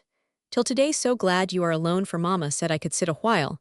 And I brought my lacework to show you, for it's perfectly lovely," cried Miss Bliss, greeting Rose with a kiss, which was not very warmly returned, though Rose politely thanked her for coming and bid Phoebe roll up the easy chair. "How nice to have a maid," said Annabel, as she settled herself with much commotion. "Still, dear, you must be very lonely, and feel the need of a bosom friend." "I have my cousins," began Rose with dignity for her visitors, patronizing manner ruffled her temper. "Gracious child, you don't make friends of those great boys, do you? Mama says. She really doesn't think it's proper for you to be with them so much. They are like brothers, and my aunts. Do you think it's proper?" replied Rose, rather sharply, for it struck her that this was none of Miss Bliss' business. "I was merely going to say, I should be glad to have you for my bosom friend for Hattie Mason, and 167. I have had an awful quarrel, and don't speak, she is too mean to live, so I gave her up. Just think, she never paid back one of the caramels I've given her, and never invited me to her party. I could have forgiven the caramels, but to be left out in that rude way was more than I could bear, and I told her never to look at me again as long as she lived." "You are very kind, but I don't think I want a bosom friend, thank you," said Rose, as Annabel stopped to bridle and shake her flaxen head over the delinquent Hattie Mason. Now in her heart, Miss Bliss thought Rose a stuck-up puss, but the other girls wanted to know her, and couldn't. The old house was a charming place to visit. The lads were considered fine fellows, and the Campbells are one of our first families, Mama said, so Annabel concealed her vexation at Rose's coolness and changed the subject as fast as possible. "Studying French, I see. Who is your teacher?" she asked, flirting over the leaves of Paul and Virginia that lay on the table. "I don't study it, for I read French as well as English and uncle, and I often speak it for hours. He talks like a native, and says I have a remarkably good accent." Rose really could not help this small display of superiority for French was one of her strong points, and she was vain of it, though she usually managed to hide this weakness. She felt that Annabel would be the better for a little crushing, and could not resist the temptation to patronize in her turn. "Oh, indeed," said Miss Bliss, rather blankly, for French was not her strong point, by any means. 168. "I am to go abroad with Uncle in a year or two, and he knows how important it is to understand the languages. Half the girls who leave school can't speak decent French, and when they go abroad they are so mortified. I shall be very glad to help you, if you like, for of course you have no one to talk with at home." Now Annabel, though she looked like a wax doll, had feelings within her instead of sawdust, and these feelings were hurt by Rose's lofty tone. She thought her more stuck up than ever, but did not know how to bring her down, yet longed to do it, for she felt as if she had received a box on the ear, and involuntarily put her hand up to it. The touch of an earring consoled her, and suggested a way of returning tit for tat in a telling manner. "Thank you, dear, I don't need any help, for our teacher is from Paris, and of course he speaks better French than your uncle." Then she added with a gesture of her head that set the little bells on her ears to tingling, "How do you like my new earrings? Papa gave them to me last week, and everyone says they are lovely." Rose came down from her high horse, with a rapidity that was comical, for Annabel had the upper hand now. Rose adored pretty things, longed to wear them, and the desire of her girlish soul was to have her ears bored. Only Dr. Alec thought it foolish, so she never had done it. She would gladly have given all the French she could jabber for a pair of golden bells with pearl-tipped tongues like those Annabel wore. And clasping her hands, she answered, in a tone that went to the hearer's heart. 169. "They are too sweet for anything. If Uncle would only let me wear some, I should be perfectly happy. I wouldn't mind what he says. Papa laughed at me at first, but he likes them now, and says I shall have diamond solitaires when I am 18, said Annabel, quite satisfied with her shot. "I've got a pair now that were Mama's, and a beautiful little pair of pearl and turquoise ones that I am dying to wear," sighed Rose. "Then do it ill pierce your ears, and you must wear a bit of silk in them, till they are well. Your curls will hide them nicely. Then some day slip in your smallest earrings, and see if your uncle don't like them. I asked him if it wouldn't do my eyes good once when they were red, and he only laughed. People do cure weak eyes that way, don't they?" "Yes, indeed, and yours are sort of red. Let me see. Yes, I really think you ought to do it before they get worse," said Annabel, peering into the large clear eye offered for inspection. "Does it hurt much?" asked Rose, wavering. "Oh dear no, just a prick and a pull, and it's all over. I've done lots of ears, and know just how. Come, push up your hair and get a big needle." "I don't quite like to do it without asking Uncle's leave," faltered Rose, when all was ready for the operation. "Did he ever forbid it?" demanded Annabel, hovering over her prey like a vampire. "No, never." 170. "Punch," said Rose in the tone of one giving the order fire. "Punch," said Rose in the tone of one giving the order fire. "Then do it unless you are afraid," cried Miss Bliss, bent on accomplishing the deed. That last word settled the matter, and closing her eyes, Rose said punch in the tone of one giving the fatal order fire. Annabel punched and the victim bore it in heroic silence, though she turned pale and her eyes were full of tears of anguish. There now pull the bits of silk often, and cold cream your ears every night, and y'all soon be ready for the rings, said Annabel, well pleased with her job, for the girl, who spoke French, with a fine accent, lay flat upon the sofa looking as exhausted as if she had had both ears cut off. It does hurt dreadfully, and I know Uncle won't like it, sighed Rose as remorse began to gnaw. Promise not to tell, or I shall be teased to death, she added anxiously, entirely forgetting the two little pitchers gifted with eyes, as well as ears, who had been watching the whole performance from afar. Never mercy me, what's that? And Annabel started as a sudden sound of steps and voices came up from below.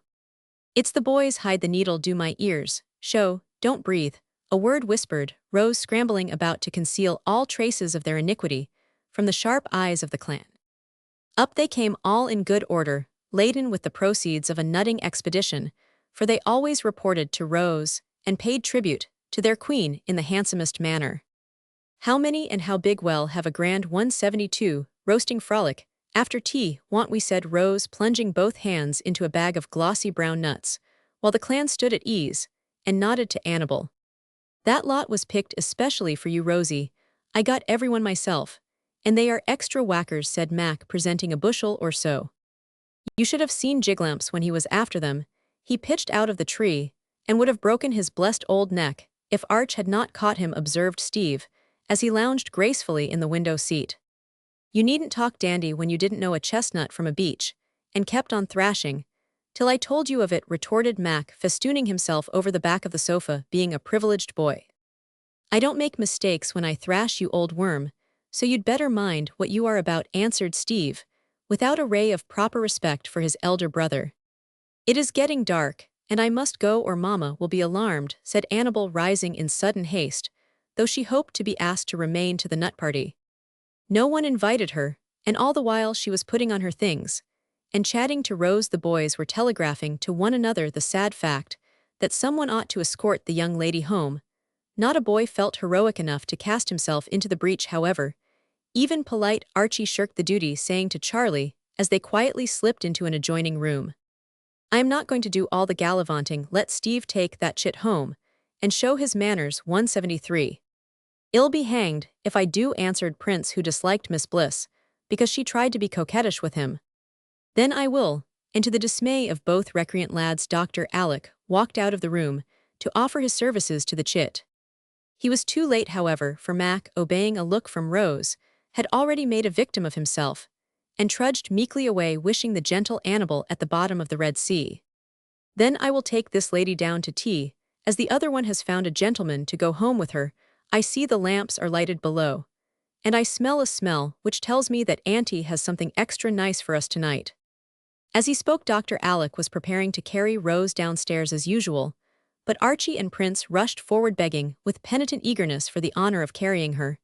In an armchair Rose consented, fearing that her uncle's keen eye would discover the fatal bits of silk, so the boys crossed hands, and taking a good grip of each curly pate, she was borne down in state, while the others followed by way of the banisters. Tea was ordered earlier than usual, so that Jamie and his dolly could have a taste at least of the holiday fun, for they were to stay till 7 and be allowed 12 roasted chestnuts apiece, which they were under bonds not to eat till next day. Tea was dispatched rapidly, therefore, and the party gathered round the wide hearth in the dining room, where the nuts were soon dancing gaily on hot shovels. 174, or bouncing out among the company, thereby causing delightful panics among the little ones. Come, Rosie, tell us a story while we work, for you can't help much, and must amuse us as your share, proposed Mac, who sat in the shade pricking nuts, and who knew by experience what a capital little Scheherazade his cousin was. Yes, we poor monkeys can't burn our paws for nothing, so tell away, Pussy, added Charlie, as he threw several hot nuts into her lap, and shook his fingers afterward. Well, I happen to have a little story with a moral to it in my mind, and I will tell it, though it is intended for younger children than you, answered Rose, who was rather fond of telling instructive tales. Fire away, said Geordie, and she obeyed, little thinking what a disastrous story it would prove to herself. Well, once upon a time, a little girl went to see a young lady who was very fond of her. Now, the young lady happened to be lame, and had to have her foot bandaged up every day, so she kept a basket full of bandages all nicely rolled and ready. The little girl liked to play with this basket. And one day, when she thought no one saw her, she took one of the rolls without asking leave and put it in her pocket. Here Pokey, who had been peering lovingly down at the 5 warm nuts that lay at the bottom of her tiny pocket, suddenly looked up and said "oh" in a startled tone, as if the moral tale had become intensely interesting all at once. Rose heard and saw the innocent betrayal of the 175 small sinner, and went on in a most impressive manner, while the boys nudged one another and winked as they caught the joke. But an eye did see this naughty little girl, and whose eye do you think it was? "Eye of Dodd," murmured conscience-stricken Pokey, spreading 2 chubby little hands before the round face, which they were not half big enough to hide. Rose was rather taken aback by this reply, but feeling that she was producing a good effect, she added seriously, "Yes, God saw her, and so did the young lady, but she did not say anything. She waited to see what the little girl would do about it. She had been very happy before she took the bandage, but when it was in her pocket, she seemed troubled and pretty soon stopped playing and sat down in a corner looking very sober. She thought a few minutes, and then went and put back the roll very softly, and her face cleared up, and she was a happy child again. The young lady was glad to see that, and wondered what made the little girl put it back." Conscience picked her, murmured a contrite voice, from behind the small hands, pressed tightly over Pokey's red face. "And why did she take it, do you suppose?" asked Rose in a schoolmarmish tone, feeling that all the listeners were interested in her tale, and its unexpected application. "It was so nice and wound, and she wanted it," deftly answered the little voice. "Well, I'm glad she had such a good conscience." 176. The moral is that people who steal don't enjoy what they take, and are not happy till they put it back. "What makes that little girl hide her face?" asked Rose as she concluded. "Me's so shamed of Pokey," sobbed the small culprit, quite overcome by remorse and confusion at this awful disclosure. "Come, Rose, it's too bad to tell her little tricks before everyone and preach at her in that way. You wouldn't like it yourself," began Dr. Alec, taking the weeper on his knee and administering consolation in the shape of kisses and nuts. Before Rose could express her regret, Jamie, who had been reddening and ruffling like a little turkey-cock for several minutes, burst out indignantly, bent on avenging the wound given to his beloved Dolly. "I know something bad that you did, and I'm going to tell right out. You thought we didn't see you, but we did, and you said Uncle wouldn't like it and the boys would tease, and you made Annabelle promise not to tell, and she punched holes in your ears to put earrings in, so now, and that's much badder than to take an old piece of rag, and I hate you for making my Pokey cry." Jamie's somewhat incoherent explosion produced such an effect that Pokey's small sin was instantly forgotten, and Rose felt that her hour had come. What?" cried the boys in a chorus, dropping their shovels and knives to gather round Rose, for a guilty clutching at her ears betrayed her, and with a feeble cry of "Annabelle made me," she hid her head among the pillows like an absurd little ostrich. 177. "Now she'll go prancing round with bird cages and baskets and carts and pigs, for all I know, in her ears, as the other girls do. And won't she look like a goose?" asked one tormentor, tweaking a curl that strayed out from the cushions. "I didn't think she'd be so silly," said Mac, in a tone of disappointment that told Rose she had sunk in the esteem of her wise cousin. "That Bliss girl is a nuisance, and ought not to be allowed to come here with her nonsensical notions," said the prince, feeling a strong desire to shake that young person as an angry dog might shake a mischievous kitten. "How do you like it, Uncle?" asked Archie, who, being the head of a family, himself believed in preserving discipline at all costs. "I am very much surprised, but I see she is a girl after all, and must have her vanities like all the rest of them," answered Dr. Alec, with a sigh, as if he had expected to find Rose a sort of angel above all earthly temptation. "What shall you do about it, sir?" inquired Geordie, wondering what punishment would be inflicted on a feminine culprit. "As she is fond of ornaments, perhaps we had better give her a nose ring. Also, I have one somewhere that a Fiji belle once wore. Ill, look it up." And leaving Pokey to Jamie's care, Dr. Alec rose, as if to carry out his suggestion in earnest.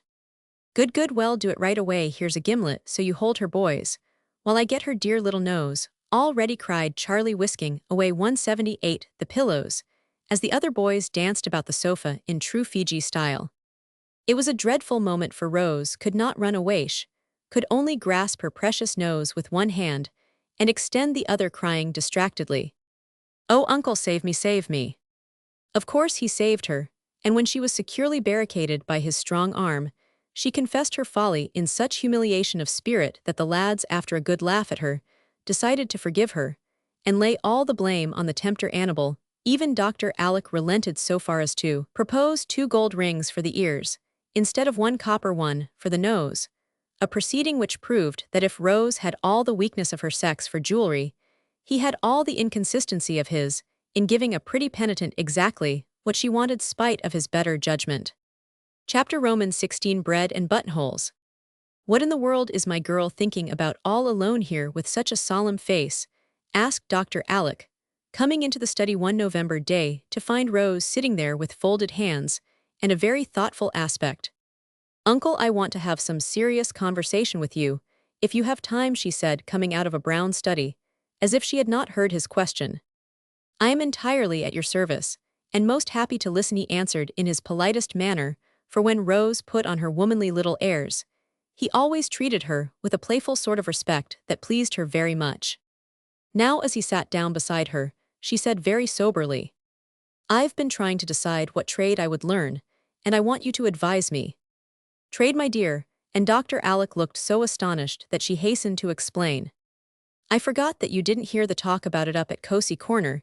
You see, we used to sit under the pines and sew, and talk a great deal, all the ladies. I 180 mean, and I liked it very much. Mother Atkinson thought that every one should have a trade, or something to make a living out of, for rich people may grope, you know, and poor people have to work. Her girls were very clever, and could do ever so many things, and Aunt Jessie thought the old lady was right. So, when I saw how happy and independent those young ladies were, I wanted to have a trade, and then it wouldn't matter about money, though I like to have it well enough." Dr. Alec listened to this explanation with a curious mixture of surprise, pleasure, and amusement in his face, and looked at his little niece as if she had suddenly changed into a young woman. She had grown a good deal in the last 6 months, and an amount of thinking had gone on in that young head, which would have astonished him greatly could he have known it all, for Rose was one of the children who observe and meditate much and now and then nonplus their friends by a wise or curious remark. "I quite agree with the ladies, and shall be glad to help you decide on something, if I can," said the doctor seriously. "What do you incline to? A natural taste or talent is a great help in choosing, you know."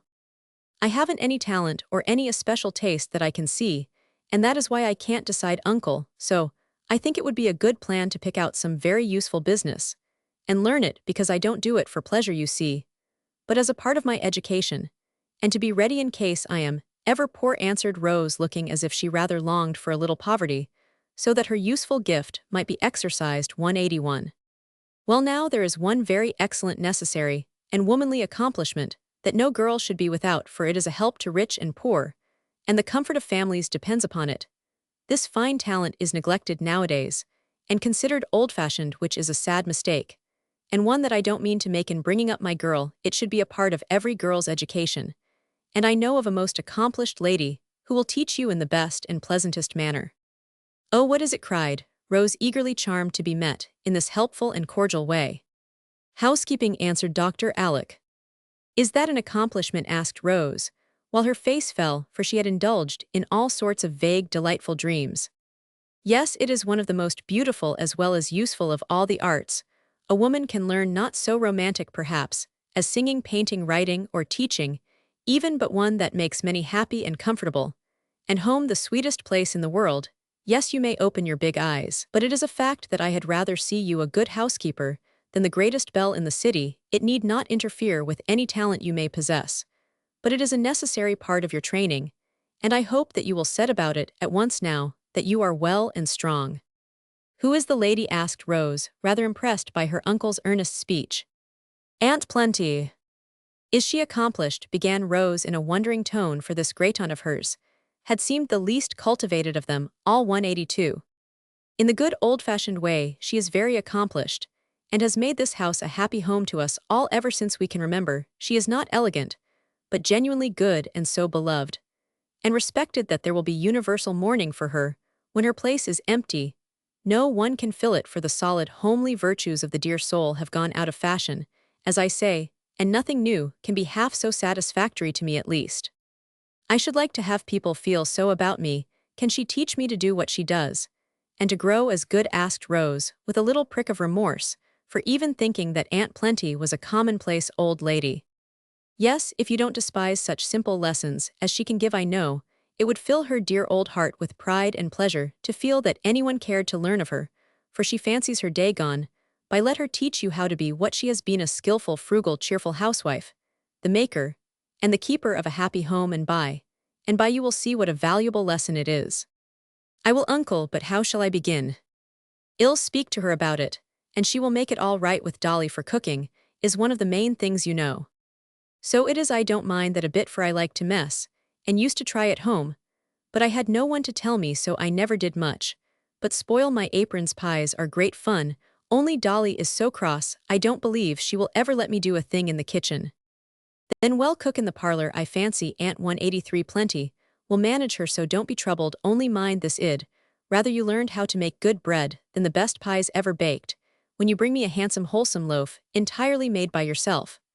I shall be more pleased than if you offered me a pair of slippers embroidered in the very latest style. I don't wish to bribe you, but I'll give you my heartiest kiss, and promise to eat every crumb of the loaf myself. It's a bargain, it's a bargain. Come and tell Auntie all about it, for I am in a hurry to begin, cried Rose, dancing before him, toward the parlor, where Miss Plenty sat alone, knitting, contentedly, yet ready to run at the first call for help of any sort from any quarter.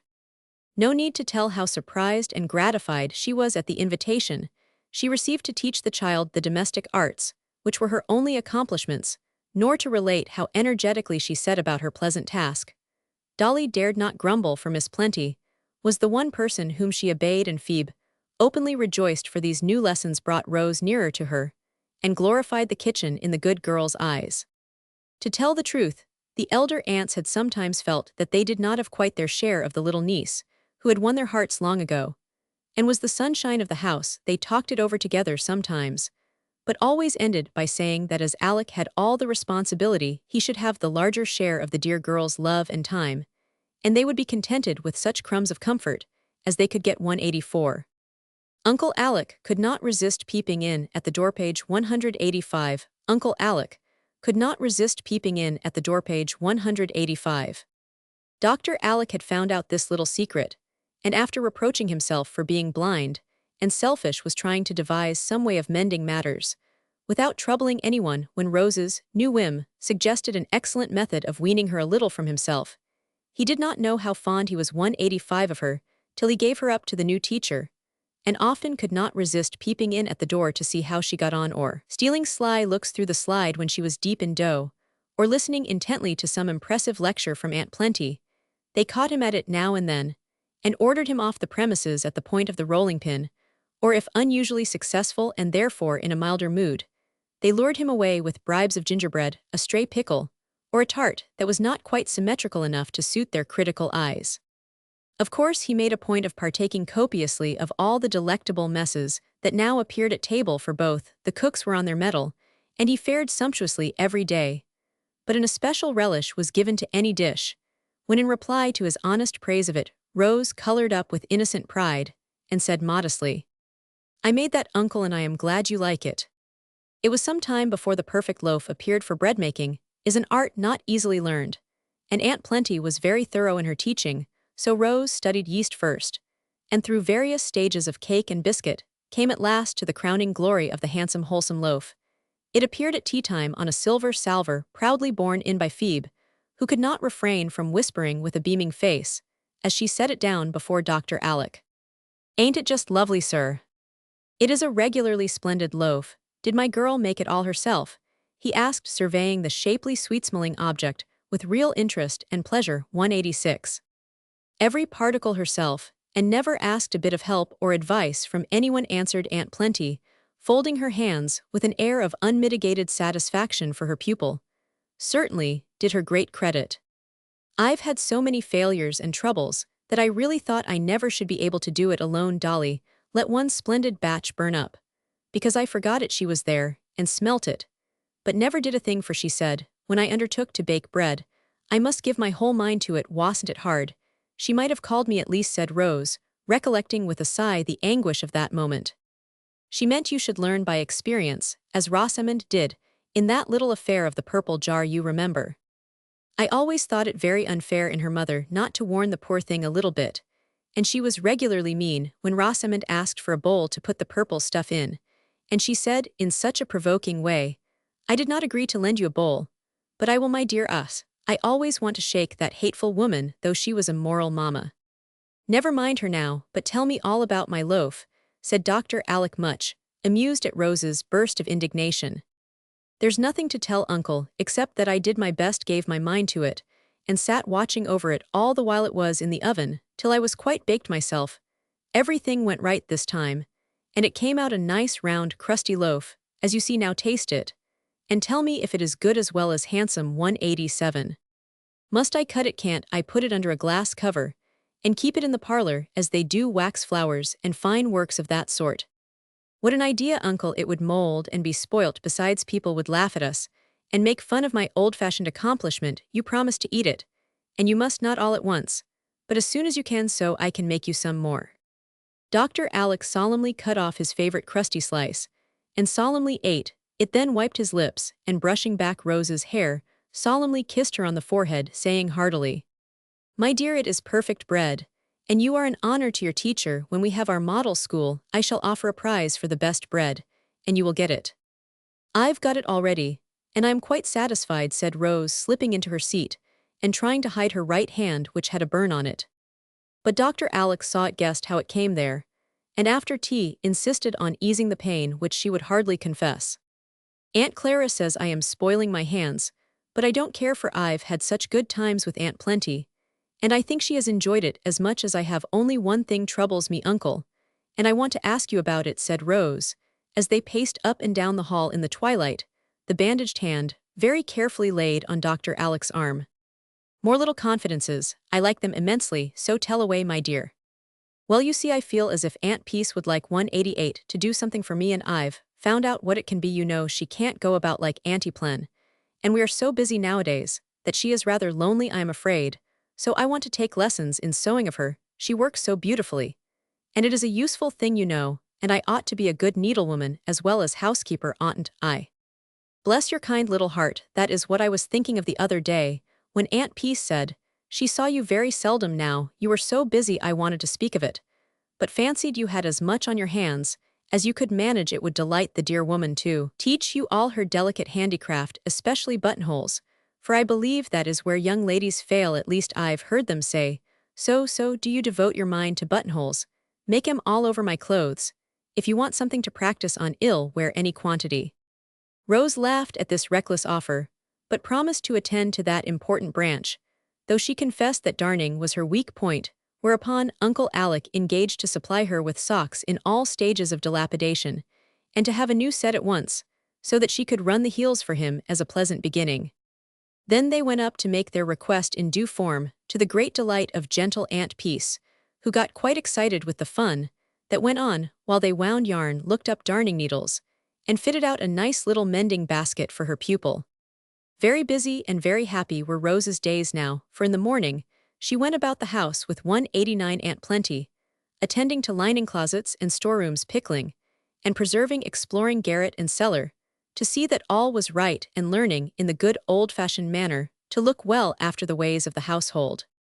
In the afternoon, after her walk or drive, she sat with Aunt Peace plying her needle, while Aunt Plenty, whose eyes were failing, knit and chatted briskly, telling many a pleasant story of old times, till the three were moved to laugh and cry together, for the busy needles were embroidering all sorts of bright patterns on the lives of the workers, though they seemed to be only stitching cotton and darning hose. It was a pretty sight to see the rosy-faced little maid sitting between the two old ladies, listening dutifully to their instructions, and cheering the lessons with her lively chatter and blithe laugh. If the kitchen had proved attractive to Dr. Alec, when Rose was there at work, the sewing-room was quite irresistible, and he made himself so agreeable that no one had the heart to drive him away, especially when he read aloud or spun yarns. "There, I've made you a new set of warm nightgowns, with 4 buttonholes in each. See if they are not neatly done," said Rose one day some weeks after the new lessons began. "Even to a thread, and nice little bars across the end, so I can't tear them when I twitch the buttons out. Most superior work, Mom, and I am deeply grateful, so much so that I'll sew on these buttons myself, and save those tired fingers from another prick 190. You sew them on, cried Rose with her eyes wide open in amazement. Wait a bit till I get my sewing tackle, and then you shall see what I can do. Can you really? Asked Rose of Aunt Peace, as Uncle Alec marched off with a comical air of importance. Oh yes, I taught him years ago before he went to sea, and I suppose he has had to do things for himself more or less ever since, so he has kept his hand in. He evidently had, for he was soon back with a funny little workbag, out of which he produced a thimble without a top, and having threaded his needle, he proceeded to sew on the buttons so handily that Rose was much impressed and amused. I wonder if there is anything in the world that you cannot do, she said, in a tone of respectful admiration. There are one or two things that I am not up to yet, he answered with a laugh in the corner of his eye, as he waxed his thread with a flourish. I should like to know what. Bread in buttonholes, Mom. Chapter Romans 17 Good Bargains. It was a rainy Sunday afternoon, and 4 boys were trying to spend it quietly in the library, as Jamie called the room devoted to books and boys at Aunt Jessie's. Will and Geordie were sprawling on the sofa deep in the adventures of the scapegraces and ragamuffins, whose histories are now the fashion. Archie lounged in the easy chair, surrounded by newspapers. Charlie stood upon the rug, in an Englishman's favorite attitude, and I regret to say both were smoking cigars. It is my opinion that this day will never come to an end, said Prince, with a yawn that nearly rent him asunder. Read and improve your mind, my son, answered Archie, peering solemnly over the paper behind which he had been dozing. Don't you preach, parson, but put on your boots and come out for a tramp, instead of mulling over the fire like a granny. No thank you, tramps in an easterly storm don't strike me as amusing there. Archie stopped, and held up his hand, for a pleasant voice was heard saying outside 192. Are the boys in the library, Auntie? Yes, dear, and longing for sunshine, so run in, and make it for them, answered Mrs. Jessie. Sitting around smoking. It's Rose, and Archie threw his cigar into the fire. What's that for? Asked Charlie 193. Gentlemen don't smoke before ladies. True, but I am not going to waste my weed, and Prince poked his into the empty inkstand that served them for an ashtray. A gentle tap at the door was answered by a chorus of come in, and Rose appeared looking blooming and breezy with the chilly air. If I disturb you, say so, and ill go away, she began, pausing on the threshold, with modest hesitation, for something in the elder boys' faces excited her curiosity.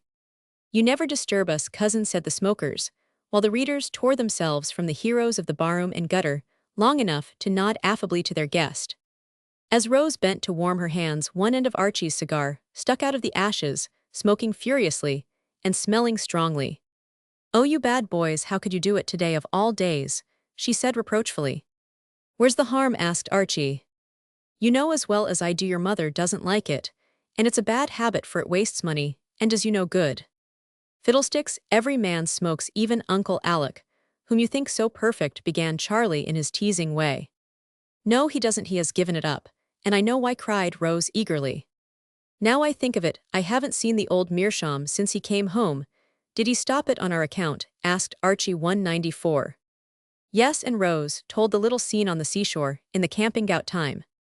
Archie seemed much impressed, and said manfully he won't have done that in vain. So far as I am concerned, I don't care a pin about smoking, so can give it up as easy as not, and I promise you I only do it now and then for fun. You two, and Rose looked up at the bonny Prince, who never looked less bonny than at that moment, for he had resumed his cigar just to torment her. Now Charlie cared as little as Archie about smoking, but it would not do to yield too soon, so he shook his head, gave a great puff, and said loftily, You women are always asking us to give up harmless little things, just because you don't approve of them. How would you like it if we did the same by you, miss? If I did harmful or silly things, I'd thank you for telling me of them, and I'd try to mend my ways, answered Rose heartily. Well now, well, see if you mean what you say. I'll give up smoking to please you, if you will give up something to please me, said Prince, seeing a good chance to lord it over the weaker vessel, at small cost to himself. I'll agree if it is as foolish as cigars. Oh, it's ever so much sillier. Then I promise. What is it? And Rose quite trembled with anxiety to know which of her pet habits or possessions she must lose. Give up your earrings, and Charlie laughed 195, wickedly sure that she would never hold to that bargain. Rose uttered a cry and clapped both hands to her ears, where the gold rings hung.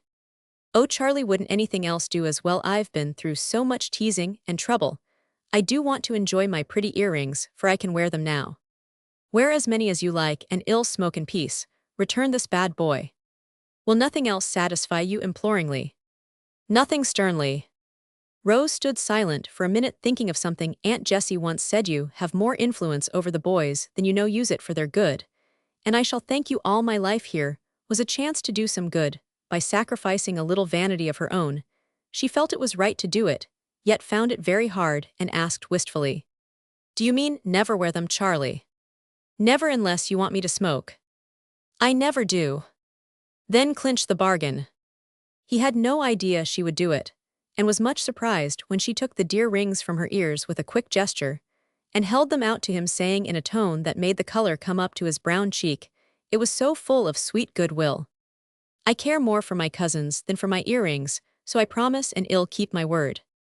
"For shame, Prince, let her wear her little danglers 196, if she likes, and don't bargain about doing what you know is right," cried Archie, coming out of his grove of newspapers, with an indignant bounce. But Rose was bent on showing her aunt that she could use her influence for the boy's good, and said steadily, "It is fair, and I want it to be so. Then you will believe I am in earnest. Here, each of you wear one of these on your watchguard to remind you. I shall not forget, because very soon I cannot wear earrings if I want to." As she spoke, Rose offered a little ring to each cousin, and the boys, seeing how sincere she was, obeyed her. When the pledges were safe, Rose stretched a hand to each, and the lads gave hers a hearty grip, half pleased and half ashamed of their part in the compact. Just at that moment, Dr. Alec and Mrs. Jessie came. "What's this dancing ladies' triumph on Sunday?" exclaimed Uncle Alec, surveying the trio with surprise. "No, sir, it is the Anti-Tobacco League.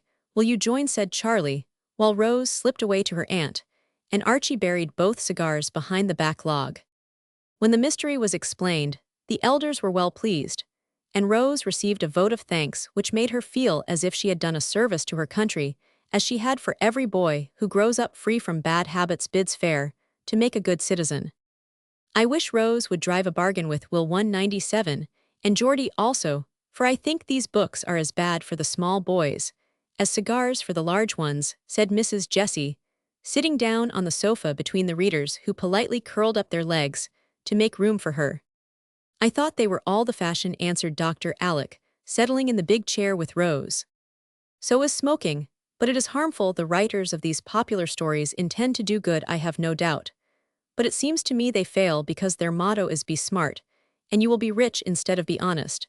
And you will be happy. I do not judge hastily, Alec, for I have read a dozen at least of these stories, and with much that is attractive to boys, I find a great deal to condemn in them, and other parents say the same when I ask them.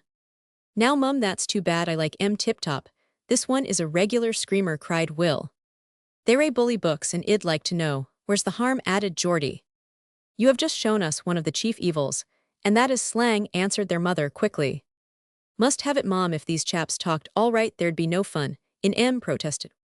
"A bootblack mustn't use good grammar, and a newsboy must swear a little, or he wouldn't be natural," explained Geordie, both boys ready to fight gallantly for their favorites.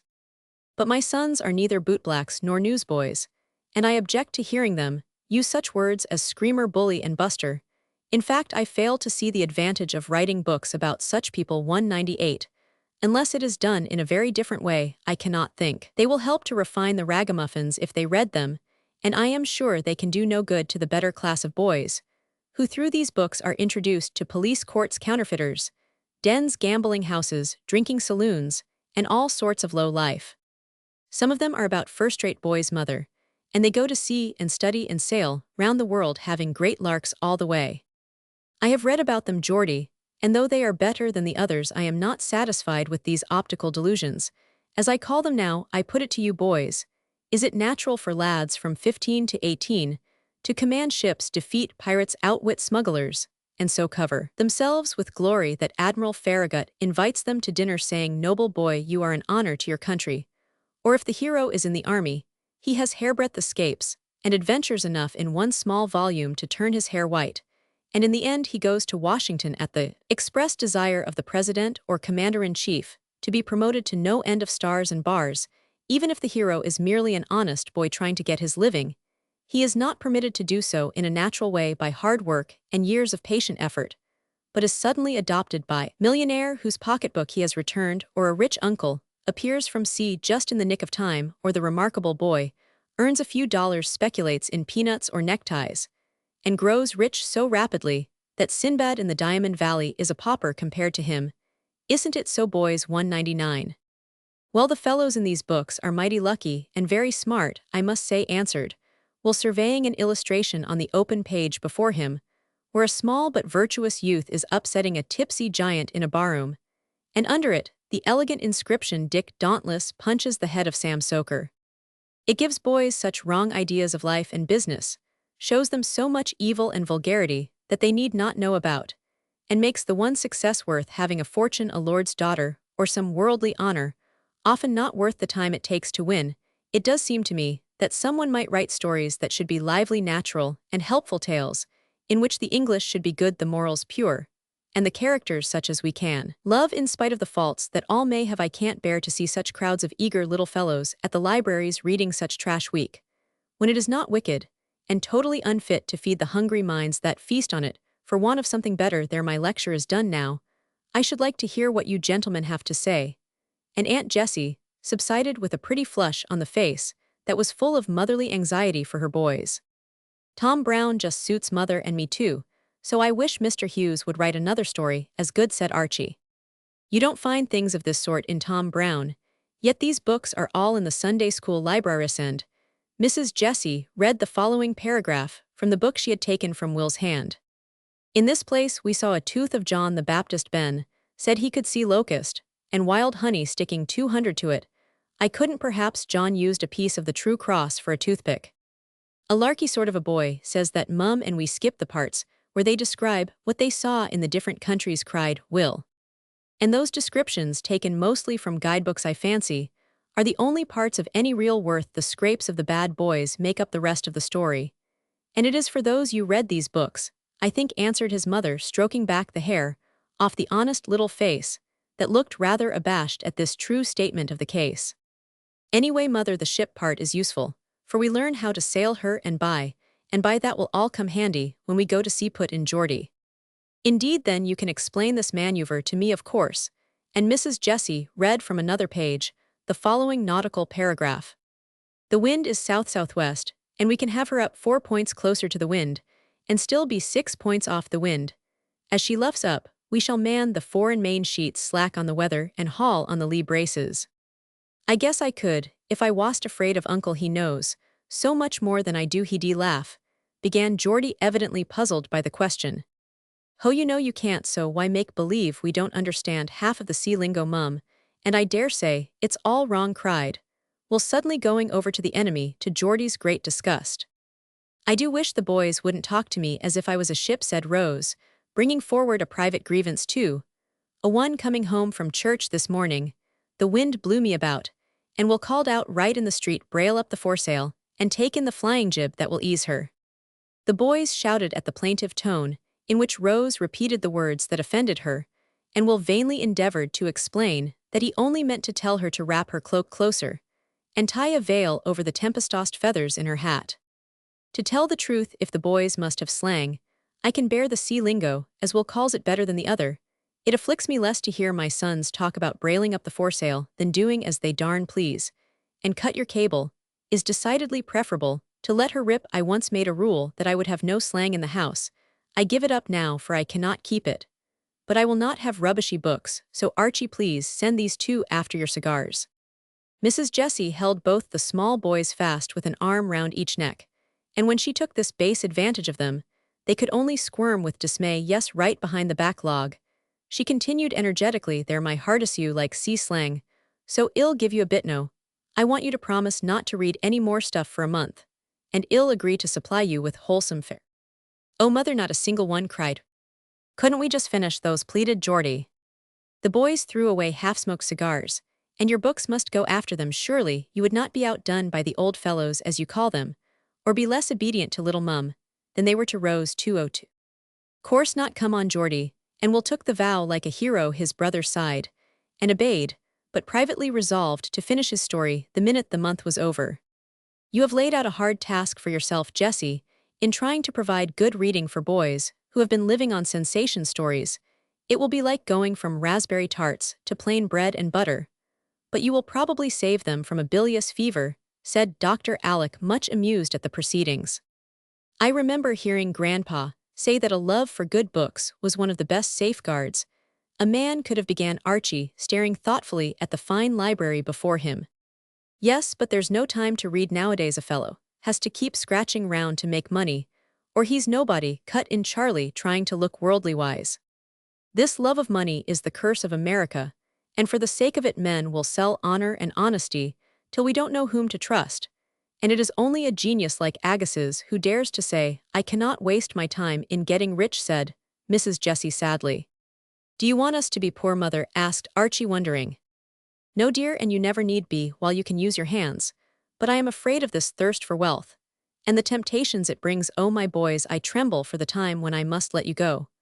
Because I think it would break my heart to have you fail as so many fail. It would be far easier to see you dead, if it could be said of you, as of Sumner, no man dared offer him a bribe. 203.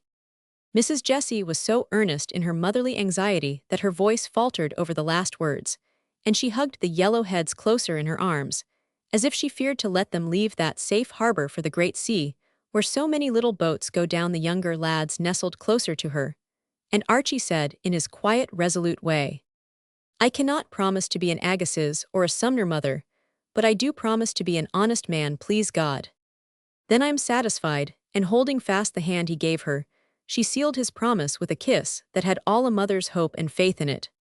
"I don't see how they ever can be bad, she is so fond and proud of them," whispered Rose, quite touched by the little scene. "You must help her make them what they should be. You have begun already. And when I see those rings where they are, my girl is prettier in my sight than if the biggest diamonds that ever twinkled shone in her ears," answered Dr. Alec, looking at her with approving eyes. "I am so glad you think I can do anything, for I perfectly ache to be useful. Everyone is so good to me, especially Aunt Jessie. I think you are in a fair way to pay your debts, Rosie, for when girls give up their little vanities, and boys their small vices, and try to strengthen each other in well-doing matters, are going as they ought. Work away, my dear, and help their mother keep these sons fit friends for an innocent creature like yourself. They will be the manlier men for it, I can assure you." Chapter Roman 18 Fashion and Physiology. "Please, sir, I guess you'd better step up right away, or it will be too late, for I heard Miss Rose say she knew you wouldn't like it, and she'd never dare to let you see her." Phoebe said this as she popped her head into the study, where Dr. Alec sat reading a new book. "They are at it, are they?" he said, looking up quickly and giving himself a shake, as if ready for a battle of some sort. "Yes, sir, as hard as they can talk, and Miss Rose don't seem to know what to do, for the things are ever so stylish, and she looks elegant in 'em, though I like her best in the old ones," answered Phoebe. "You are a girl of sense. I'll settle matters for Rosie, and you'll lend a hand. Is everything ready in her room, and are you sure you understand how they go?" "Oh yes, sir, but they are so funny. I know Miss Rose will think it's a joke," and Phoebe laughed, as if something tickled her immensely. "Never mind what she thinks so long as she obeys. Tell her to do it for my sake, and she will find it the 205 best joke she ever saw. I expect to have a tough time of it, but we'll win yet," said the doctor, as he marched upstairs with the book in his hand, and an odd smile on his face. There was such a clatter of tongues in the sewing room that no one heard his tap at the door, so he pushed it open and took an observation. Aunt Plenty, Aunt Clara, and Aunt Jessie were all absorbed in gazing at Rose, who slowly revolved between them and the great mirror in a full winter costume of the latest fashion. "Bless my heart, worse even than I expected," thought the doctor with an inward groan, for to his benighted eyes the girl looked like a trussed fowl, and the fine new dress had neither grace, beauty, nor fitness to recommend it. The suit was of two peculiar shades of blue, so arranged that patches of light and dark distracted the eye. The upper skirt was tied so tightly back that it was impossible to take a long step, and the under one was so loaded with plaited frills that it wobbled. No other word will express it gracefully, both fore and aft. A bunch of folds was gathered up just below the waist behind, and a great bow rode atop. A small jacket of the same material was adorned with a high ruff at the back, and laid well open over the breast to display some lace, and a locket heavy fringes, bows, puffs, ruffles, and Revere finished off the dress making one's head ache. To think of the amount of work wasted for not a single graceful line struck the eye, and the beauty of the material was quite lost in the profusion of ornament 206. A high velvet hat audaciously turned up in front with a bunch of pink roses, and a sweeping plume was cocked over one ear, and with her curls braided into a club at the back of her neck, Rose's head looked more like that of a dashing young cavalier than a modest little girl's. High-heeled boots tilted her well forward, a tiny muff pinioned her arms, and a spotted veil tied so closely over her face that her eyelashes were rumpled by it gave the last touch of absurdity to her appearance. Now she looks like other girls, and as I like to see her, Mrs. Clara was saying with an air of great satisfaction. She does look like a fashionable young lady, but somehow I miss my little Rose for children dressed like children in my day, answered Aunt Plenty, peering through her glasses with a troubled look. For she could not imagine the creature before her ever sitting in her lap, running to wait upon her, or making the house gay with a child's blithe presence. Things have changed since your day, Aunt, and it takes time to get used to new ways. But you, Jessie, surely like this costume better than the dowdy things Rose has been wearing all summer now, be honest. And own you do, said Mrs. Clara, bent on being praised for her work. Well, dear, to be quite honest, then, I think it is frightful, answered Mrs. Jessie, with a candor that caused revolving Rose to stop in dismay. Hear, hear, cried a deep voice, and with a general start, the ladies became aware that the enemy was among them. 207.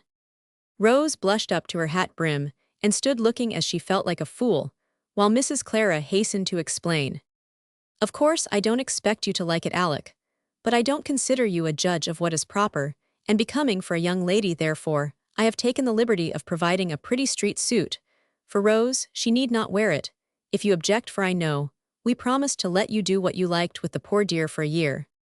It is a street costume, is it? Asked the doctor mildly. Do you know, I never should have guessed that it was meant for winter weather and brisk locomotion. Take a turn, Rosie, and let me see all its beauties and advantages. Rose tried to walk off with her usual free tread, but the underskirt got in her way.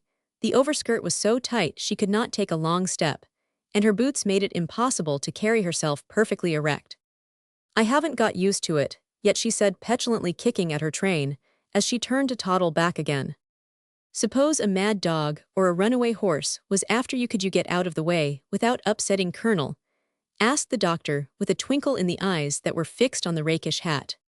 Don't think I could, but ill try, and Rose made a rush across the room. Her both heels caught on a rug, several strings broke, her hat tipped over her eyes, and she plunged promiscuously into a chair, where she sat laughing so infectiously that all but Mrs. Clara joined in her mirth. I should say that a walking suit in which one could 208 not walk, and a winter suit, which exposes the throat, head, and feet to cold and damp, was rather a failure, Clara, especially as it has no beauty to reconcile one to its utter unfitness, said Dr. Alec, as he helped Rose undo her veil, adding in a low tone, nice thing for the eyes, y'all soon see spots when it is off as well as when it is on, and by be a case for an oculist. No beauty, cried Mrs. Clara warmly. Now, that is just a man's blindness. This is the best of silk, and camel's hair, real ostrich feathers, and an expensive ermine muff. What could be in better taste or more proper for a young girl? I'll show you, if Rose will go to her room and oblige me by putting on what she finds there, answered the doctor with unexpected readiness. Alec, if it is a bloomer, I shall protest. I've been expecting it, but I know I cannot bear to see that pretty child sacrificed to your wild ideas of health. Tell me it isn't a bloomer, and Mrs. Clara clasped her hands imploringly. It is not. Thank heaven, and she resigned herself with a sigh of relief, adding plaintively, I did hope you'd accept my suit, for poor Rose has been afflicted with frightful clothes long enough to spoil the taste of any girl. You talk of my afflicting the child, and then make a helpless guy like that of her, answered the doctor, pointing to the little fashion plate that was scuttling out of sight as fast as it could go. He closed the door with a shrug, but before anyone could speak, his quick eye fell upon an object which 209 caused him to frown and demand in an indignant tone. After all I have said, were you really going to tempt my girl with those abominable things? I thought we put them away when she wouldn't wear them, murmured Mrs. Clara, whisking a little pair of corsets out of sight with guilty haste. I only brought them to try, for Rose is growing stout, and will have no figure if it is not attended to soon, she added with an air of calm conviction, that roused the doctor still more, for this was one of his especial abominations. Growing stout, yes, thank heaven she is, and shall continue to do it, for nature knows how to mold a woman better than any corset maker, and I won't have her interfered with, my dear Clara. Have you lost your senses, that you can for a moment dream of putting a growing girl into an instrument of torture like this?" And with a sudden gesture, he plucked forth the offending corsets from under the sofa cushion, and held them out with the expression one would wear on beholding the thumbscrews or the rack of ancient times. "Don't be absurd, Alec, there is no torture about it, for tight lacing is out of fashion, and we have nice sensible things nowadays. Everyone wears them, even babies have stiffened waists to support their weak little backs," began Mrs. Clara, rushing to the defense of the pet delusion of most women. "I know it, and so the poor little souls have weak backs all their days, as their mothers had before them. It is vain to argue the matter, and I won't try. But I too wish to state once for all that if I ever see a pair of corsets near Rose Ill, put them in the fire, and you may send the bill to me." As he spoke, the corsets were on their way to destruction, but Mrs. Jessie caught his arm, exclaiming merrily, "Don't burn them, for mercy's sake, Alec. They are full of whalebones, and will make a dreadful odor. Give them to me, ill see that they do no harm." "Whalebones, indeed, a regular fence of them, and metal gateposts in front, as if our own bones were not enough, if we'd give them a chance to do their duty," growled the doctor, yielding up the bone of contention with a last shake of contempt. Then his face cleared suddenly, and he held up his finger, saying with a smile, "Hear those girls laugh, cramped lungs could not make hearty music like that." Peals of laughter issued from Rose's room, and smiles involuntarily touched the lips of those who listened to the happy sound. "Some new prank of yours, Alec?" asked Aunt Plenty, indulgently, for she had come to believe in most of her nephew's odd notions, because they seemed to work so well.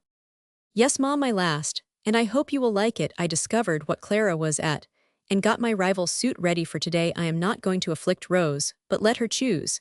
And if I am not entirely mistaken, she will like my rig best while we wait. I'll explain, and then you will appreciate the general effect better. I got hold of this little book and was struck with its good sense and good taste, for it suggests a way to clothe women both healthfully and handsomely, and 2:11.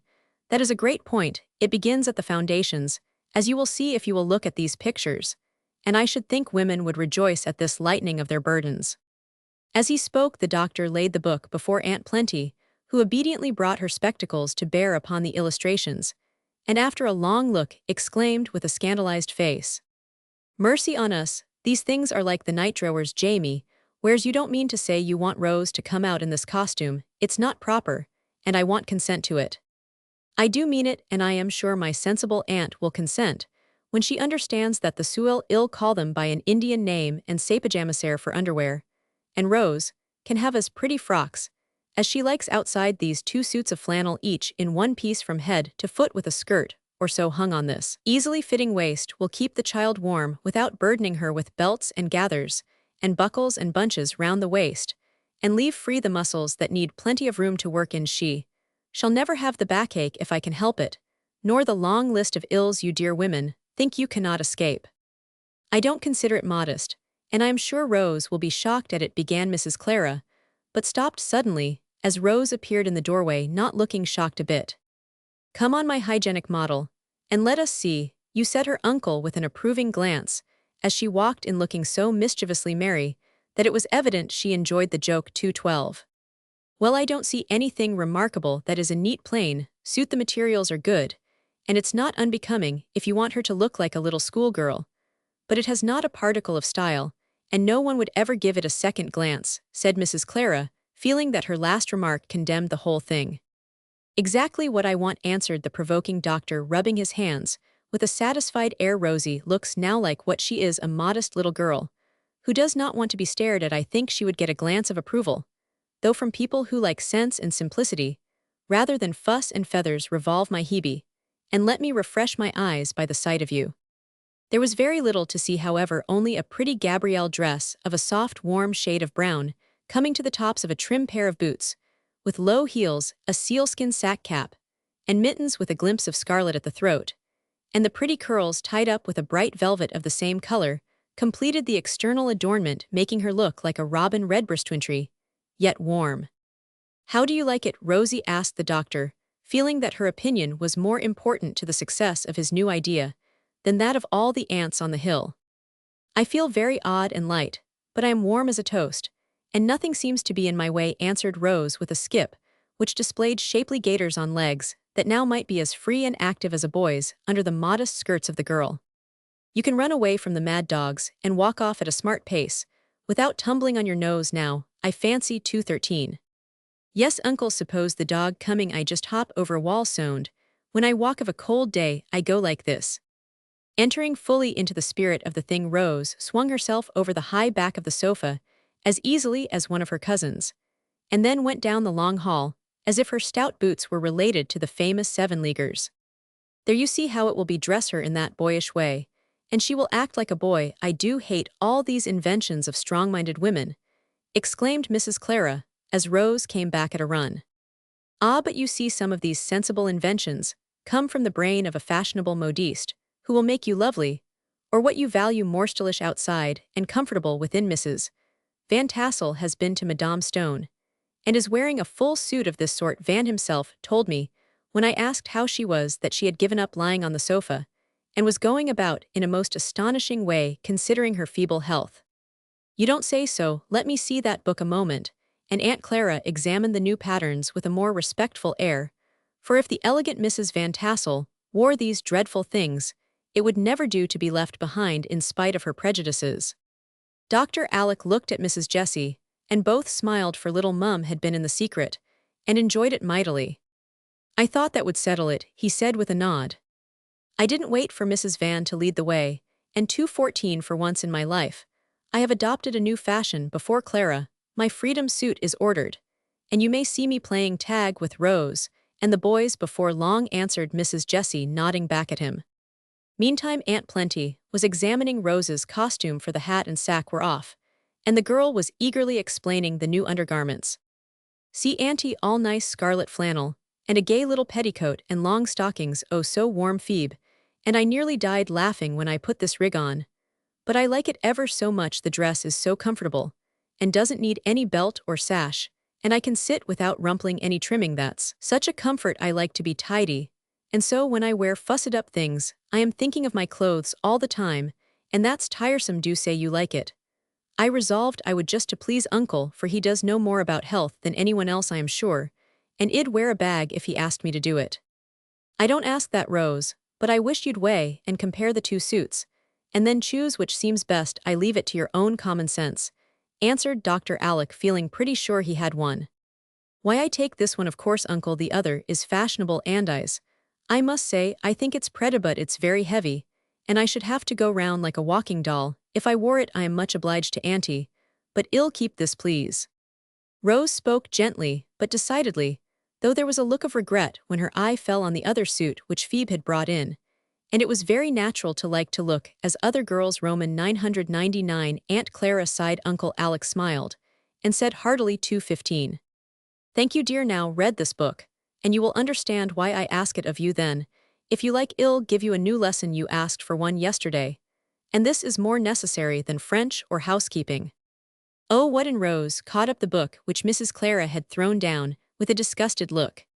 Though Dr. Alec was 40, the boyish love of teasing was not yet dead in him, and being much elated at his victory, he could not resist the temptation of shocking Mrs. Clara by suggesting dreadful possibilities, so he answered, half in earnest, half in jest, "Physiology, Rose. Wouldn't you like to be a little medical student with Uncle Doctor for teacher, and be ready to take up his practice when he has to stop? If you agree, I'll hunt up my old skeleton tomorrow." That was too much for Aunt Clara, and she hastily departed with her mind in a sad state of perturbation about Mrs. Van Tassel's new costume and Rose's new study. Chapter Roman 19. Brother Bones. Rose accepted her uncle's offer, as Aunt Myra discovered 2 or 3 days later. Coming in for an early call and hearing voices in the study, she opened the door, gave a cry, and shut it quickly, looking a good deal startled. The doctor appeared in a moment, and begged to know what the matter was. "How can you ask when that long box looks so like a coffin? I thought it was one, and that dreadful thing stared me in the face as I opened the door," answered Mrs. Myra, pointing to the skeleton that hung from the chandelier, cheerfully grinning at all beholders. "This is a medical college," where women are freely admitted, so walk in, madam, and join the class if y'all do me the honor, said the doctor, waving her forward with his politest bow.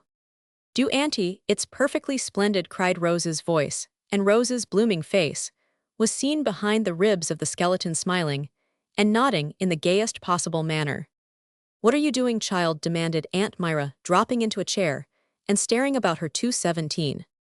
Oh, I am learning bones today, and I like it so much. There are 12 ribs, you know, and the 2 lower ones are called floating ribs, because they are not fastened to the breastbone. That's why they go in so easily if you lace tight and squeeze the lungs and heart in. Thellet, me see, what was that big word? Oh, I know, thoracic cavity, and Rose beamed with pride as she aired her little bit of knowledge. Do you think that is a good sort of thing for her to be poking over? She is a nervous child, and I am afraid it will be bad for her, said Aunt Myra, watching Rose as she counted vertebrae and waggled a hip joint in its socket with an inquiring expression. An excellent study, for she enjoys it, and I mean to teach her how to manage her nerves so that they won't be a curse to her, as many a woman's become through ignorance or want of thought. To make a mystery or a terror of these things is a mistake, and I mean Rose shall understand and respect her body so well that she won't dare to trifle with it, as most women do. And she really likes it very much, auntie. It's all so wonderful and so nicely planned, you can hardly believe what you see. Just think, there are 600 million air cells in one pair of lungs and 2,000 pores to a square inch of surface. So you see what quantities of air we must have, and what care we should take of our skin, so all the little doors will open and shut right.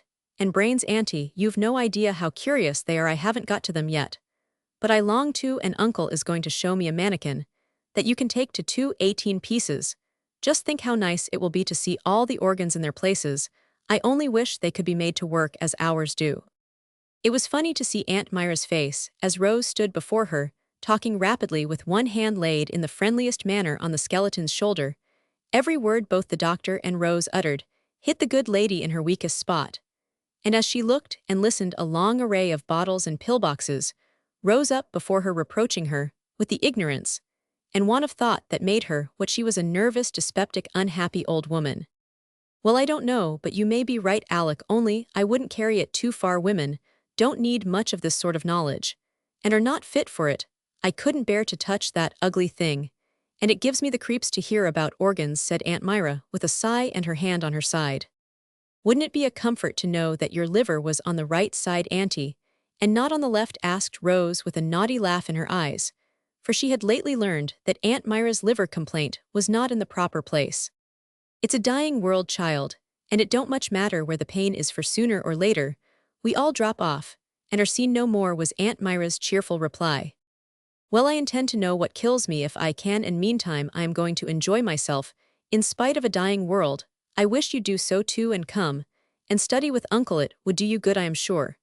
And Rose went back to counting vertebrae with such 219, a happy face, that Aunt Myra had not the heart to say a word to dampen her ardor. Perhaps it's as well to let her do what she likes the little while she is with us, but pray be careful of her, Alec, and not allow her to overwork, she whispered as she went out. That's exactly what I am trying to do, Mom, and rather a hard job, I find it, he added, as he shut the door, for the dear aunts were dreadfully in his way sometimes. Half an hour later came another interruption in the shape of Mac, who announced his arrival by the brief but elegant remark. Hullo, what new game is this? Rose explained. Mac gave a long whistle of surprise, and then took a promenade round the skeleton, observing gravely, Brother Bones looks very jolly, but I can't say much for his beauty. You must make fun of him, for he's a good old fellow, and you'd be just as ugly if your flesh was off, said Rose, defending her new friend with warmth. I dare say so. I'll keep my flesh on, thank you. You are so busy you can't read to a fellow, I suppose? Asked Mac, whose eyes were better but still too weak for books. Don't you want to come and join my class? Uncle explains it all to us, and you can take a look at the plates as they come along. Well, give up bones today, and have eyes instead. That will be more interesting to you, added Rose, seeing no ardent thirst for physiological information in his face. 220. Rose, we must not fly about from one thing to another in this way, began Dr. Alec, but she whispered quickly with a nod towards Mac, whose goggles were turned wistfully in the direction of the forbidden books. He's blue today, and we must amuse him, give a little lecture on eyes, and it will do him good no matter about me, Uncle. Very well, the class will please be seated, and the doctor gave a sounding rap on the table. Come sit by me, dear, then we can both see the pictures, and if your head gets tired, you can lie down, said Rose, generously opening her little college to a brother, and kindly providing for the weaknesses that all humanity is subject to. Side by side they sat, and listened to a very simple explanation of the mechanism of the eye, finding it as wonderful as a fairy tale, for fine plates illustrated it, and a very willing teacher did his best to make the lesson pleasant. Jove, if I'd known what mischief I was doing to that mighty delicate machine of mine, you wouldn't have caught me reading by firelight, or studying with a glare of sunshine on my book, said Mac, peering solemnly at a magnified eyeball. Then pushing it away, he added indignantly, why isn't a fellow taught all about his works, and how to manage 'em, and not left to go blundering into all sorts of worries, telling him, after he's down, isn't much use, for then he's found it out himself and want thank you. Mac, that's just what I keep lecturing about, and people won't listen. You lads need that sort of 221 knowledge so much, and fathers and mothers ought to be able to give it to you. Few of them are able. And so we all go blundering, as you say, less Greek and Latin, and more knowledge of the laws of health for my boys. If I had them, mathematics are all very well, but morals are better. And I wish that I could help teachers and parents to feel it as they ought. Some do. Aunt Jessie and her boys have capital talks, and I wish we could, but mother's so busy with her housekeeping, and father with his business. There never seems to be any time for that sort of thing. Even if there was, it don't seem as if it would be easy to talk to them, because we've never got into the way of it, you know. Poor Mac was right there, and expressed a want that many a boy and girl feels. Fathers and mothers are too absorbed in business and housekeeping to study their children and cherish that sweet and natural confidence which is a child's surest safeguard and a parent's subtlest power. So the young hearts hide trouble or temptation till the harm is done, and mutual regret comes too late. Happy the boys and girls who tell all things freely to father or mother, sure of pity, help, and pardon, and thrice happy the parents who out of their own experience and by their own virtues can teach and uplift the souls for which they are responsible. This longing stirred in the hearts of Rose and Mac, and by a natural impulse, both turned to Dr. Alec, for in this queer world of ours, fatherly and motherly hearts often beat warm and wise in the breasts of 222 bachelor uncles and maiden aunts. And it is my private opinion that these worthy creatures are a beautiful provision of nature for the cherishing of other people's children. They certainly get great comfort out of it, and receive much innocent affection that otherwise would be lost. Dr. Alec was one of these, and his big heart had room for every one of the 8 cousins, especially orphan Rose and afflicted Mac. So when the boy uttered that unconscious reproach to his parents, and Rose added with a sigh, "It must be beautiful to have a mother," the good doctor yearned over them, and shutting his book with a decided slam, said in that cordial voice of his, "Now look here, children, you just come and tell me all your worries, and with God's help I'll settle them for you. That is what I am here for, I believe, and it will be a great happiness to me if you can trust me." "We can, uncle," and we will both answered with a heartiness that gratified him much. "Good, now school is dismissed, and I advise you to go and refresh your 600 million air cells by a brisk run in the garden. Come again whenever you like, Mac, and we'll teach you all we can about your works, as you call them, so you can keep them running smoothly." "Welcome, sir, much obliged," and the class in physiology went out to walk. Mac did come again, glad to find something he could study in spite of his weak eyes, and learned much that was of more value than anything his school had ever taught him. 223. Of course the other lads made great fun of the whole thing, and plagued Dr. Alec's students half out of their lives, but they kept on persistently, and one day something happened which made the other fellows behave themselves for ever after. It was a holiday, and Rose up in her room thought she heard the voices of her cousins, so she ran down to welcome them but found no one there. "Never mind, they will be here soon, and then we'll have a frolic," she said to herself, and thinking she had been mistaken, she went into the study to wait. She was lounging over the table, looking at a map, when an odd noise caught her ear, a gentle tapping somewhere, and following the sound it seemed to come from the inside of the long case, in which the skeleton lived. When not professionally engaged, this case stood upright in a niche between 2 bookcases at the back of the room, a darkish corner where Brother Bones, as the boys would call him, was out of the way. As Rose stood looking in that direction, and wondering if a rat had got shut in, the door of the case swung slowly open, and with a great start, she saw a bony arm lifted, and a bony finger beckoned to her. For a minute, she was frightened, and ran to the study door with a fluttering heart. But just as she touched the handle, a queer stifled sort of giggle made her stop short and turn. Red with anger, she paused an instant to collect herself, and then went softly toward the bony beckoner. A nearer look revealed black threads tied to the arm, and fingers, the ends of threads disappearing through holes bored in the back of the case, peeping into the deep recess. She also caught sight of the tip of 224, an elbow covered with a rough gray cloth, which she knew very well. Quick as a flash, she understood the joke. Her fear vanished, and with a wicked smile, she whipped out her scissors, cut the threads, and the bony arm dropped with a rattle before she could say, "Come out, Charlie, and let my skeleton alone." A sudden eruption of boys, all in a high state of tickle, proclaimed to the hidden rogue that his joke was a failure. "I told him not to do it, because it might give you a start," explained Archie, emerging from the closet. "I had a smelling bottle all ready, if she fainted away," added Steve, popping up from behind the great chair. "It's too bad of you not to squawk and run, we depended on it. It's such fun to howl after you," said Will, and Geordie rolling out from under the sofa in a promiscuous heap. "You are getting altogether too strong-minded, Rose. Most girls would have been in a jolly twitter to see this old fellow waggling his finger at them," complained Charlie, squeezing out from his tight quarters, dusty and disgusted. "I'm used to your pranks now, so I am always on the watch and prepared, but I won't have Brother Bones made fun of. I know Uncle wouldn't like it. So please don't," began Rose just as Dr. Alec came in, and seeing the state of the case at a glance, he said quietly, "Hear how I got that skeleton, and then I am sure you will treat it with respect." The boys settled down at once on any article of furniture that was nearest, and listened dutifully. 225. "Years ago, when I was in the hospital, a poor fellow was brought there, with a rare and very painful disease. There was no hope for him, but we did our best. And he was so grateful that, when he died, he left us his body that we might discover the mysteries of his complaint, and so be able to help others afflicted in the same way it did do good. And his brave patience made us remember him long after he was gone. He thought I had been kind to him, and said to a fellow student of mine, 'Tell the doctor I lave him me bones, for I've nothing else in the wide world, and ill not be wanting 'em at all, when the great pain has kilt me entirely.' So that is how they came to be mine, and why I've kept them carefully, for though only a poor ignorant fellow, Mike Nolan did what he could to help others, and prove his gratitude to those who tried to help him." As Dr. Alec paused, Archie closed the door of the case as respectfully as if the mummy of an Egyptian king was inside. Will and Geordie looked solemnly at one another, evidently much impressed, and Charlie pensively remarked from the coal hood where he sat, "I've often heard of a skeleton in the house, but I think few people have one as useful and as interesting as ours." Chapter Roman 20, Under the Mistletoe.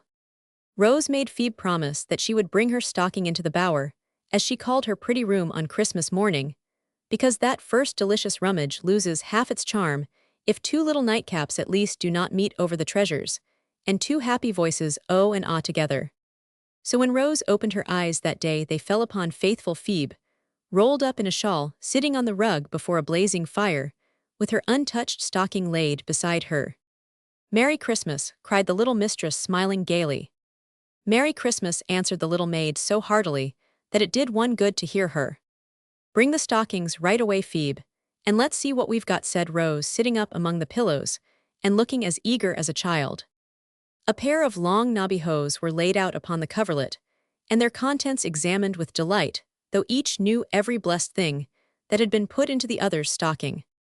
Never mind what they were, it is evident that they 227 were quite satisfactory, for, as Rose leaned back, she said, with a luxurious sigh of satisfaction, "Now I believe I've got everything in the world that I want." And Phoebe answered, smiling over a lapful of treasures, "This is the most splendid Christmas I ever had since I was born." Then she added with an important air, "Do wish for something else, because I happen to know of two more presents outside the door this minute." "Oh me, what richness!" cried Rose, much excited. "I used to wish for a pair of glass slippers like Cinderella's, but as I can't have them, I really don't know what to ask for." Phoebe clapped her hands as she skipped off the bed and ran to the door, saying merrily, "One of them is for your feet anyway. I don't know what y'all say to the other, but I think it's elegant." So did Rose, when a shining pair of skates and a fine sled appeared. "Uncle sent those, I know he did, And now I see them I remember that I did want to skate and coast, isn't it a beauty, see they fit nicely. And sitting on the new sled, Rose tried to skate on her little bare foot, while Phoebe stood by admiring the pretty tableau.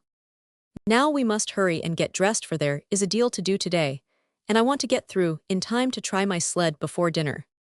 Gracious me, and I ought to be dusting my parlors this blessed minute, and mistress and maid separated with such happy faces that anyone would have known what day it was without being told. 228.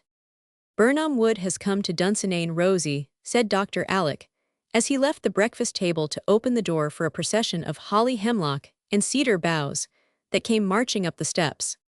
Snowballs and Merry Christmases flew about pretty briskly for several minutes, then all fell to work trimming up the old house, for the family always dined together there on that day. I rode miles and mileses, as Ben says, to get this fine bit, and I am going to hang it there as the last touch to the rigamadooning, said Charlie, as he fastened a dull green branch to the chandelier in the front parlor. It isn't very pretty, said Rose, who was trimming the chimney-piece with glossy holly sprays.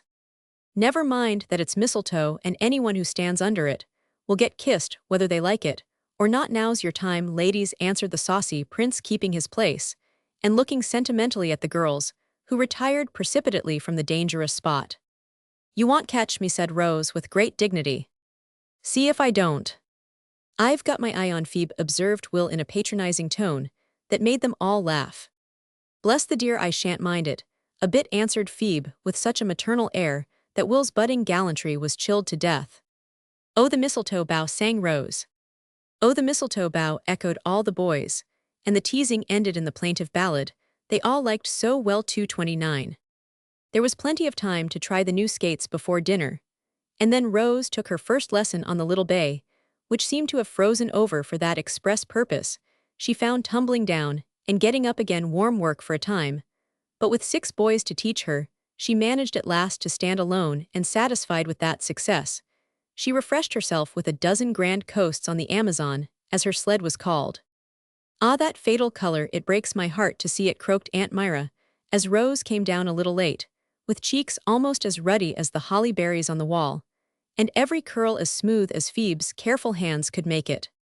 I am glad to see that Alec allows the poor child to make herself pretty, in spite of his absurd notions, added Aunt Clara, taking infinite satisfaction in the fact that Rose's blue silk dress had 3 frills on it. She is a very intelligent child, and has a nice little manner of her own, observed Aunt Jane, with unusual affability, for Rose had just handed Mac a screen to guard his eyes from the brilliant fire. If I had a daughter like that to show my gem when he gets home, I should be a very proud and happy woman, thought Aunt Jessie, and then reproached herself for not being perfectly satisfied with her 4 brave lads. Aunt Plenty was too absorbed in the dinner to have an eye for anything else. If she had not been, she would have seen what an effect her new cap produced upon the boys. The good lady owned that she did love a dressy cap, and on this occasion, her headgear 230 was magnificent, for the towering structure of lace was adorned with buff ribbons to such an extent that it looked as if a flock of yellow butterflies had settled on her dear old head. When she trotted about the rooms, the ruches quivered, the little bows all stood erect, and the streamers waved in the breeze so comically that it was absolutely necessary for Archie to smother the brats in the curtains till they had had their first laugh out. Uncle Mac had brought Funsy to dinner, and it was a mercy he did, for the elder lads found a vent for their merriment in joking the young Chinaman on his improved appearance. He was in American costume now, with a cropped head, and spoke remarkably good English after 6 months at school. But for all that, his yellow face and beady eyes made a curious contrast to the blonde Campbells all about him. Will called him the Typhoon, meaning tycoon, and the name stuck to him to his great disgust. Aunt Peace was brought down and set in the chair of state at table, for she never failed to join the family on this day, and sat smiling at them all like an embodiment of peace on earth. Uncle Alec said as he took his place beside her, while Uncle Mac supported Aunt Plenty at the other end. I ate hardly any breakfast, and I've done everything I know to make myself extra hungry, but I really don't think I can eat straight through unless I burst my buttons off, whispered Geordie to Will, as he surveyed the bounteous stores before him with a hopeless sigh. A fellow never knows what he can do till he tries. 231, answered Will, attacking his heaped-up plate with the evident intention of doing his duty like a man. Everybody knows what a Christmas dinner is, so we need waste no words in describing this one, but hasten at once to tell what happened at the end of it. The end, by the way, was so long in coming that the gas was lighted before dessert was over, for a snow flurry had come on, and the wintry daylight faded fast, but that only made it all the jollier in the warm bright rooms, full of happy souls. Everyone was very merry, but Archie seemed particularly uplifted, so much so that Charlie confided to Rose that he was afraid the chief had been at the decanters. Rose indignantly denied the insinuation, for when healths were drunk, in the good old-fashioned way, to suit the elders, she had observed that Aunt Jessie's boys filled their glasses with water, and had done the same herself, in spite of the prince's jokes about the rosy. But Archie certainly was unusually excited, and when someone remembered that it was the anniversary of Uncle Jem's wedding, and wished he was there to make a speech, his son electrified the family by trying to do it for him. It was rather incoherent and flowery, as maiden speeches are apt to be, but the end was considered superb, for turning to his mother with a queer little choke in his voice, he said that she deserved to be blessed with peace and plenty, to be crowned with roses and ladslove, and to receive the cargo of happiness sailing home to her, in spite of wind or tide, to add another gem to the family jewels. That allusion to the captain now on his return trip 232 made Mrs. Jessie sob in her napkin, and set the boys cheering. Then, as if that was not sensation enough, Archie suddenly dashed out of the room, as if he had lost his wits. Too bashful to stay and be praised, began Charlie, excusing the peculiarities of his chief as in duty bound. Phoebe beckoned to him. I saw her, cried Rose, staring hard at the door. Is it more presents coming? Asked Jamie, just as his brother reappeared, looking more excited than ever. Yes, a present for mother, and here it is, roared Archie, flinging wide the door to let in a tall man who cried out, Where's my little woman? The first kiss for her, then the rest may come on as fast as they like. Before the words were out of his mouth, Mrs. Jessie was half hidden under his rough greatcoat, and 4 boys were prancing about him, clamoring for their turn. Of course there was a joyful tumult for a time, during which Rose slipped into the window recess and watched what went on as if it were a chapter in a Christmas story.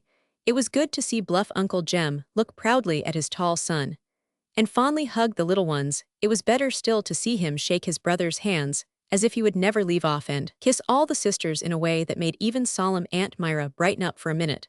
But it was best of all to see him finally established in grandfather's chair with his little woman beside him, his 3 youngest boys in his lap, and Archie hovering over him like a large-sized 233 cherub, that really was, as Charlie said, a landscape to do one's heart. All hearty, and all here, thank God, said Captain Jem, in the first pause that came, as he looked about him with a grateful face. All but Rose, answered loyal little Jamie, remembering the absent. Faith, I forgot the child. Where is George's little girl? Asked the captain, who had not seen her since she was a baby. You'd better say Alec's great girl, said Uncle Mac, who professed to be madly jealous of his brother. Here I am, sir, and Rose appeared from behind the curtains, looking as if she had rather have stayed there. St. George Germain, how the mite has grown, cried Captain Jem, as he tumbled the boys out of his lap, and rose to greet the tall girl like a gentleman, as he was, but somehow when he shook her hand, it looked so small in his big one, and her face reminded him so strongly of his dead brother, that he was not satisfied with so cold a welcome, and with a sudden softening of the keen eyes, he took her up in his arms, whispering with a rough cheek against her smooth one. God bless you, child, forgive me if I forgot you for a minute, and be sure that not one of your kinsfolk is happier to see you here than Uncle Jem. That made it all right, and when he set her down, Rose's face was so bright it was evident that some spell had been used to banish the feeling of neglect that had kept her moping behind the curtain so long. 234. Then everyone sat round and heard all about the voyage home, how the captain had set his heart on getting there in time to keep Christmas, how everything had conspired to thwart his plan, and how at the very last minute he had managed to do it, and had sent a telegram to Archie bidding him keep the secret and be ready for his father at any moment, for the ship got into another port, and he might be late. Then Archie told how that telegram had burnt in his pocket all dinner time, how he had to take Phoebe into his confidence, and how clever she was to keep the captain back till the speech was over, and he could come in with effect. The elders would have sat and talked all the evening, but the young folks were bent on having their usual Christmas frolic, so, after an hour of pleasant they began to get restless, and having consulted together in dumb show, they devised a way to very effectually break up the family council. Steve vanished, and sooner than the boys imagined Dandy could get himself up, the skirl of the bagpipe was heard in the hall, and the bonny piper came to lead Clan Campbell to the revel. Draw it mild stenny my man, ye play unco weel, but ye mak a most infernal din, cried Uncle Jem with his hands over his ears, for this accomplishment was new to him, and took him all aback as he expressed it. So Steve droned out a Highland reel as softly as he could, and the boys danced it to a circle of admiring relations. Captain Jem was a true sailor, however, and could not stand idle while anything lively was 2:35 going on. So, when the piper's breath gave out, he cut a splendid pigeon wing into the middle of the hall, saying, "Who can dance a fore and after?" and waiting for no reply, began to whistle the air so invitingly that Mrs. Jessie set to him, laughing like a girl. Rose and Charlie took their places behind, and away went the four with a spirit and skill that inspired all the rest to cut in as fast as they could. That was a grand beginning, and they had many another dance before anyone would own. They were tired. Even Fun C distinguished himself with Aunt Plenty, whom he greatly admired as the stoutest lady in the company, plumpness being considered a beauty in his country. The merry old soul professed herself immensely flattered by his admiration, and the boys declared she set her cap at him, else he would never have dared to catch her under the mistletoe, and rising on the tips of his own toes, gallantly salute her fat cheek. How they all laughed at her astonishment, and how Fun's little black eyes twinkled over this exploit. Charlie put him up to it, and Charlie was so bent on catching Rose that he laid all sorts of pitfalls for her, and bribed the other lads to help him, but Rose was wide awake, and escaped all his snares, professing great contempt for such foolish customs. Poor Phoebe did not fare so well, and Archie was the one who took a base advantage of her, as she stood innocently offering tea to Aunt Myra, whom she happened to meet just under the fatal bough. If his father's arrival had not rather upset him, I doubt if the dignified chief would have done it, for he apologized at once in the handsomest 236 manner, and caught the tray that nearly dropped from Phoebe's hands.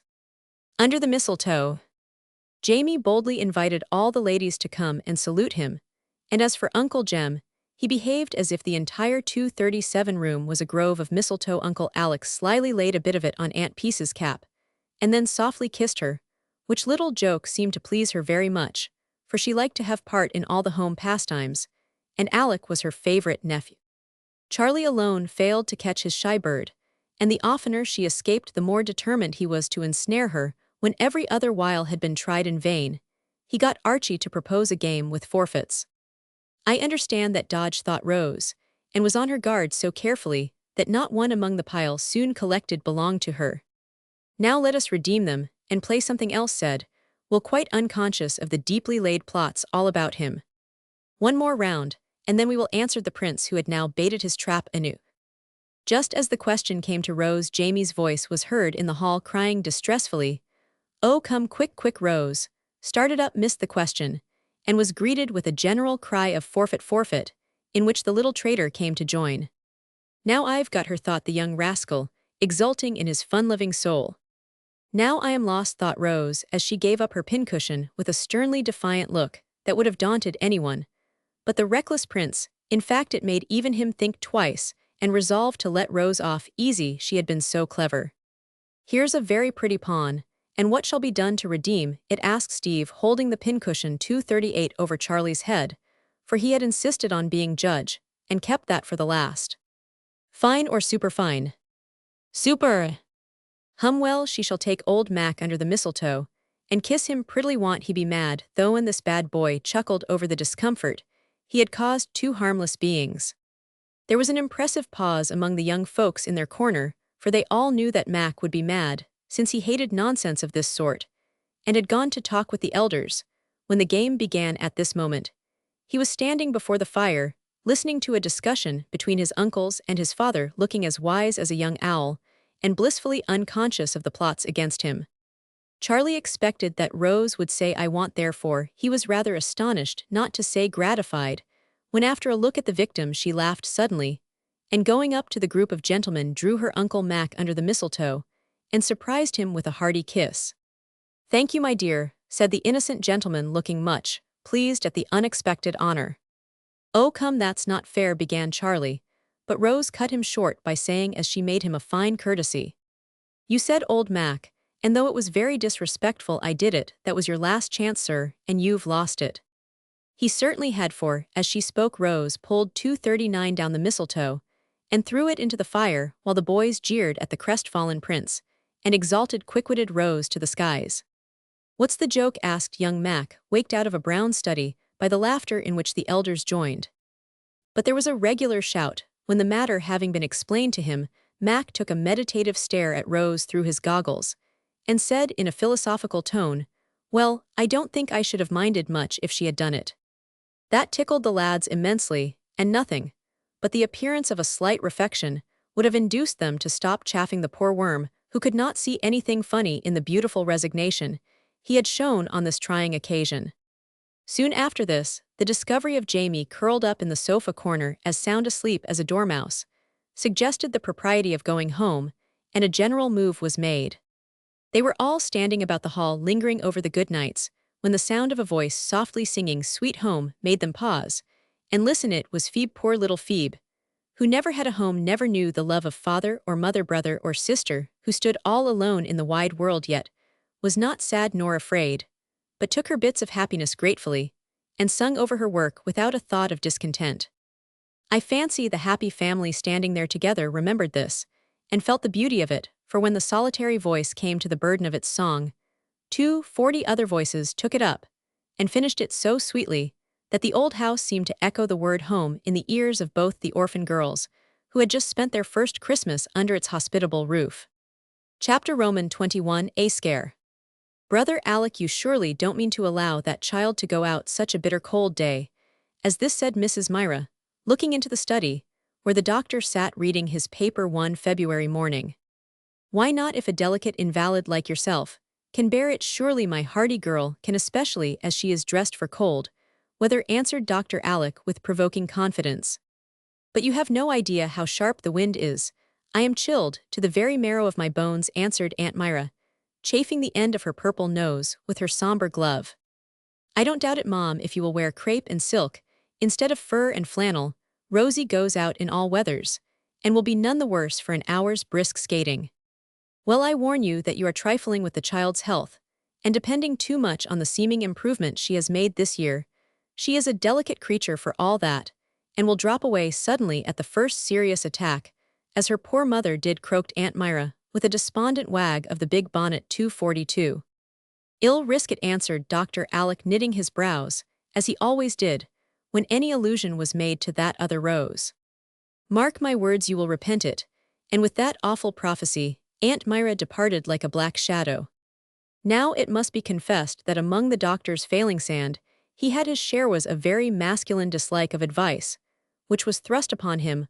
Unasked, he always listened with respect to the Greytaunts, and often consulted Mrs. Jessie, but the other three ladies tried his patience sorely by constant warnings, complaints, and counsels. Aunt Myra was in a special trial, and he always turned contrary the moment she began to talk. He could not help it, and often laughed about it with comic frankness. Here now was a sample of it, for he had just been thinking that Rose had better defer her run till the wind went down, and the sun was warmer, but Aunt Myra spoke, and he could not resist the temptation to make light of her advice, and let Rose brave the cold. He had no fear of its harming her, for she went out every day, and it was a great satisfaction to him to see her run down the avenue a minute afterward with her skates on her arm, looking like a rosy-faced Esquimaux in her sealskin suit, as she smiled at Aunt Myra, stalking along as solemnly as a crow.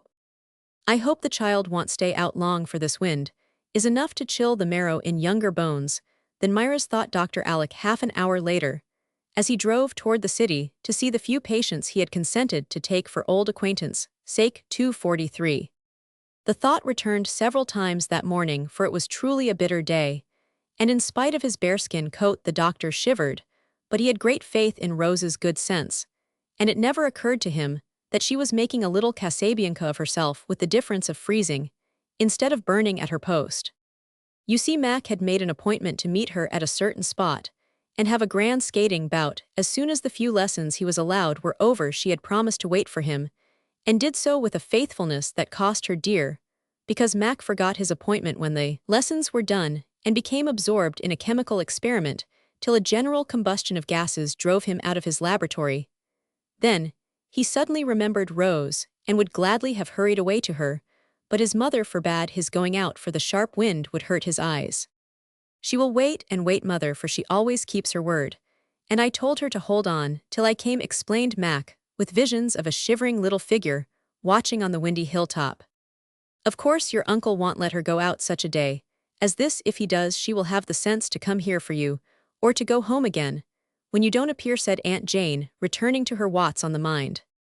"I wish Steve would just cut up and see if she's there, since I can't go," began Mac anxiously. "Steve won't stir a peg, thank you. He's got his own toes to thaw out, and wants his dinner," answered Dandy, just in from school, and wrestling impatiently with his boots. 244. Walking in the wind. So Mac resigned himself, and Rose waited dutifully, till dinner-time assured her that her waiting was in vain. She had done her best to keep warm, had skated till she was tired and hot, then stood watching others till she was chilled, tried to get up a glow again by trotting up and down the road, but failed to do so, and finally cuddled disconsolately under a pine tree to wait and watch.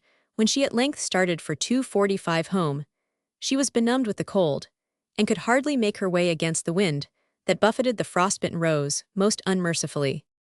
Dr. Alec was basking in the warmth of the study fire after his drive, when the sound of a stifled sob made him hurry to the door and look anxiously into the hall. Rose lay, in a shivering bunch near the register, with her things half off, wringing her hands, and trying not to cry with the pain-returning warmth brought to her half-frozen fingers. "My darling, what is it?" And Uncle Alec had her in his arms in a minute. "Mac didn't come. I can't get warm. The fire makes me ache." And with a long shiver Rose burst out crying, while her teeth chattered, and her poor little nose was so blue it made one's heart ache to see it. In less time than it takes to tell it, Dr. Alec had her on the sofa, rolled up in the bearskin coat, with Phoebe rubbing her cold feet, while he rubbed the aching hands, and Aunt Plenty made a comfortable hot drink, and Aunt Peace sent down her own foot-warmer and embroidered blanket for the dear.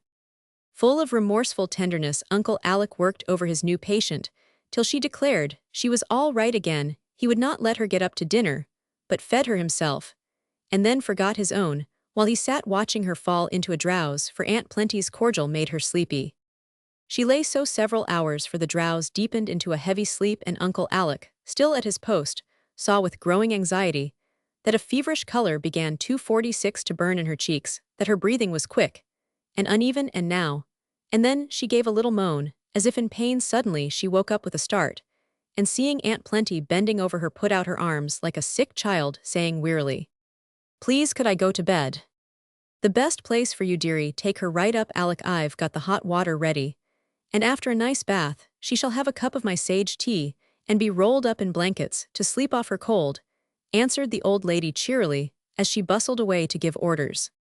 "Are you in pain, darling?" asked Uncle Alec as he carried her up. "My side aches when I breathe, and I feel stiff and queer, but it isn't bad, so don't be troubled, Uncle," whispered Rose, with a little hot hand against his cheek.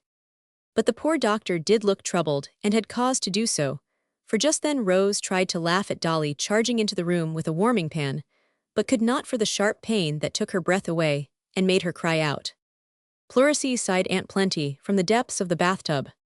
"Pneumonia," groaned Dolly, burrowing among the bedclothes with the long-handled pan, as if bent on fishing up that treacherous disease. "Oh, is it bad?" asked Phoebe, nearly dropping a pail of hot water in her dismay, for she knew nothing of sickness, and Dolly's suggestion had a peculiarly dreadful sound to her. "Hush," ordered the doctor in a tone that silenced 247 all further predictions, and made every one work with a will. "Make her as comfortable as you can, and when she is in her little bed ill, come and say good night," he added when the bath was ready, and the blankets browning nicely before the fire. Then he went away to talk quite cheerfully to Aunt Peace about its being only a chill, after which he tramped up and down the hall, pulling his beard and knitting his brows, sure signs of great inward perturbation.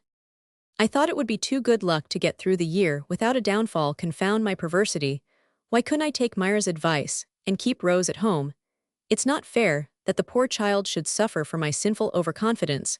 She shall not suffer for it. Pneumonia, indeed, I defy it." And he shook his fist in the ugly face of an Indian idol that happened to be before him, as if that particularly hideous god had some spite against his own little goddess. In spite of his defiance, His heart sunk when he saw Rose again, for the pain was worse. And the bath and blankets, the warming pan and piping hot sage tea, were all in vain for several hours. There was no rest for the poor child. And all manner of gloomy forebodings haunted the minds of those who hovered about her, with faces full of the tenderest anxiety. In the midst of the worst paroxysm, Charlie came to leave a message from his mother, and was met by Phoebe coming despondently downstairs with a mustard plaster that had brought no relief. 248. "What the dickens is the matter? You look as dismal as a tombstone," he said, as she held up her hand to stop his lively whistling. "Miss Rose is dreadful sick." "The deuce she is." "Don't swear, Mr. Charlie, she really is. And it's Mr. Mac's fault." And Phoebe told the sad tale in a few sharp words, for she felt at war with the entire race of boys at that moment. "I'll give it to him, make your mind easy about that," said Charlie, with an ominous doubling up of his fist. "But Rose isn't dangerously ill, is she?" he added anxiously, as Aunt Plenty was seen to trot across the upper hall, shaking a bottle violently as she went. "Oh, but she is, though the doctor don't say much. But he don't call it a chill any more, it's pleurisy now, and I am so afraid it will be pneumonia tomorrow," answered Phoebe, with a despairing glance at the plaster. Charlie exploded into a stifled laugh at the new pronunciation of pneumonia, to Phoebe's great indignation. "How can you have the heart to do it? And she in such horrid pain, hark to that. And then laugh if you darst," she said with a tragic gesture, and her black eyes full of fire. Charlie listened, and heard little moans that went to his heart, and made his face as sober as Phoebe's. "Oh, uncle, please stop the pain, and let me rest a minute. Don't tell the boys I wasn't brave. I try to bear it, but it's so sharp I can't help crying." 249. Neither could Charlie when he heard the broken voice say that, but boylike he wouldn't own it, and said pettishly, as he rubbed his sleeve across his eyes, "Don't hold that confounded thing right under my nose. The mustard makes my eyes smart. Don't see how it can when it hasn't any more strength in it than meal. The doctor said so, and I am going to get some better," began Phoebe, not a bit ashamed of the great tears that were bedewing the condemned plaster. "I'll go," and Charlie was off like a shot, glad of an excuse to get out of sight for a few minutes. When he came back, all inconvenient emotion had been disposed of, and having delivered a box of the hottest mustard procurable for money, he departed to blow up Mac, that being his next duty in his opinion, he did it so energetically and thoroughly that the poor worm was cast into the depths of remorseful despair, and went to bed that evening feeling that he was an outcast from among men, and bore the mark of Cain upon his brow. Thanks to the skill of the doctor, and the devotion of his helpers, Rose grew easier about midnight, and all hoped that the worst was over. Phoebe was making tea by the study fire, for the doctor had forgotten to eat and drink since Rose was ill, and Aunt Plenty insisted on his having a good cordial dish of tea after his exertions. A tap on the window startled Phoebe, and looking up, she saw a face peering in. She was not afraid, for a second look showed her that it was neither ghost nor burglar, but Mac, looking pale and wild in the wintry moonlight. 250. "Come and let a fellow in," he said in a low tone, and when he stood in the hall he clutched Phoebe's arm, whispering gruffly, "How is Rose?" "Thanks be to goodness, she's better," answered Phoebe, with a smile that was like broad sunshine to the poor lad's anxious heart. "And she will be all right again tomorrow."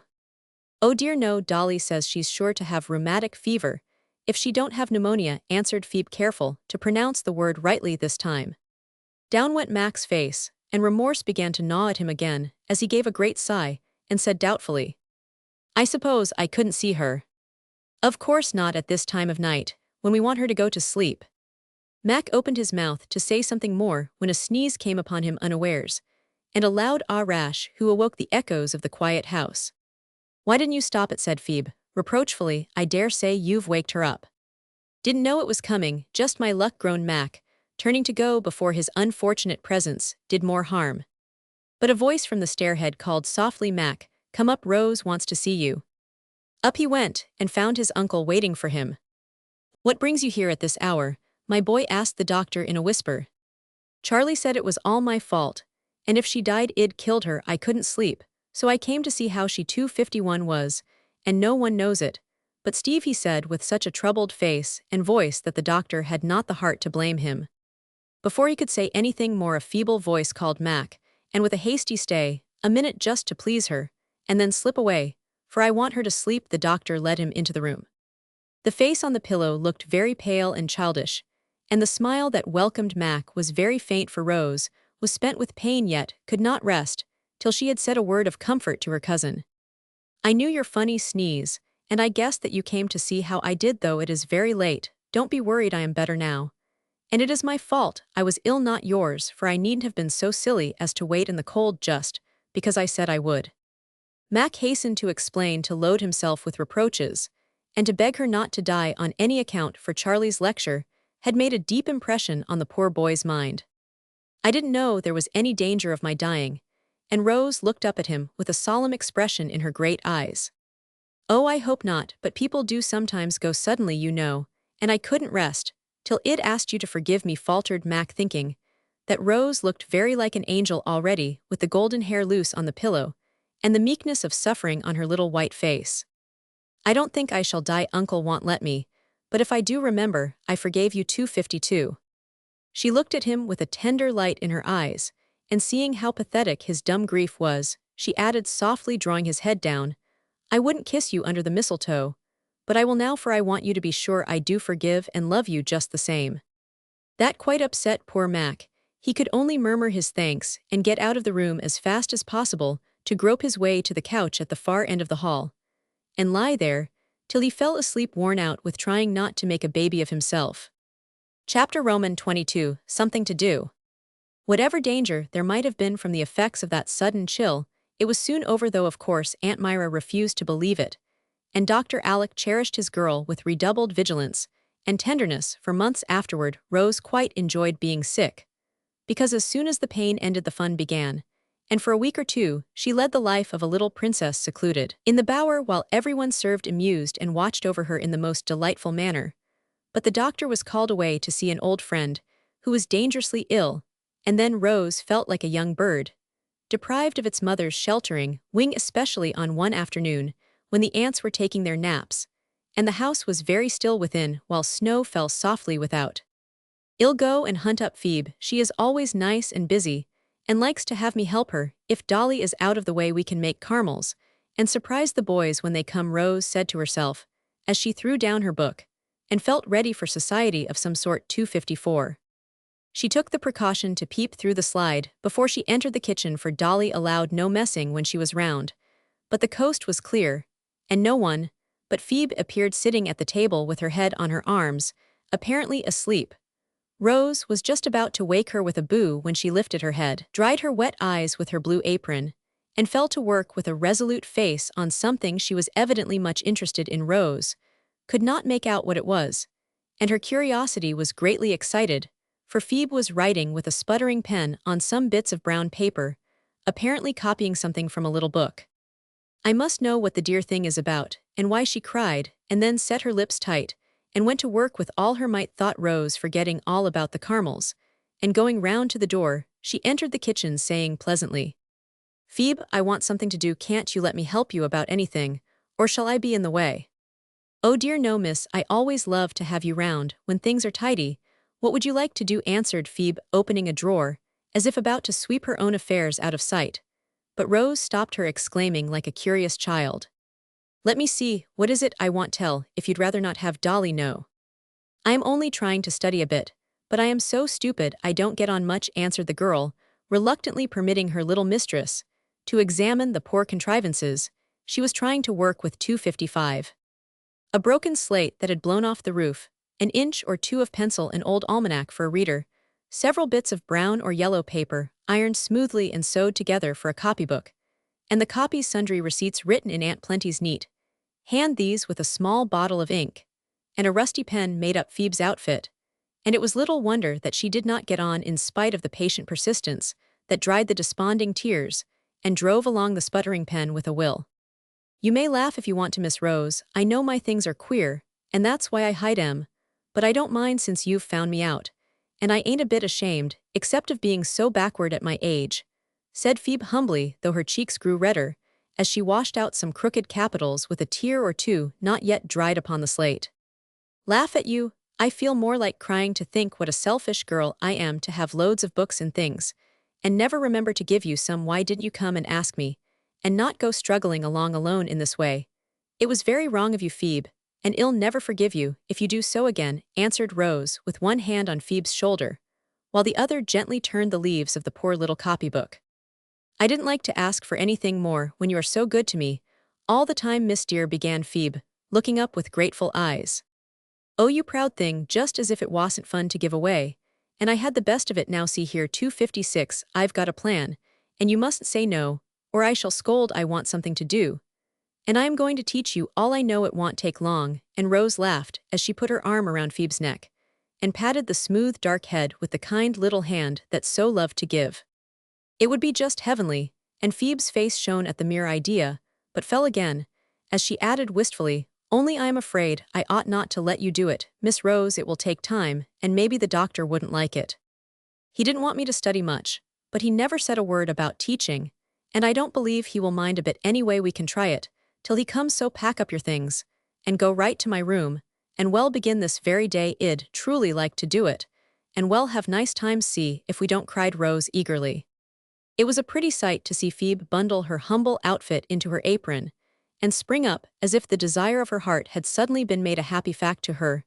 It was a still prettier sight to see Rose run gaily on before, smiling like a good fairy, as she beckoned to the other, singing as she went, "The way into my parlor is up a winding stair, and many are the curious things I'll show you when you're there.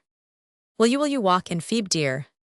"Oh, won't I," answered Phoebe fervently, adding, as they entered the bower, "You are the dearest spider that ever was, and I am the happiest fly. I am going to be very strict, so sit down in that 257 chair, and don't say a word, till school is ready to open," ordered Rose, delighted with the prospect of such a useful and pleasant something to do.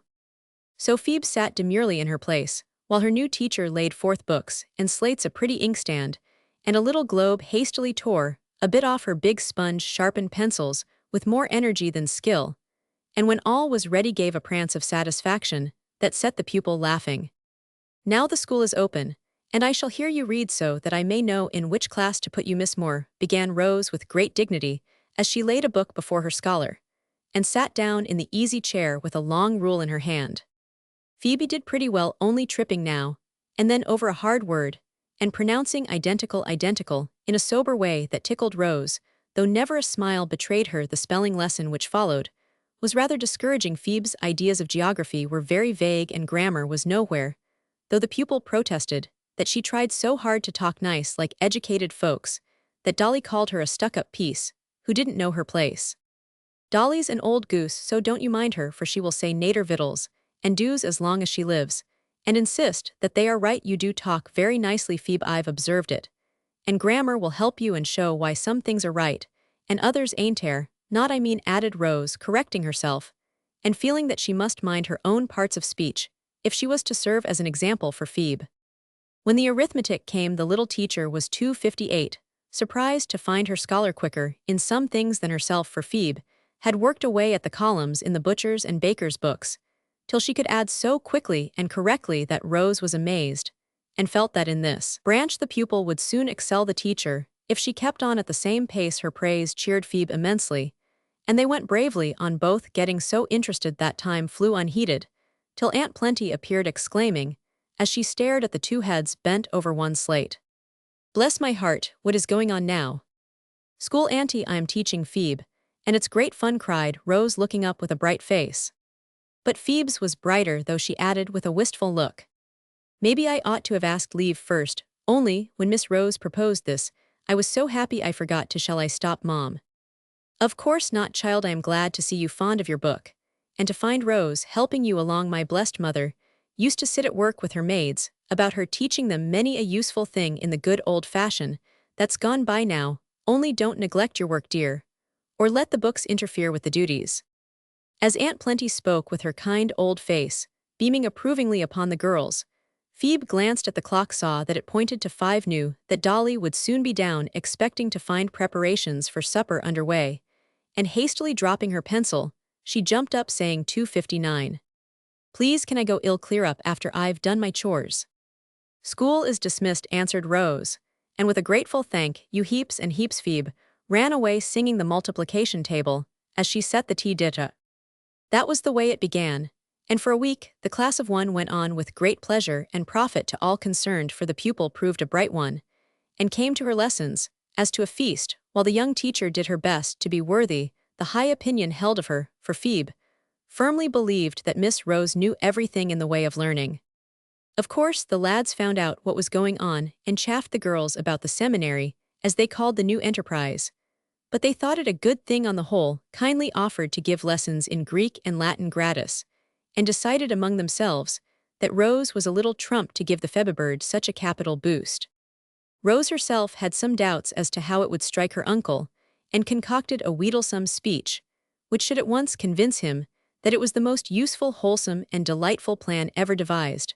But she got no chance to deliver her address, for Dr. Alec came upon her so unexpectedly that it went out of her head entirely. She was sitting on the floor in the library poring over a big book, laid open in her lap, and knew nothing of the long-desired arrival, till two large warm hands met under her chin, and gently turned her head back, so that someone could kiss her heartily on either cheek, while a fatherly voice 260 said half reproachfully, "Why is my girl brooding over a dusty encyclopedia, when she ought to be running to meet the old gentleman who couldn't set on another minute without her? Oh, uncle, I am so glad, and so sorry. Why didn't you let us know what time you'd be here, or call out the minute you came? Haven't I been homesick for you, and now I am so happy to have you back. I could hug your dear old curly head off," cried Rose, as the encyclopedia went down with a bang, and she up with a spring that carried her into Dr. Alec's arms, to be kept there in the sort of embrace a man gives to the dearest creature the world holds for him. Presently he was in his easy chair with Rose upon his knee, smiling up in his face, and talking as fast as her tongue could go, while he watched her with an expression of supreme content, as he stroked the smooth round cheek, or held the little hand in his, rejoicing to see how rosy was the one, how plump and strong the other. "Have you had a good time? Did you save the poor lady errant? You glad to be home again, with your girl to torment you?" "Yes, to all those questions. Now tell me what you've been at, little sinner." "Auntie Plen says you want to consult me about some new and remarkable project, which you have dared to start in my absence. She didn't tell you, I hope?" "Not a word more, except that you were rather doubtful how I'd take it, and so wanted to fess yourself, and get round me as you always try to do, though you don't often succeed. Now then, own up, and take the consequences." 261. So Rose told about her school in her pretty earnest way, dwelling on Phoebe's hunger for knowledge, and the delight it was to help her, adding with a wise nod, "And it helps me too, uncle, for she is so quick and eager. I have to do my best, or she will get ahead of me in some things today." Now, she had the word cotton in a lesson, and asked all about it, and I was ashamed to find I really knew so little that I could only say that it was a plant that grew down south in a kind of a pod, and was made into cloth. That's what I was reading up when you came, and tomorrow I shall tell her all about it, and indigo too, so you see it teaches me also, and is as good as a general review of what I've learned in a pleasanter way than going over it alone. "You artful little baggage, that's the way you expect to get round me, is it? That's not studying, I suppose?" "No, sir, it's teaching, and please, I like it much better than having a good time all by myself. Besides, you know, I adopted Phoebe, and promised to be a sister to her, so I am bound to keep my word, am I not?" answered Rose, looking both anxious and resolute, as she waited for her sentence.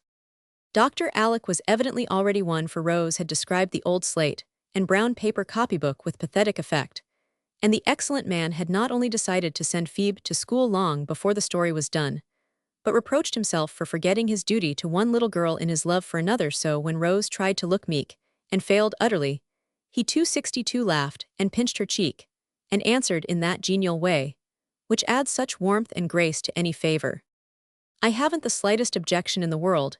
In fact, I was beginning to think I might let you go at your books again, moderately, since you are so well, and this is an excellent way to try your powers. Phoebe is a brave, bright lass, and shall have a fair chance in the world if we can give it to her, so that if she ever finds her friends, they need not be ashamed of her."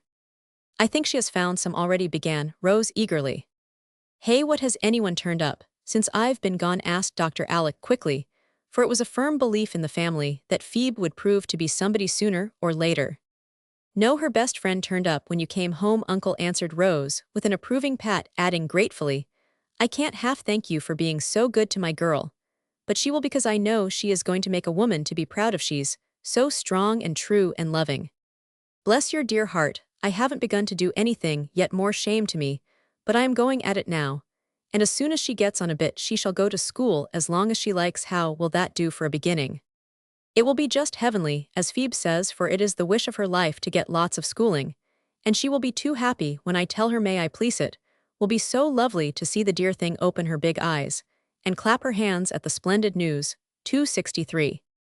No one shall have a finger in this nice little pie, you shall do it all yourself, only don't go too fast, or make too many castles in the air, my dear. For time and patience must go into this pie of ours, if it is to turn out well. Yes, uncle, only when it is opened, won't the birds begin to sing, laughed Rose, taking a turn about the room, as a vent for the joyful emotions that made her eyes shine. All of a sudden, she stopped and asked soberly, if Phoebe goes to school, who will do her work? I am willing if I can. Come here and I'll tell you a secret. Dolly's bones are getting so troublesome, and her dear old temper so bad that the aunts have decided to pension her off, and let her go and live with her daughter, who is married very well. I saw her this week, and shed like to have her mother come, so in the spring we shall have a grand change, and get a new cook and chamber girl, if any can be found to suit our honored relatives. Oh me, how can I ever get on without Phoebe?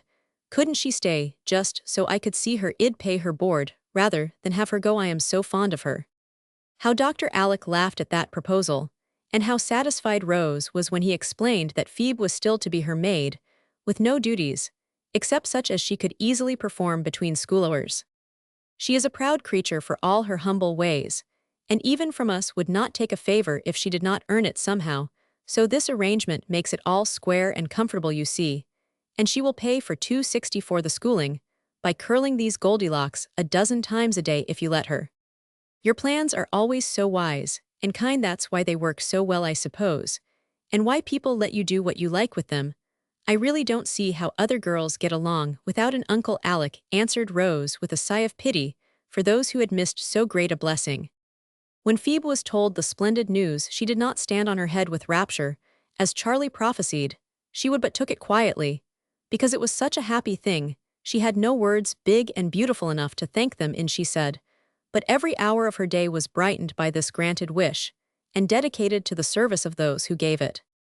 Her heart was so full of content that it overflowed in music, and the sweet voice singing all about the house gave thanks so blithely that no other words were needed. Her willing feet were never tired of taking steps for those who had smoothed her way, her skillful hands were always busy in some labor of love for them, and on the face fast growing in comeliness, there was an almost womanly expression of devotion, which proved how well Phoebe had already learned one of life's great lessons, gratitude. Chapter Roman 23, Peacemaking. Steve, I want you to tell me something, said Rose to Dandy, who was making faces at himself in the glass, while he waited for an answer to the note he brought from his mother to Aunt Plenty. P'raps I will, and p'raps I won't. What is it? Haven't Arch and Charlie quarreled? Dare say we fellows are always having little Rose, you know I do believe a sty is coming on my starboard eye. And Steve affected to be absorbed in a survey of his yellow lashes. No, that won't do. I want to know all about it, for I am sure something more serious than a little row is the matter. Come, please tell me, Stenny, there's a dear. Botheration, you don't want me to turn telltale, do you? Growled Steve, pulling his topknot, as he always did when perplexed. Yes, I do, was Rose's decided answer, for she saw from his manner that she was right and determined to have the secret out of him if coaxing would do it. I don't wish you to tell things to everyone, of course, but to me you may, and you must, because I have a right to know. You boys need somebody to look after you, and I am going to do it, for girls are 266 nice peacemakers, and know how to manage people. Uncle said so, and he is never wrong. Steve was about to indulge in a derisive hoot at the idea of her looking after them, but a sudden thought restrained him, and suggested a way in which he could satisfy Rose and better himself at the same time. What will you give me if I'll tell you every bit about it? He asked with a sudden red in his cheeks and an uneasy look in his eyes, for he was half ashamed of the proposition. What do you want? And Rose looked up, rather surprised at his question. I'd like to borrow some money. I shouldn't think of asking you, only Mac never has a cent since he's set up his old chemical shop, where he'll blow himself to bits some day, and you and Uncle will have the fun of putting him together again. And Steve tried to look as if the idea amused him. I'll lend it to you with pleasure, so tell away, said Rose, bound to get at the secret. Evidently much relieved by the promise, Steve set his topknot cheerfully erect again and briefly stated the case. As you say, it's all right to tell you, but don't let the boys know I blabbed or Prince will take my head off. You see, Archie don't like some of the fellows Charlie goes with, and cuts that makes Prince mad, and he holds on just to plague Arch, so they don't speak to one another if they can help it. And that's the row. Are those boys bad? Asked Rose anxiously. Guess not. Only rather wild. They are older than 267 our fellows, but they like Prince. He's such a jolly boy, sings so well, dances jigs and breakdowns, you know, and plays any game that's going. He beat Morse at billiards, and that's something to brag of, for Morse thinks he knows everything. I saw the match, and it was great fun. Steve got quite excited over the prowess of Charlie, whom he admired immensely, and tried to imitate Rose. Did not know half the danger of such gifts and tastes as Charlie's, but felt instinctively that something must be wrong if Archie disapproved. If Prince likes any billiard-playing boy better than Archie, I don't think much of his sense, she said severely. Of course he doesn't, but you see, Charlie and Arch are both as proud as they can be, and want give in. I suppose Arch is right, but I don't blame Charlie a bit for liking to be with the others. Sometimes they are such a jolly set. And Steve shook his head morally, even while his eye twinkled over the memory of some of the exploits of the jolly set. Oh dear me, sighed Rose, I don't see what I can do about it. But I wish the boys would make up, for Prince can't come to any harm with Archie. He's so good and sensible. That's the trouble. Arch preaches and Prince won't stand it. He told Arch he was a prig and a parson, and Arch told him he wasn't a gentleman. My boots, weren't they both mad? Though I thought for a minute they'd pitch into one another and have it out. Wish they had, and not gone stalking round stiff and glum, ever since Mac and I settle our Rose 268 with a bat or so over the head, and then we are all right. Steve battling the sofa pillow. Rose couldn't help laughing as Steve sparred away at a fat sofa pillow to illustrate his meaning, and having given it several scientific whacks, he pulled down 269 his cuffs, and smiled upon her with benign pity for her feminine ignorance of this summary way of settling a quarrel. What droll things boys are, she said, with a mixture of admiration and perplexity in her face, which Steve accepted as a compliment to his sex. We are a pretty clever invention, miss, and you can't get on without us, he answered with his nose in the air. Then, taking a sudden plunge into business, he added, how about that bit of money you were going to land me? I've told now you pay up. Of course I will. How much do you want? And Rose pulled out her purse. Could you spare $5? I want to pay a little debt of honor that is rather pressing, and Steve put on a mannish air that was comical to see. Aren't all debts honorable? Asked innocent Rose. Yes, of course, but this is a bet I made, and it ought to be settled up at once, began Steve, finding it awkward to explain. Oh, don't bet. It's not right, and I know your father wouldn't like it. Promise you won't do so again, please promise. And Rose held fast the hand into which she had just put the money. Well, I want. It's worried me a good deal, but I was joked into it. Much obliged, cousin. I am all right now. And Steve departed hastily. Having decided to be a peacemaker, Rose waited for an opportunity, and very soon it came. She was spending the day with Aunt Clara, who had been entertaining some young guests, and invited Rose to meet them, for she thought it high time her 270 niece conquered her bashfulness, and saw a little of society. Dinner was over, and everyone had gone. Aunt Clara was resting before going out to an evening party, and Rose was waiting for Charlie to come and take her home. She sat alone in the elegant drawing-room, feeling particularly nice and pretty, for she had her best frock on, a pair of gold bands her aunt had just given her, and a tarot's bud in her sash like the beautiful Miss Van Tassel, whom everyone admired. She had spread out her little skirts to the best advantage, and leaning back in a luxurious chair, sat admiring her own feet in new slippers, with rosettes almost as big as dahlias. Presently Charlie came lounging in, looking rather sleepy and queer. Rose thought on seeing her, however, he roused up, and said with a smile that ended in a gape, I thought you were with mother, so I took 40 winks after I got those girls off. Now I am at your service, Rosamunda, whenever you like. You look as if your head ached. If it does, don't mind me. I am not afraid to run home alone. It's so early, answered Rose, observing the flushed cheeks and heavy eyes of her cousin. I think I see myself letting you do it. Champagne always makes my head ache, but the air will set me up. Why do you drink it? Then asked Rose anxiously. Can't help it when I'm host. Now don't you begin to lecture. I've had enough of Archie's old-fashioned notions, and I don't want any more 271. Charlie's tone was decidedly cross, and his whole manner so unlike his usual merry good nature that Rose felt crushed and answered meekly. I was going to lecture only when people like other people, they can't bear to see them suffer pain. That brought Charlie round at once, for Rose's lips trembled a little, though she tried to hide it by smelling the flower she pulled from her sash. I am a regular bear, and I beg your pardon for being so cross, Rosie, he said in the old frank way that was so winning. I wished you'd beg Archie's too, and be good friends again. You never were cross when he was your chum, Rose said, looking up at him, as he bent toward her from the low chimney-piece, where he had been leaning his elbows. In an instant he stood as stiff and straight as a ramrod, and the heavy eyes kindled with an angry spark, as he said in his high and mighty manner. You'd better not meddle with what you don't understand, cousin. But I do understand, and it troubles me very much to see you so cold and stiff to one another. You always used to be together. And now you hardly speak, you are so ready to beg my pardon, I don't see why you can't beg Archie's if you are in the wrong.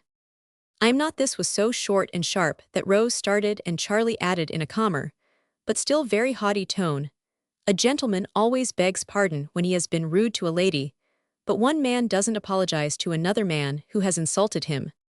Oh my heart, what a pepperpot, thought Rose 272, and hoping to make him laugh she added slyly, I was not talking about men, but boys, and one of them a prince who ought to set a good example to his subjects. But Charlie would not relent, and tried to turn the subject by saying gravely, as he unfastened the little gold ring from his watchguard, I've broken my word, so I want to give this back and free you from the bargain. I am sorry, but I think it a foolish promise, and don't intend to keep it. Choose a pair of earrings to suit yourself as my forfeit. You have a right to wear them now. No, I can only wear one, and that is no use, for Archie will keep his word, I am sure. Rose was so mortified and grieved at this downfall of her hopes that she spoke sharply, and would not take the ring the deserter offered her. He shrugged his shoulders and threw it into her lap, trying to look cool and careless, but failing entirely, for he was ashamed of himself, and out of sorts generally. Rose wanted to cry, but pride would not let her, and being very angry she relieved herself by talk, instead of tears. Looking pale and excited she rose out of her chair, cast away the ring, and said in a voice that she vainly tried to keep steady, You are not at all the boy I thought you were, and I don't respect you one bit. I've tried to help you be good, but you won't let me, and I shall not try any more. You talk a great deal about being a gentleman, but you are not, for you've broken your word, and I can never trust you again. I don't wish you to go home with me. I'd rather have Mary. Good night. 273. And with that last dreadful blow Rose walked out of the room, leaving Charlie as much astonished as if one of his pet pigeons had flown in his face and pecked at him. She was so seldom angry that when her temper did get the better of her, it made a deep impression on the lads, for it was generally a righteous sort of indignation at some injustice or wrongdoing, not childish passion. Her little thunderstorm cleared off in a sob or two as she put on her things in the entrecloset, and when she emerged, she looked the brighter for the shower. A hasty good night to Aunt Clarino under the hands of the hairdresser, and then she crept down to find Mary the maid, but Mary was out, so was the man, and Rose slipped away by the back door, flattering herself that she had escaped the awkwardness of having Charlie for escort. There she was mistaken, however, for the gate had hardly closed behind her when a well-known tramp was heard, and the prince was beside her, saying, in a tone of penitent politeness that banished Rose's wrath like magic, You needn't speak to me if you don't choose, but I must see you safely home, cousin. She turned at once, put out her hand, and answered heartily, I was the cross one, please forgive me, and let's be friends again. Now that was better than a dozen sermons on the beauty of forgiveness, and did Charlie more good, for it showed him how sweet humility was, and proved that Rose practiced, as she preached. 274. He shook the hand warmly, then drew it through his arm, and said, as if anxious to recover the good opinion with the loss of which he had been threatened, Look here, Rosie, I've put the ring back, and I am going to try again, but you don't know how hard it is to stand being laughed at. Yes, I do. Ariadne plagues me every time I see her, because I don't wear earrings after all the trouble I had getting ready for them. Ah, but her twaddle isn't half as bad as the chaffing I get. It takes a deal of pluck to hold out when you are told you are tied to an apron string, and all that sort of thing, sighed Charlie. I thought you had a deal of pluck, as you call it. The boys all say you are the bravest of the seven, said Rose. So I am about some things, but I cannot bear to be laughed at. It is hard, but if one is right want that make it easier. Not to me, it might to a pious parson like Arch. Please don't call him names, I guess he has what is called moral courage, and you physical courage uncle explain the difference to me, and moral is the best though often it doesn't look so said Rose thoughtfully. Charlie didn't like that, and answered quickly, I don't believe he'd stand it any better than I do if he had those fellows at him. Perhaps that's why he keeps out of their way, and wants you to 275. Rose had him there, and Charlie felt it but would not give in just yet, though he was going fast for somehow in the dark, he seemed to see things clearer than in the light, and found it very easy to be confidential when it was only Rose. If he was my brother now he'd have some right to interfere, began Charlie in an injured tone. I wish he was, cried Rose. So do I, answered Charlie, and then they both laughed at his inconsistency. The laugh did them good, and when Prince spoke again, it was in a different tone, pensive, not proud nor perverse. You see it's hard upon me, that I have no brothers and sisters, the others are better off, and needn't go abroad for chums, if they don't like I am all alone, and I'd be thankful even for a little sister. Rose thought that very pathetic, and overlooking the uncomplimentary word, even in that last sentence, she said with a timid sort of earnestness that conquered her cousin at once. Play I was a little sister, I know I am silly, but perhaps I am better than nothing, and I'd dearly love to do it. So should I, and we will, for you are not silly my dear, but a very sensible girl, we all think, and I am proud to have you for a sister there now. And Charlie looked down at the curly head bobbing along beside him with real affection in his face. Rose gave a skip of pleasure, and laid one sealskin mitten over the other on his arm, as she said happily, 276. That's so nice of you now, you needn't be lonely any more, and I'll try to fill Archie's place, till he comes back, for I know he will as soon as you let him. Well, I don't mind telling you that while he was my mate I never missed brothers and sisters, or wanted anyone else, but since he cast me off I'll be hanged, if I don't feel as forlorn as old Crusoe, before Friday turned up. This burst of confidence confirmed Rose in her purpose of winning Charlie's mentor back to him, but she said no more, contented to have done so well. They parted excellent friends, and Prince went home wondering why a fellow didn't mind saying things to a girl or woman, which they would die before they'd own to another fellow. Rose also had some sage reflections upon the subject, and fell asleep, thinking that there were a great many curious things in this world, and feeling that she was beginning to find out some of them. Next day she trudged up the hill to see Archie, and having told him as much as she thought best about her talk with Charlie, begged him to forget and forgive. I've been thinking that perhaps I ought to, though I am in the right. I am no end fond of Charlie, and he's the best-hearted lad alive. But he can't say no, and that will play the mischief with him, if he does not take care, said Archie in his grave kind way. While father was home, I was very busy with him, so Prince got into a set I don't like. They try to be fast, and think it's manly, and they flatter him, and 277, lead him on to do all sorts of things, play for money and bet and loaf about. I hate to have him do so, and tried to stop it, but went to work the wrong way, so we got into a mess. He is all ready to make up if you don't say much, for he owned to me he was wrong, but I don't think he will own it to you in words, began Rose. I don't care for that. If hell just drop those rowdies and come back, I'll hold my tongue and not preach. I wonder if he owes those fellows money, and so doesn't like to break off till he can pay it. I hope not, but don't dare to ask, though perhaps Steve knows. He's always after Prince Maurice, the pity, and Archie looked anxious. I think Steve does know, for he talked about debts of honor the day I gave him there. Rose stopped short and turned scarlet. But Archie ordered her to fess, and had the whole story in 5 minutes, for none dared disobey.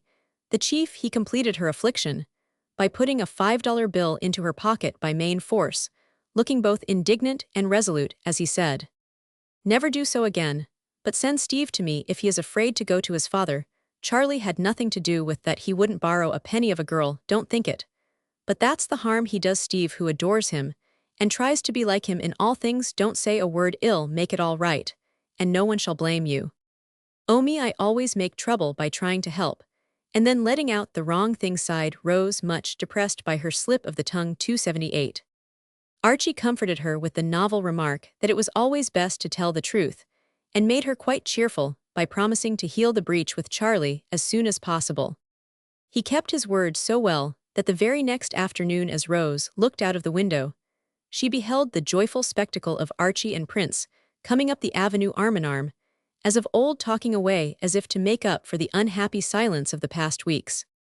Rose dropped her work, hurried to the door, and opening it wide stood there smiling down upon them, so happily, that the faces of the lads brightened, as they ran up the steps eager to show that all was well with them. "Here's our little peacemaker," said Archie, shaking hands with vigor. But Charlie added, with a look that made Rose very proud and happy, "And my little sister." Chapter Roman which. "Uncle, I have discovered what girls are made for," said Rose the day after the reconciliation of Archie and the prince. "Well, my dear, what is it?" asked Dr. Alec, who was planking the deck, as he called his daily promenade up and down the hall. "To take care of boys," answered Rose, quite beaming with satisfaction, as she spoke. Phoebe laughed when I told her, and said she thought girls had better learn to take care of themselves first, but that's because she hasn't got 7 boy cousins as I have. She is right nevertheless, Rosie, and so are you, for the two things go together, and in helping 7 lads, you are unconsciously doing much to improve one lass," said Dr. Alec, stopping to nod and smile at the bright-faced figure, resting on the old bamboo chair after a lively game of battledore and shuttlecock, in place of a run which a storm prevented. I am glad of that, but really, uncle, I do feel as if I must take care of the boys, for they come to me in all sorts of troubles, and ask advice, and I like it so much, only I don't always know what to 280 do, and I am going to consult you privately, and then surprise them with my wisdom." "All right, my dear, what's the first worry? I see you have something on your little mind, so come and tell uncle." Rose put her arm in his, and pacing to and fro, told him all about Charlie, asking what she could do to keep him straight, and be a real sister to him. "Could you make up your mind to go and stay with Aunt Clara a month?" asked the doctor when she ended. "Yes, sir, but I shouldn't like it. Do you really want me to go?" "The best cure for Charlie is a daily dose of rose water or rose, and water. Will you go and see that he takes it?" laughed Dr. Alec. "You mean that if I am there and try to make it pleasant, he will stay at home and keep out of mischief?" "Exactly. But could I make it pleasant, he would want the boys." "No danger, but he do have the boys, for they swarm after you like bees after their queen. Haven't you found that out? Aunt Plen often says they never used to be here half so much before I came, but I never thought I made the difference. It seemed so natural to have them round. Little Modesty doesn't know what a magnet she is, but she will find it out some day." And the doctor softly stroked the cheek that had grown rosy with 281 pleasure at the thought of being so much loved. "Now you see, if I move the magnet to Aunt Clara's, the lads will go there as sure as iron to steel, and Charlie will be so happy at home, he won't care for these mischievous mates of his, I hope," added the doctor, well knowing how hard it was to wean a 17-year-old boy from his first taste of what is called seeing life, which alas often ends in seeing death. "I'll go, uncle, right away. Aunt Clara is always asking me, and will be glad to get me. I shall have to dress and dine late, and see lots of company, and be very fashionable, but I'll try not to let it hurt me. And if I get in a puzzle or worried about anything, I can run to you," answered Rose, goodwill conquering timidity. So it was decided, and without saying much about the real reason for this visit, Rose was transplanted to Aunt Clara's, feeling that she had a work to do, and very eager to do it well. Dr. Alec was right about the bees, for the boys did follow their queen, and astonished Mrs. Clara by their sudden assiduity in making calls, dropping into dinner, and getting up evening frolics. Charlie was a devoted host, and tried to show his gratitude by being very kind to his little sister, for he guessed why she came, and his heart was touched by her artless endeavors to help him be.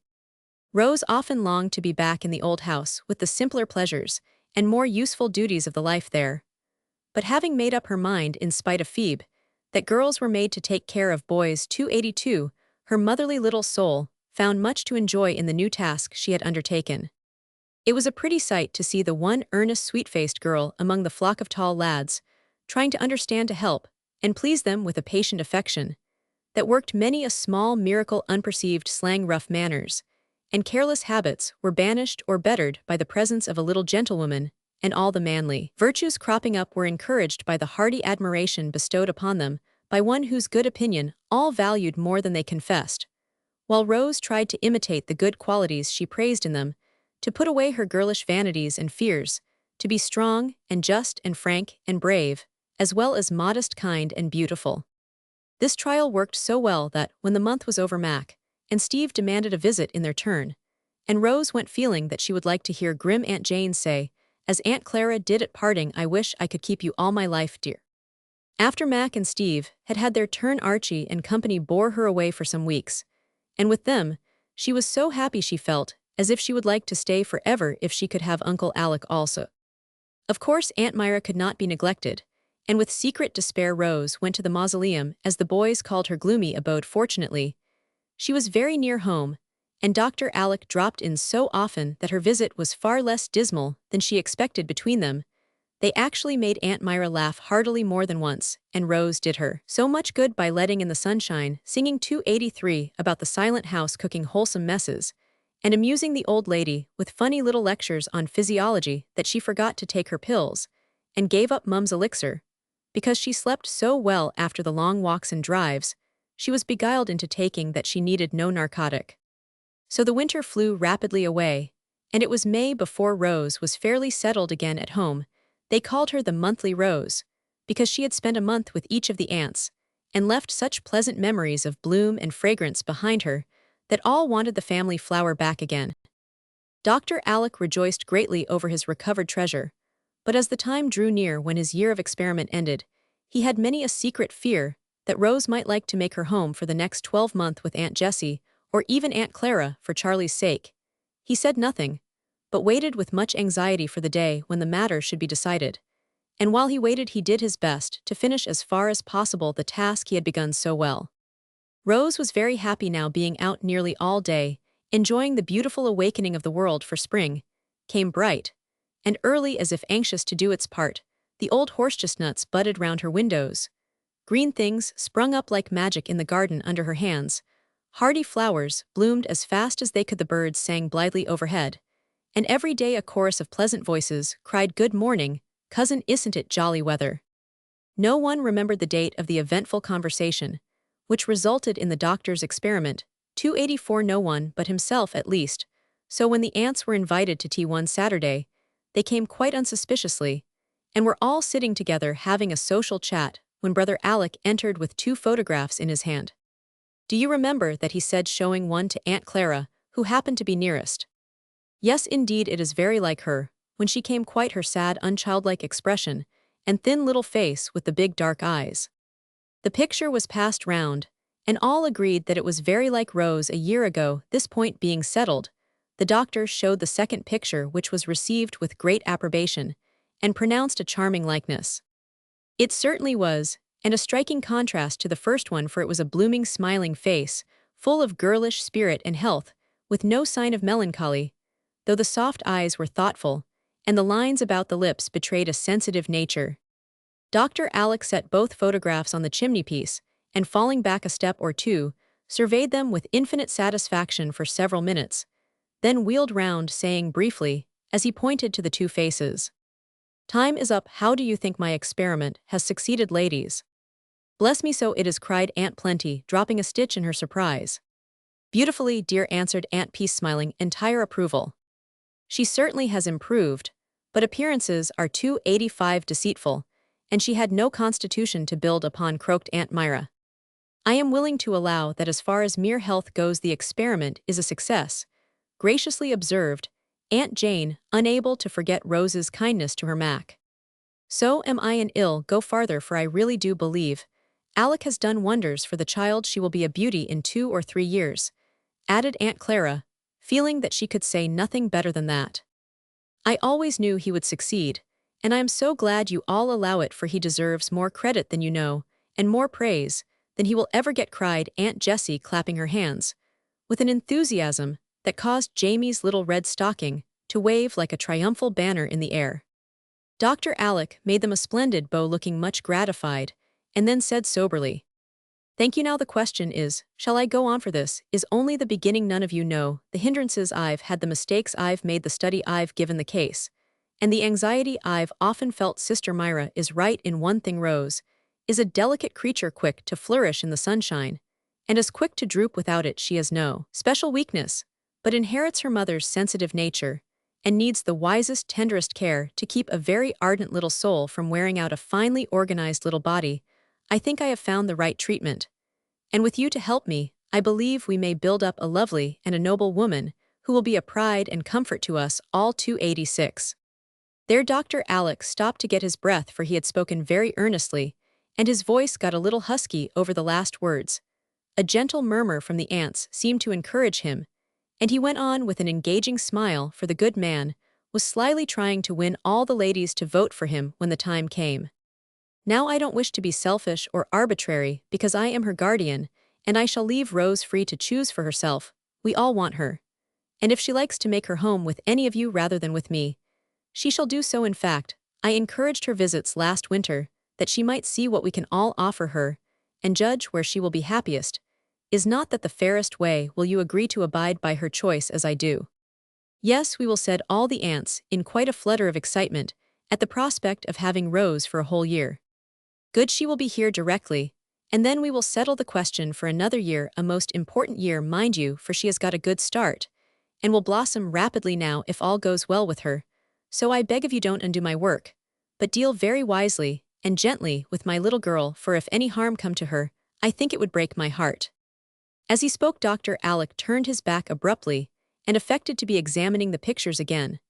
But the ants understood how dear the child was to the solitary man who had loved her mother years ago, and who now found his happiness in cherishing the little Rose, who was so like her. The good ladies nodded 287, and sighed, and telegraphed to one another that none of them would complain if not chosen or ever try to rob Brother Alec of his heart's delight, as the boys called Rose.